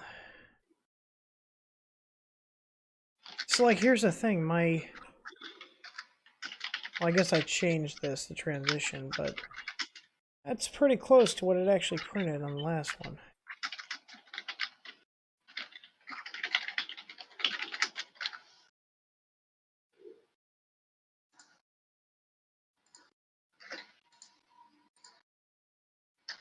Oh yeah, I have to change that printer profile. Remember I had the starting code that I need to change? Edit printer, hang on. I'm never going to do 0.3 on this one. This one's just my fun printer.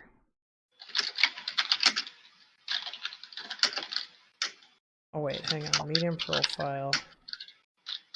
I just got to change the profile here. Cooling fan, start the second layer, 100. Can't type. What else did I change? I changed some other stuff. Dirt 2. 100, use infill for transitioning. Edit printer. Okay.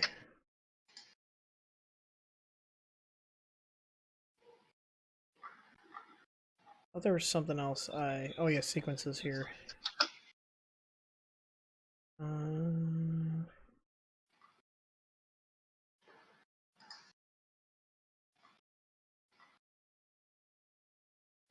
This, so we want this to heat.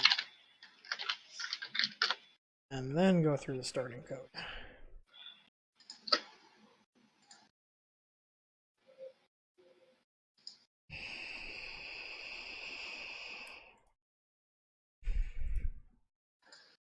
Okay.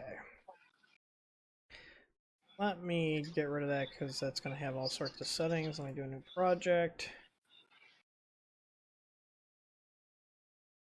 Now, do they have a... I thought they had like an example project. I guess not.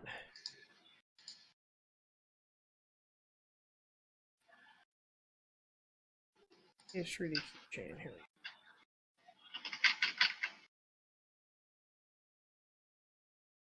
Alright, so I've got, what is it, white, blue, black, red. White, blue, black.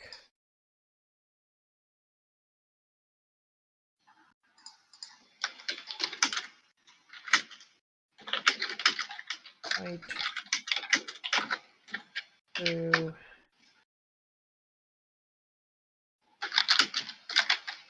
black.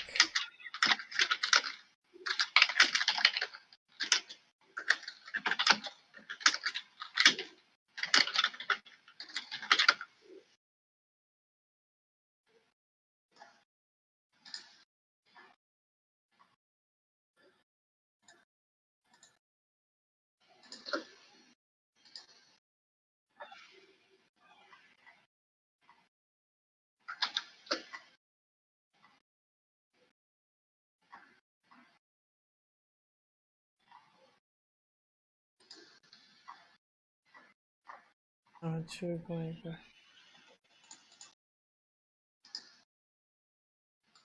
See, the thing is, if they have, okay. So here's the problem.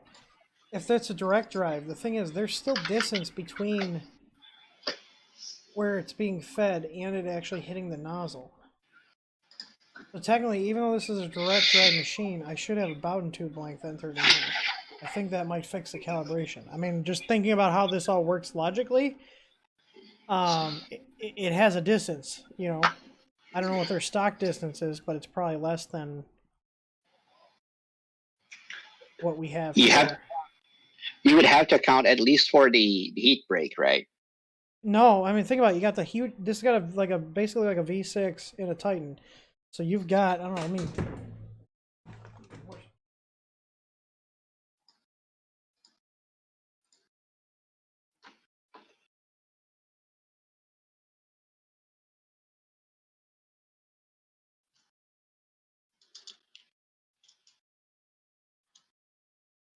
you got like 75 millimeters from. You got 75 millimeters from the nozzle to where the filament's actually being fed from the extruder.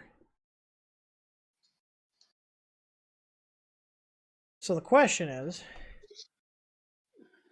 do I put that in and see if it comes out correctly this time?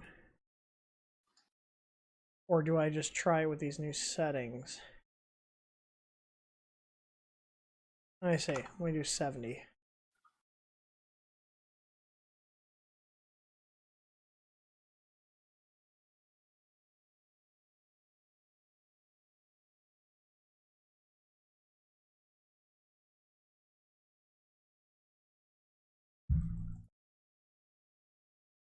I mean, their web interface is pretty snappy.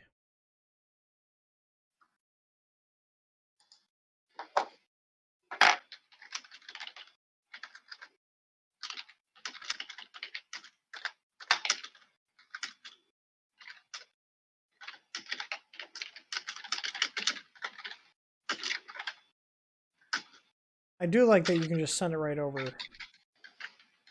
to the Pi here.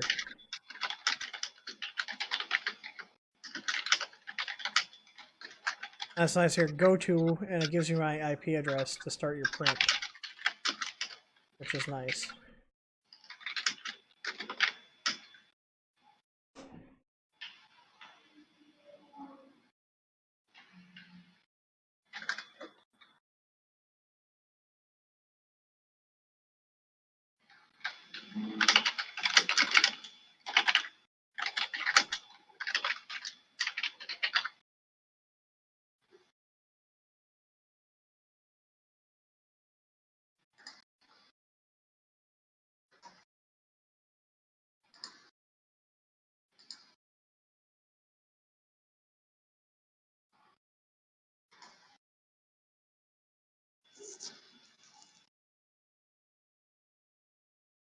Well, let me try this. Let me delete that G-code file.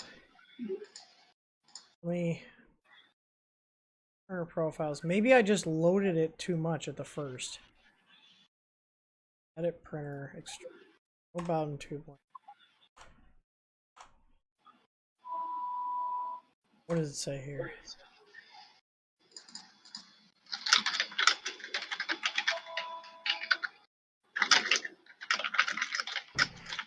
Here, the last piece of filament that the pallet creates will be extended by this amount. Ensure that this filament is still gripped. To ensure this is still gripped by the drive gear. For printers with bound tubes or long extruders, this would be considered a long extruder. This should be the distance from your printer's drive gear to the nozzle tip. If you're unsure of the exact measurement, overestimating is better. Okay, so if I do 80 in here, that should give me a pretty good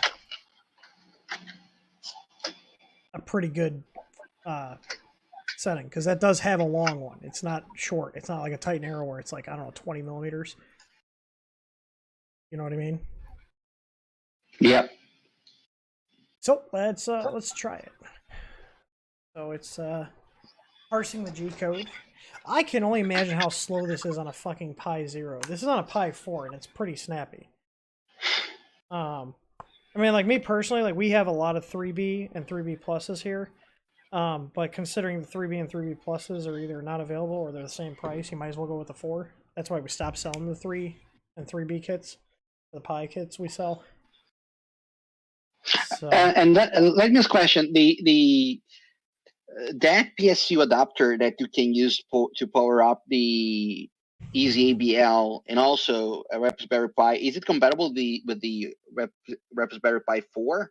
Because no, it can get low power issues. I've used them here, but they will throw a low power error because it does sag. The Pi 4 pulls a lot more power than the Pi 3 and 3B, and most of the wall adapters that you use, they'll actually put out like 5.1, 5.2 volts to compensate for the voltage drop, whereas those are a 5 volt buck regulator, so they put out exactly at 5. So by the time it goes over the wire, you're going to see like a 0.1, 0.2 voltage drop, and that can trigger the undervolt warning, high 4. See. It'll still, if it works, you can safely ignore it. But if you're getting lockups and stuff, then it's not going to work with that. I gotta test them. They're actually right here. So I've got like a little bucket of things here. So I have these new little boards I got from one of our suppliers here. These are actually USB-C and the regular USB port. These have two Qualcomm 3.0 quick charging chips on them. So these also comply with the power delivery specs, which the Pi 4 is supposed to be compatible with. But those are ones I'm going to be testing to see if those will be a viable replacement for those, since everything's transitioning to the 4s.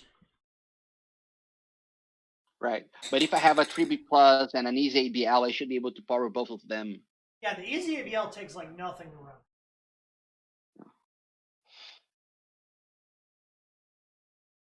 Like we're talking like 0.05 amps. Oh, it's nothing. Yeah, it doesn't take much to run the sensors. All right, well, I'm going to start this up and then I'm keep.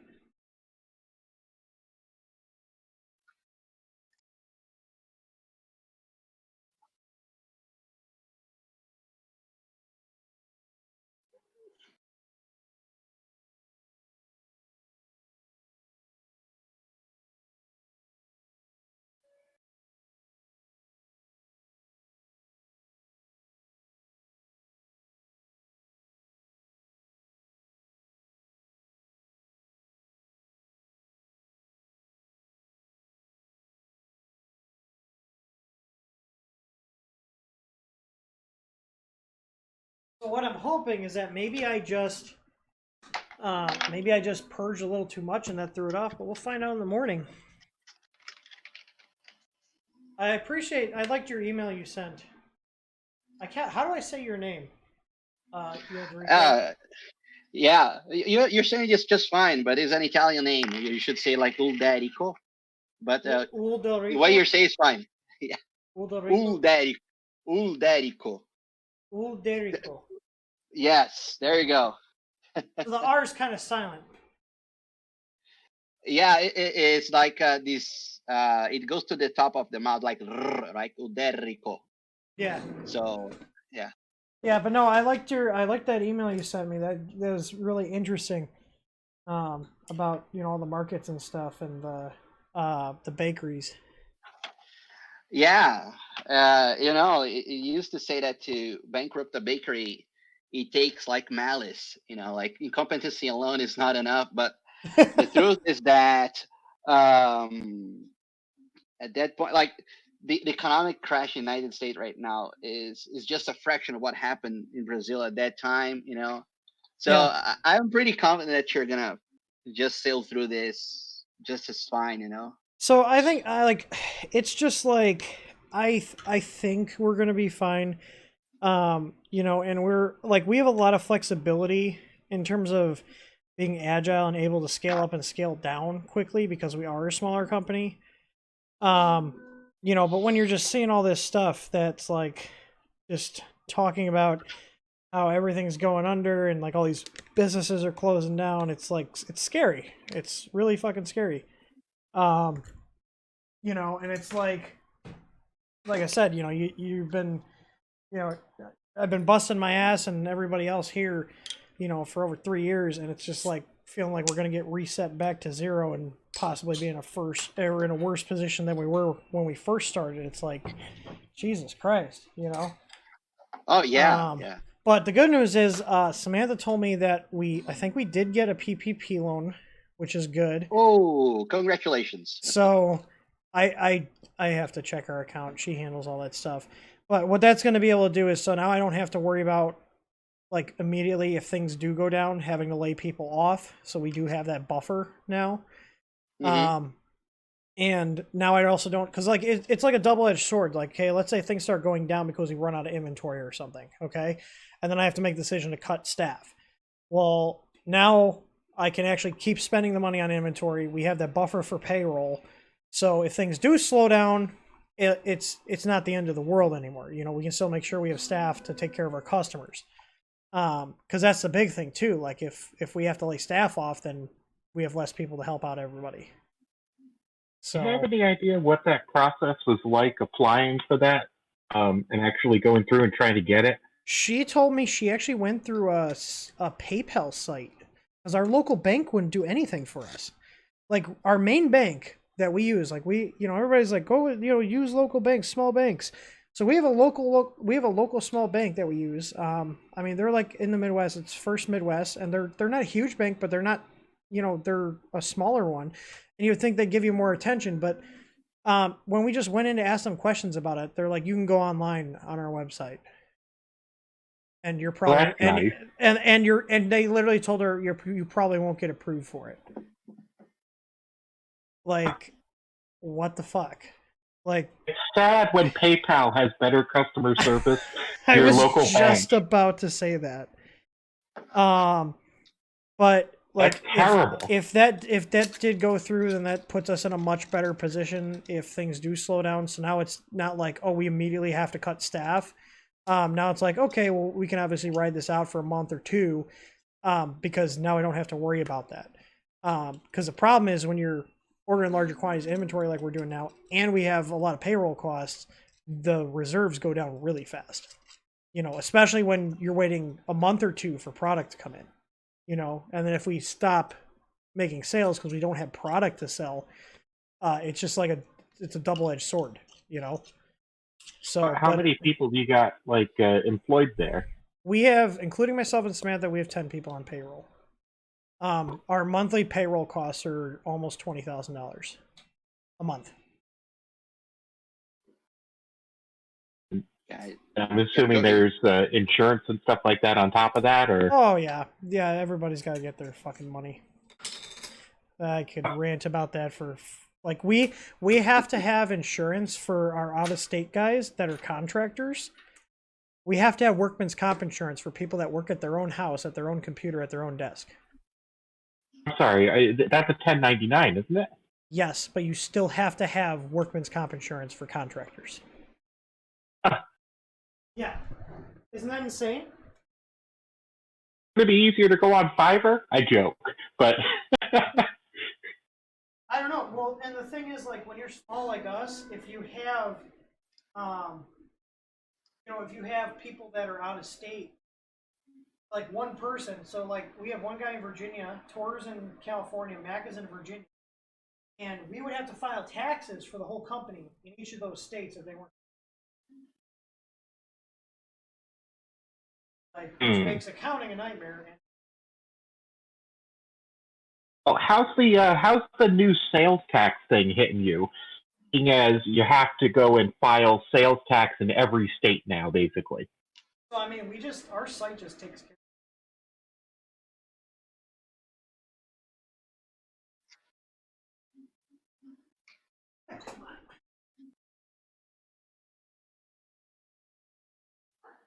It's not easy to.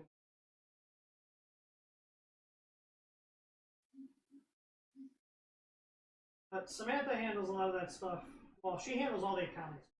I don't do any of that shit. Okay, so I'm going to stop feeding once I see black because there's white in the nozzle. Oh, I see black. Okay. All right. but for instance, you mentioned the double-edged sword thing. You have lots of inventory on a boat right now, right? But hang on a second. yep.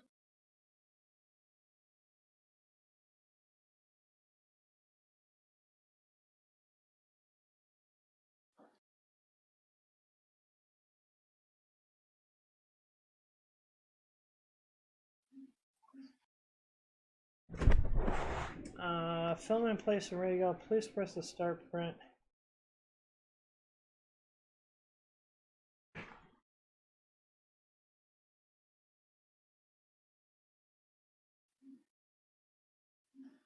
I think that's it.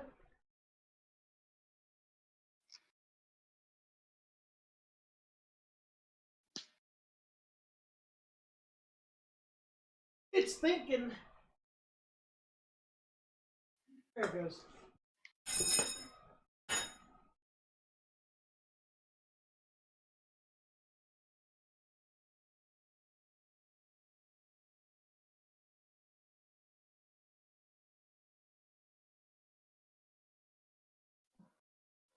But also, Michael, if you're dealing with multiple states, you're under like a certain. When I won't say the company. When I talked to another company, I was asking about the sales tax stuff. They're like, he's like, let me put it this way: it's not enough where they're gonna come after us. Yeah, well, what do they set the limit at? Like $175,000 worth of business in that state? Something? Yeah, then we might. I don't handle any of that stuff, but we might not even do it for certain states. I know we're definitely charging for Indiana. But yeah, That's your state, right? Yeah, that's where we're at. I mean, that makes sense. That's the way that the laws were before the whole thing got changed. Yeah, where everybody wants more money. That's like that was probably the single worst Supreme Court decision I have seen in the past years. Yeah, I mean the thing is, we like the amount of cost. Like we have an external accountant, so he handles all that stuff. Samantha does all like the bookkeeping and all the other crap, like day-to-day stuff. So, but I don't I pay other people, so I don't have to worry about it. Yeah. I need to change something on our site. I do it. But that's not my what's the word I'm looking for? Not my realm to deal with. This tea. All right, well, it's going again. We'll see if it comes out correctly this time. I got my offset set. It was a little too long the last one. I was mashing into the bed, getting a little elephant's foot, but I hope this is not too hard to dial in. I'm hoping to wake up to a finished, correct color print. I know there is like a calibration print. I don't know whether it's Palette 2 or Palette 2 upgraded version, but Well, I know I mean, one of them. it's just an STL file. That's all it is. I mean, I don't see anything for calibration in, like, they talk about a calibration print, but it's literally just like no different. It's just it's a keychain with their logo. Oh, it's got to have two STL files, right? Because it's two different colors. Right. Oh, still got 35 people watching. Oh, I should probably print these palette mounts so I have these ready. And here, look at here's a rep box wall mount. I'm just gonna print it. This is one of those things where it's like it makes more sense to do it in wood, but if I do this now, I don't gotta cut all this wood, and I don't even care. You know what I mean? Like certain thing, it's like yes, it's more efficient to print it or to cut it out of wood, but in this case, I'm just going to be lazy and let these machines do all my dirty work. So, yeah, that'll work. That'll hang on the wall nicely. We are relegating wood to how'd you say, like subtractive subtractive manufacturing. Yeah. Yeah, exactly. Should I print them standing up or laying down? Everybody's printing out these, what are those things called? The ear shield? projector thing? Oh, yeah. And I'm like, why not just go and laser those things out? Because that looks like what you should be doing to make those. Yeah, there's You're not going to be injection molding them. I could go on rants about stupid things people do in the community that make no sense, but no one wants to listen to my reasoning. and what I feel is sound logic. There is one run though that I'm really looking forward, the one with the SKR boards. This is gonna be like a live stream. Oh yeah. Rant. Oh yeah, that'll be good. I also have. Do you guys want me to show you the little clip I have ready for when they're all we tear them apart and find out all the MOSFETs are fake? Because I've already looked at them through the static bags and they look fake as shit. Oh. I got a little clip. Oh, if you guys no. want to see it, you're gonna want to listen to it on the listen to stream because you're not gonna hear the audio coming through. Hang on. Here we go. It's ready. All right, let's go. Is my audio shared? Yes, it is. Okay. You ready? Yes. I made this myself.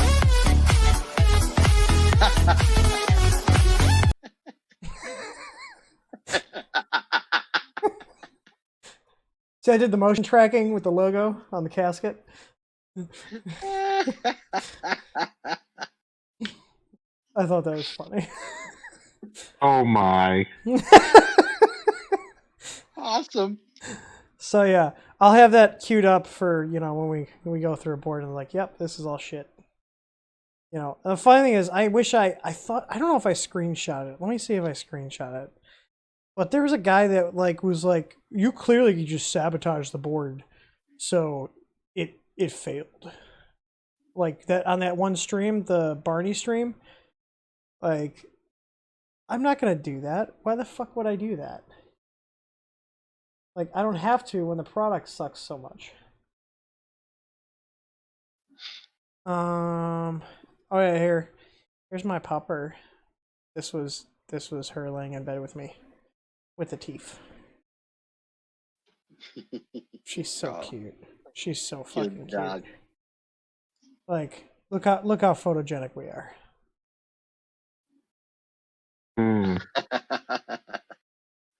Vice President of cuteness. How old is? Her name's Clara, and she's 15 months old, and she's 75 pounds.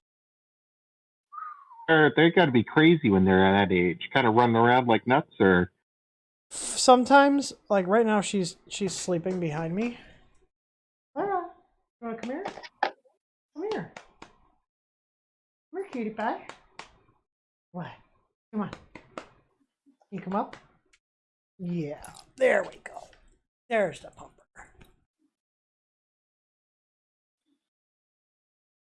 Oh. Good girl. Yeah, she's pretty good. She just chills in my office a lot. Did you guys see the new Michael Reeves video? No. I don't care if this video gets demonetized. I should just do a commentary and we should watch it together because it's fucking hilarious. well, it's commentary as long as your picture's on top of it, right? I think that's how it works. I'm willing to experiment. I don't give a shit. Like, But you just have to talk a little bit. Oh, there will be a lot of talking. It's because it's fucking great. I'm trying to find the comment where this guy was like, "You guys clearly just sabotaged the MOSFET." Like, yes, I know exactly how to make a MOSFET make a board smoke. Like, I don't even. I honestly don't know what to do. Like, I don't know, feed voltage back into it, or I don't fucking know. I have no If you idea. put 120 through the board, generally you can get the MOSFETs to. Yeah, but I didn't even.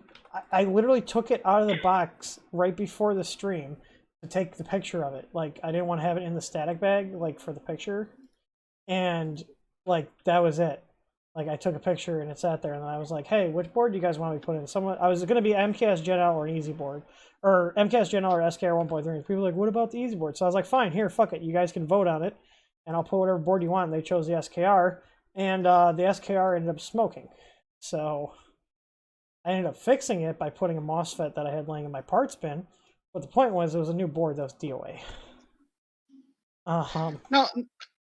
Let me ask you a question. In your opinion, okay, it is a crappy board. No doubt there. But do you think they have a flaw in their procurement system, or they have a flaw? I think that they in don't. a design flaw. I think they don't. I think if they just put a couple bucks more into not using fake parts, they would have a lot better product quality, but they're trying to go down to such a low cost that they can't do that without raising the price. Got it. So it's not that they're trying to buy things. I must not. No, here's the thing. When you go to an assembler, and any assembler will do this, And the difference is you go to a US assembler, they'll substitute parts with like cheaper parts that are from, you know, cheaper companies. The difference in China is they'll substitute parts that say that they're the higher end part, but they're not. Okay. That's the difference, because like we have to make sure we specify, like dealing with assemblers in China or Taiwan, they will ask if they can substitute generics. And so when we send our bomb over for like our easy board, there's no substitutes. Like they have to use what we do, and like obviously we can tell if they swap shit out on us. So Do you ever actually run into it where they I have? understand. no, we haven't yet. Here's the thing: the assembler we're using, they're very small. I think they're like 25 people, and our engineer Griffin, him and one of my other friends have been using the same company for like almost 10 years, and they do good work and they're honest. So that's why we run them through. Now they're not the cheapest, but you get what you pay for. Yeah, I did have this funny. I didn't take a screenshot of the guy that was complaining. I just was like, I'm not dealing with this, and hit him from the channel. Want to zoom that in? But this was funny. This was another one I got a kick out of. This was just like a live stream of building an Ender 5, and I must have went on a rant about something that was shitty on the printer. Like I don't know. All this video did was make me not want to buy anything from you. Okay then. Let me go cry myself to the sleep. worst, ain't it? Let me go cry myself to sleep. Like, oh no. Oh yeah, I'm gonna pull up the Michael Reeves video while we're waiting. Let's check on the palette. It looks correct so far. We'll see. The black transition portion looks a little longer, but we'll see. I'm not gonna give up on this. Like the nice thing is, I'm only gonna use it with this printer. So once it's dialed in, I'm not fucking touching it. Like this is our multicolor printer here. That's it. If you guys want multi-material, it has to be printed on my softball. But yeah, fuck it, we'll do this. This is hilarious. You get so you guys in Discord. I don't know if I can pipe the audio into Discord. I don't think I can. Let me check my Discord settings. Voice and audio input device. Yeah, I don't have any like speaker mirroring, so to speak. So I'm gonna just pull this up because this is hilarious. Hang on. If you guys haven't seen Michael Reeves, he's fucking hilarious. He built a surgery robot. So, all right, let's. That's technically a subtractive CNC machine, right? I don't know, but you watch what he makes. It's hilarious.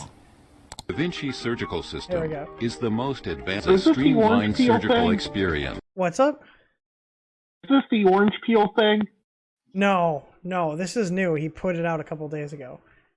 But yeah, just mute if you haven't. Just ignore me in Discord and then listen to me through the stream. Obviously, there's a couple second delay, but that'll be probably best so you can hear the video.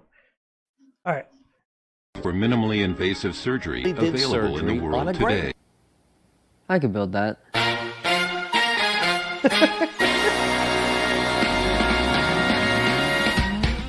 So like, I love all the little stuff he throws in here, and like he just shit talks himself too. It's fucking hilarious.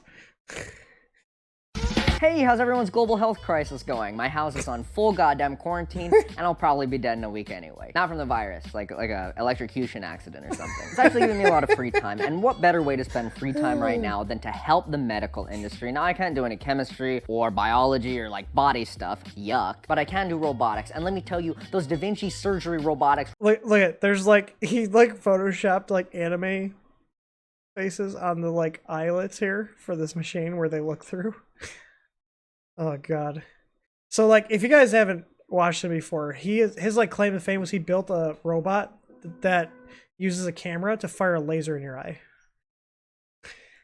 rat bastards are ripping hospitals off. Man, Look I'm at this, gonna $2 watch million this. for one shitty robot. They can spend that on a couple hundred bandages or like one ambulance ride in the US. We can build a better surgery robot for a lot less. Come on. The biggest flaw in Da Vinci's design is that it relies on these clunky, slow robotic arms for movement. Say you're operating on a patient's foot. He starts screaming out in pain. You gotta get up to his face, smack him around a little bit, make him shut up. Good fucking luck with these robotic arms. They're slow as shit and they don't have any travel distance. Instead, we're gonna mount the surgical tools to a rail system that can move anywhere on the operating table. Hey, look, it's past Michael. You know it took him 5 Oh, look, he's got a Prusa.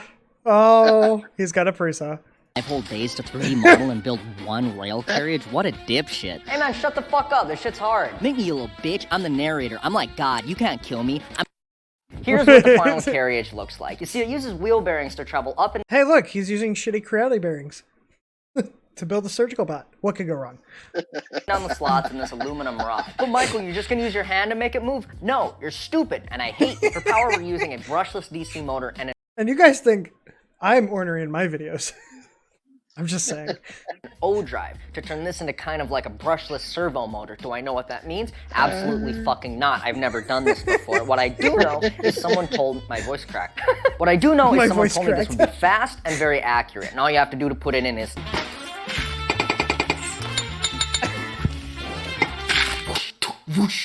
I forgot to record all the sound effects, okay? Give me a fucking break. I got the motor very professionally hooked up to the driver board, which is hooked up to my Okay, like these O drives, I kind of want to get one because it allows you to control a brushless motor like a stepper. So like think about the amount of torque you have on a brushless motor. You do some crazy shit with a printer. Just saying. my computer so we can see what this thing can do. Okay, so this is the like calibration sequence. It needs to do this before it actually runs. Oh, that's so fucking sick! I think it should be a little faster. I think it's though. like I think it's using the motor has 2020 default extrusion too. parameters, so you can just turn those up. Let's try it out now. Oh, no, fuck. Oh, bad. That's good. That's fast. It's like when you home your printer and it doesn't register an end stop and you go running for the power switch. 1 second. Okay, you just stand right there. Whoa, it's pretty cool. We just gotta put a few of these together and it looks like this. I did the quirky little snap teleportation thing, right? That was 3 weeks ago. That was 3 weeks But I ago. built this test platform out of aluminum and wood that I stole from my girlfriend's bed frame. It's not like I can go to Home Depot in quarantine. It's just a prototype so I can write and test the software before I build the actual thing, but even the prototype is pretty cool. It's the same idea with the motor carriage on the x-axis, but now I have 2 additional motors on the y-axis. Like I'm wondering though why he has these Irwin clamps on here. The only thing I can think of is to possibly prevent damage from while he's testing. But I'm pretty sure that's like 2020 and 2040 extrusion. And on their own, they're just motors. They don't know how to talk to each other. They don't know how to cooperate. But if you write some software that can talk to all the motors, you can make it do pretty much anything you want. This is the homing sequence. It figures out the bounds of the machine by measuring the amperage of the motor on the motors when they stop. Look at how freaking ridiculous that thing is. Yeah, you can make it do this shit. It's maybe not as stable as you'd want it to be, but yeah, it's just a prototype. So He's like laughing like I'm a controlling it with madman. my mouse right now. It looks jerky and awful, but it's actually got a really good amount of precision to it. It's kind of going in a circle from the top-down view. Like I said, this is not the final surgery robot. It's going to be much more refined, much more medical looking, much more safe for the user. And all that movement was controlled by the code I wrote. Don't worry, I'm not going to show it. I know everyone thinks it's boring, so I don't give a shit what you think. Look at this dynamic bounds detection routine. He's literally Fucking just going over the sick. code Here's for a like a limit switch. minute. You can put it here to detect the bounds of your machine. Yeah, fuck that limit switch. It's cringe.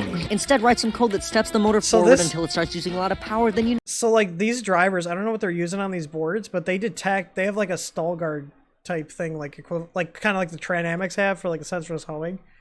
So he's like, fuck the end stops. Look how cool the code part is, guys. I'm gonna keep going. This part applies the scaling factors that are calculated as a function of the input. But Michael, I hear you ask. So you can move the carriage over any part of the operating table you want. Great. But how are you gonna move the medical tools up and down to engage with the patient? Oh, it gets better. He went like over the top with the video. Michael, if you're watching this, please don't copyright strike me. I love you. No homo, unless you're into that. Then talk to me. Well, that's where the carriage utility mechanism. The carriage utility mechanism. That's what mounts the tools to the thing. You mount it to the carriage utility mechanism. That's the thing that's gonna move the scalpel or the clamp or whatever up and down, which is great. There's just a small problem, slight problem. Well, I built it, which is a good. My original plan was, just to have a thin piece of plastic with a motor attached to it that moves a plate. Easy. But then I saw that thing. Okay, there's no way that's gonna survive. Okay, also, when you guys are done and you have like 10 minutes time, he's got a video of reviewing a TiVo tarantula from Banggood, and it's fucking amazing. It's as terrible as you can think it is.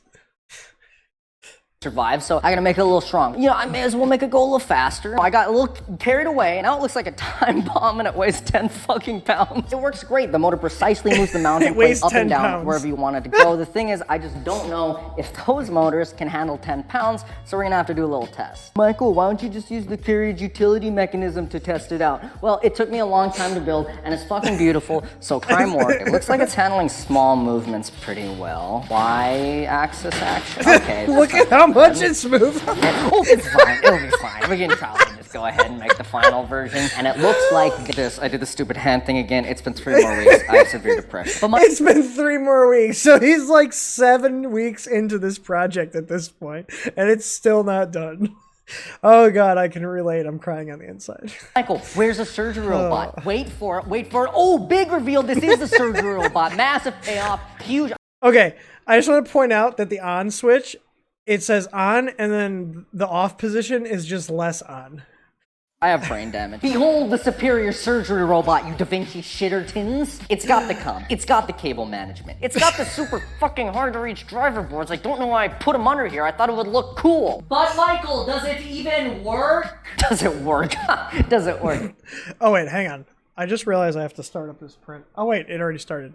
Okay, back to the video. I don't know if it works. I haven't turned it on yet. I've been too afraid since it took me so long to build, so I turned the camera on so you can at least see my tears bolted when it this tears itself apart. I'm worried about this shit because when I built it, I went ooga booga caveman brain, metal strong, metal not strong, metal more like McDonald's place. Because it's fucking 2040 extrusion.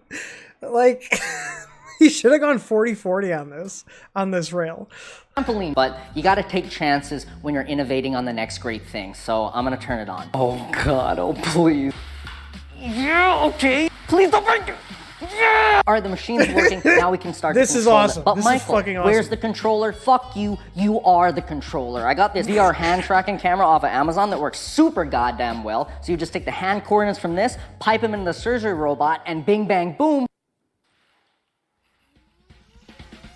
Look at him. Look at how just thrilled he is. He's like, holy shit, this is actually fucking working. Oh, boom! Fuck you, Da Vinci Robotics. You can move my thing with just floating your hand around. Robot, go here. Ooh, robot, do surgery here. Oh no, patient bleeding there. Oh, do surgery there. On that. I love this so much. I want one of these. Oh my God. Part. How about you do surgery over here? Now do surgery over there, and now do surgery. Fuck you, Da Vinci. You shitty robot can't do that. You need to squeeze those little metal robot teeth to do yours. Oh shit, before I sell my design to surgeons across the nation, we have to attach some surgical tools to the cum. Oh, yeah, because otherwise, it's just a big-ass robot. So let's buy a scalpel on Amazon. You gotta attach wow, a scalpel to the cum, unacceptable. guys. Scalpels are gonna take a whole 3 days. Wow, that's pretty reasonable. 3 Fuck, days. no, that's messed up. Dang global health crisis. That's far too long. If only I had an alternative. When you really think about it, scalpels are just shitty, smaller knives. So why don't we just use bigger, better knives? Like, hello, we already have those. Wake up, sheeple. Oh, Are you tired of outdated surgical technology? Are you looking for the cutting edge in power, precision, and... I just love how he's got all these like stock videos that he got from like a stock video place on here. It's like almost believable. Usability? Look no further. The future of surgical robotics is here. So professional. Look at the fucking knife! Unlike some other surgical systems, we've run a gamut of tests to ensure our machine More stock has videos. power. I'm gonna stab a pineapple with commencing the operation. Operate on it. Surgery over here now. Patient, small incision. We'll move the patient. Commence surgery on... Okay, this thing with this knife on is actually moderately terrifying. You know how fast this moves? Like, this could do some damage, I'm just saying. the patient. But power isn't the only thing we strive for. Precision is an essential tenet of surgery, and we make no exceptions when testing for accuracy. What the fuck is that? Hey, you ready to do some painting? No, Lily, come on, please. Ah! Oh shit! Oh, Draw the Mona Lisa. draw the Mona Lisa. Oh, that's me. Eyes. That's a little racist looking, Lily. I'm not doing. Gosh. Yeah. I'm not gonna pressure you, but this is supposed to show how accurate my machine is. Oh my god. It'll reach the water. It'll reach the water.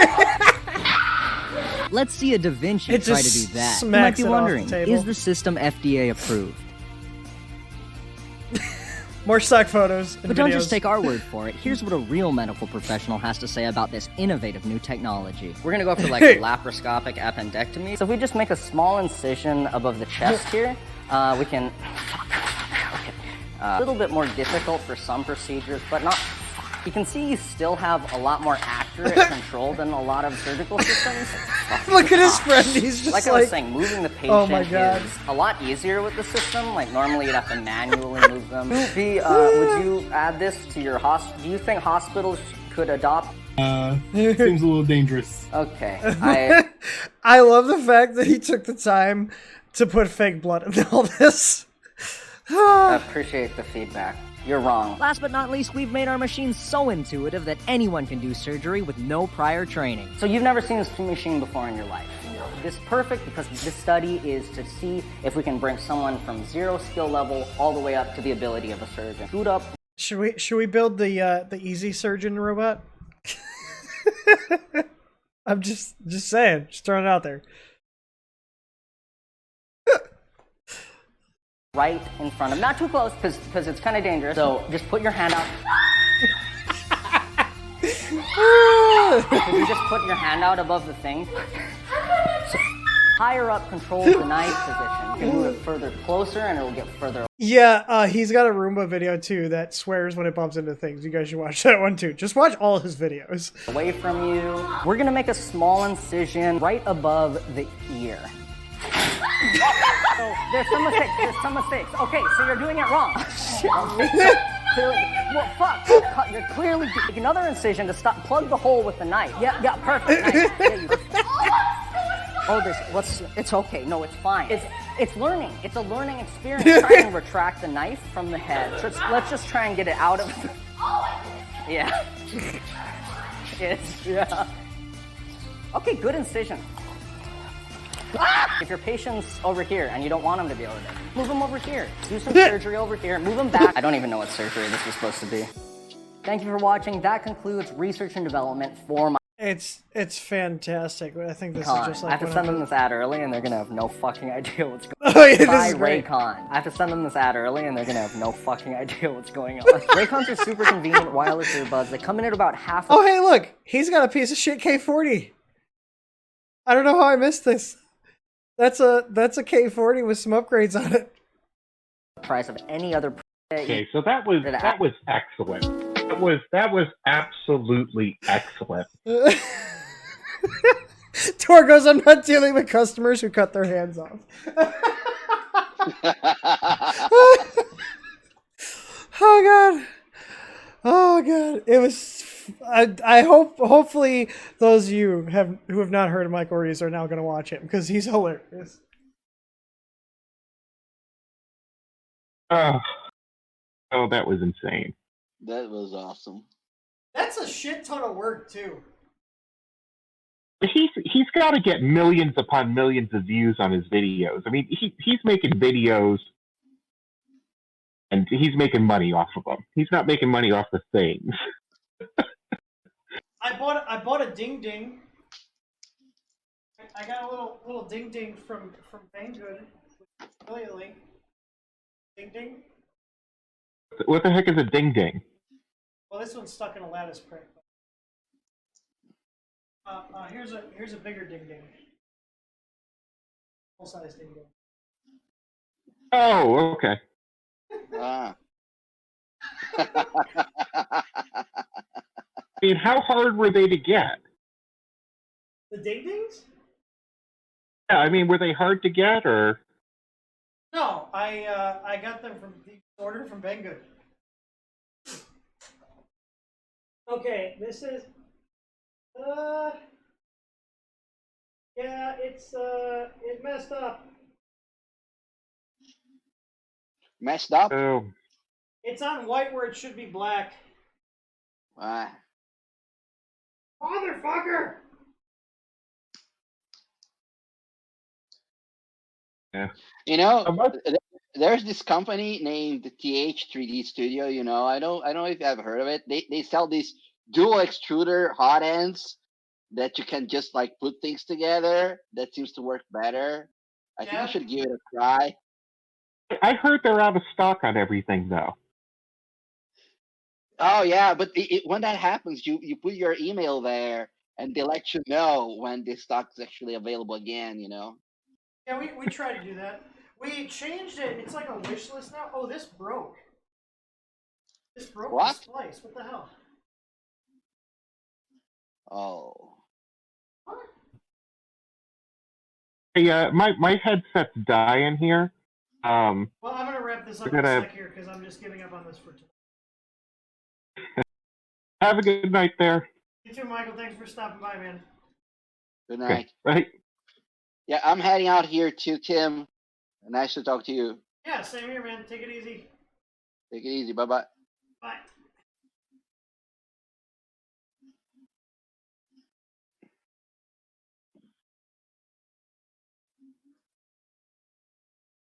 Why did this break? Settings. Calibrate.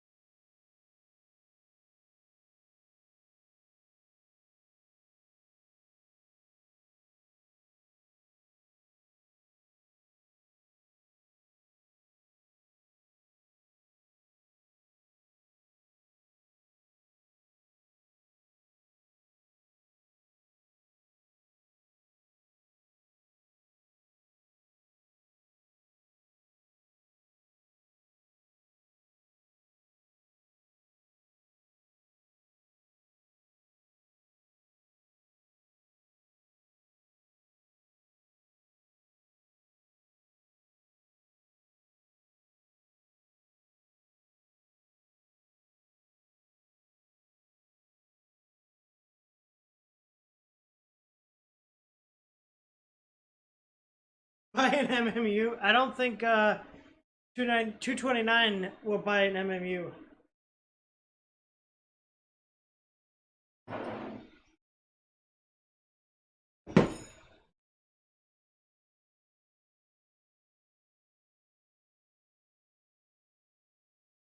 I'm just running back through the calibration setup here real quick.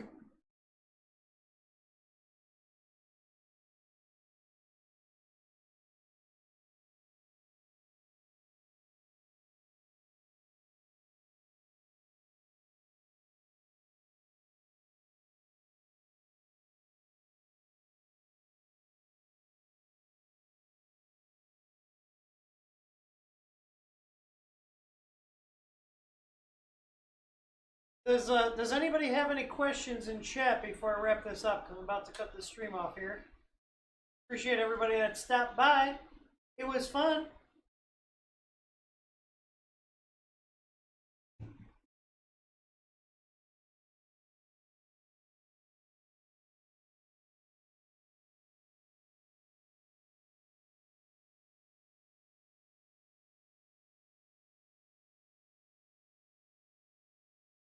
Need a hand?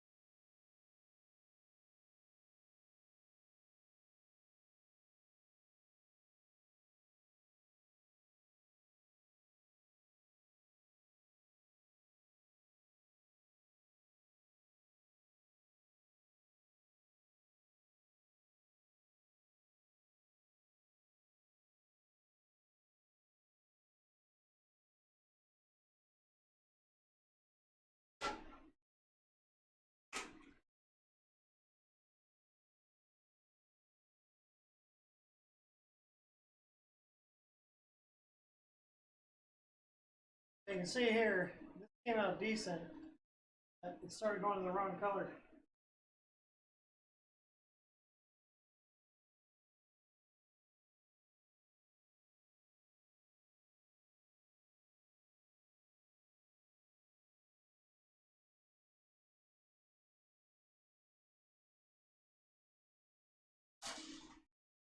I'll eventually get it working.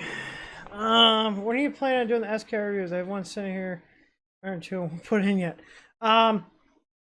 Either tomorrow or Monday. It really depends. Samantha's coming back, so I would like to spend some time with her. So I'm gonna say probably Monday, maybe Tuesday at the latest.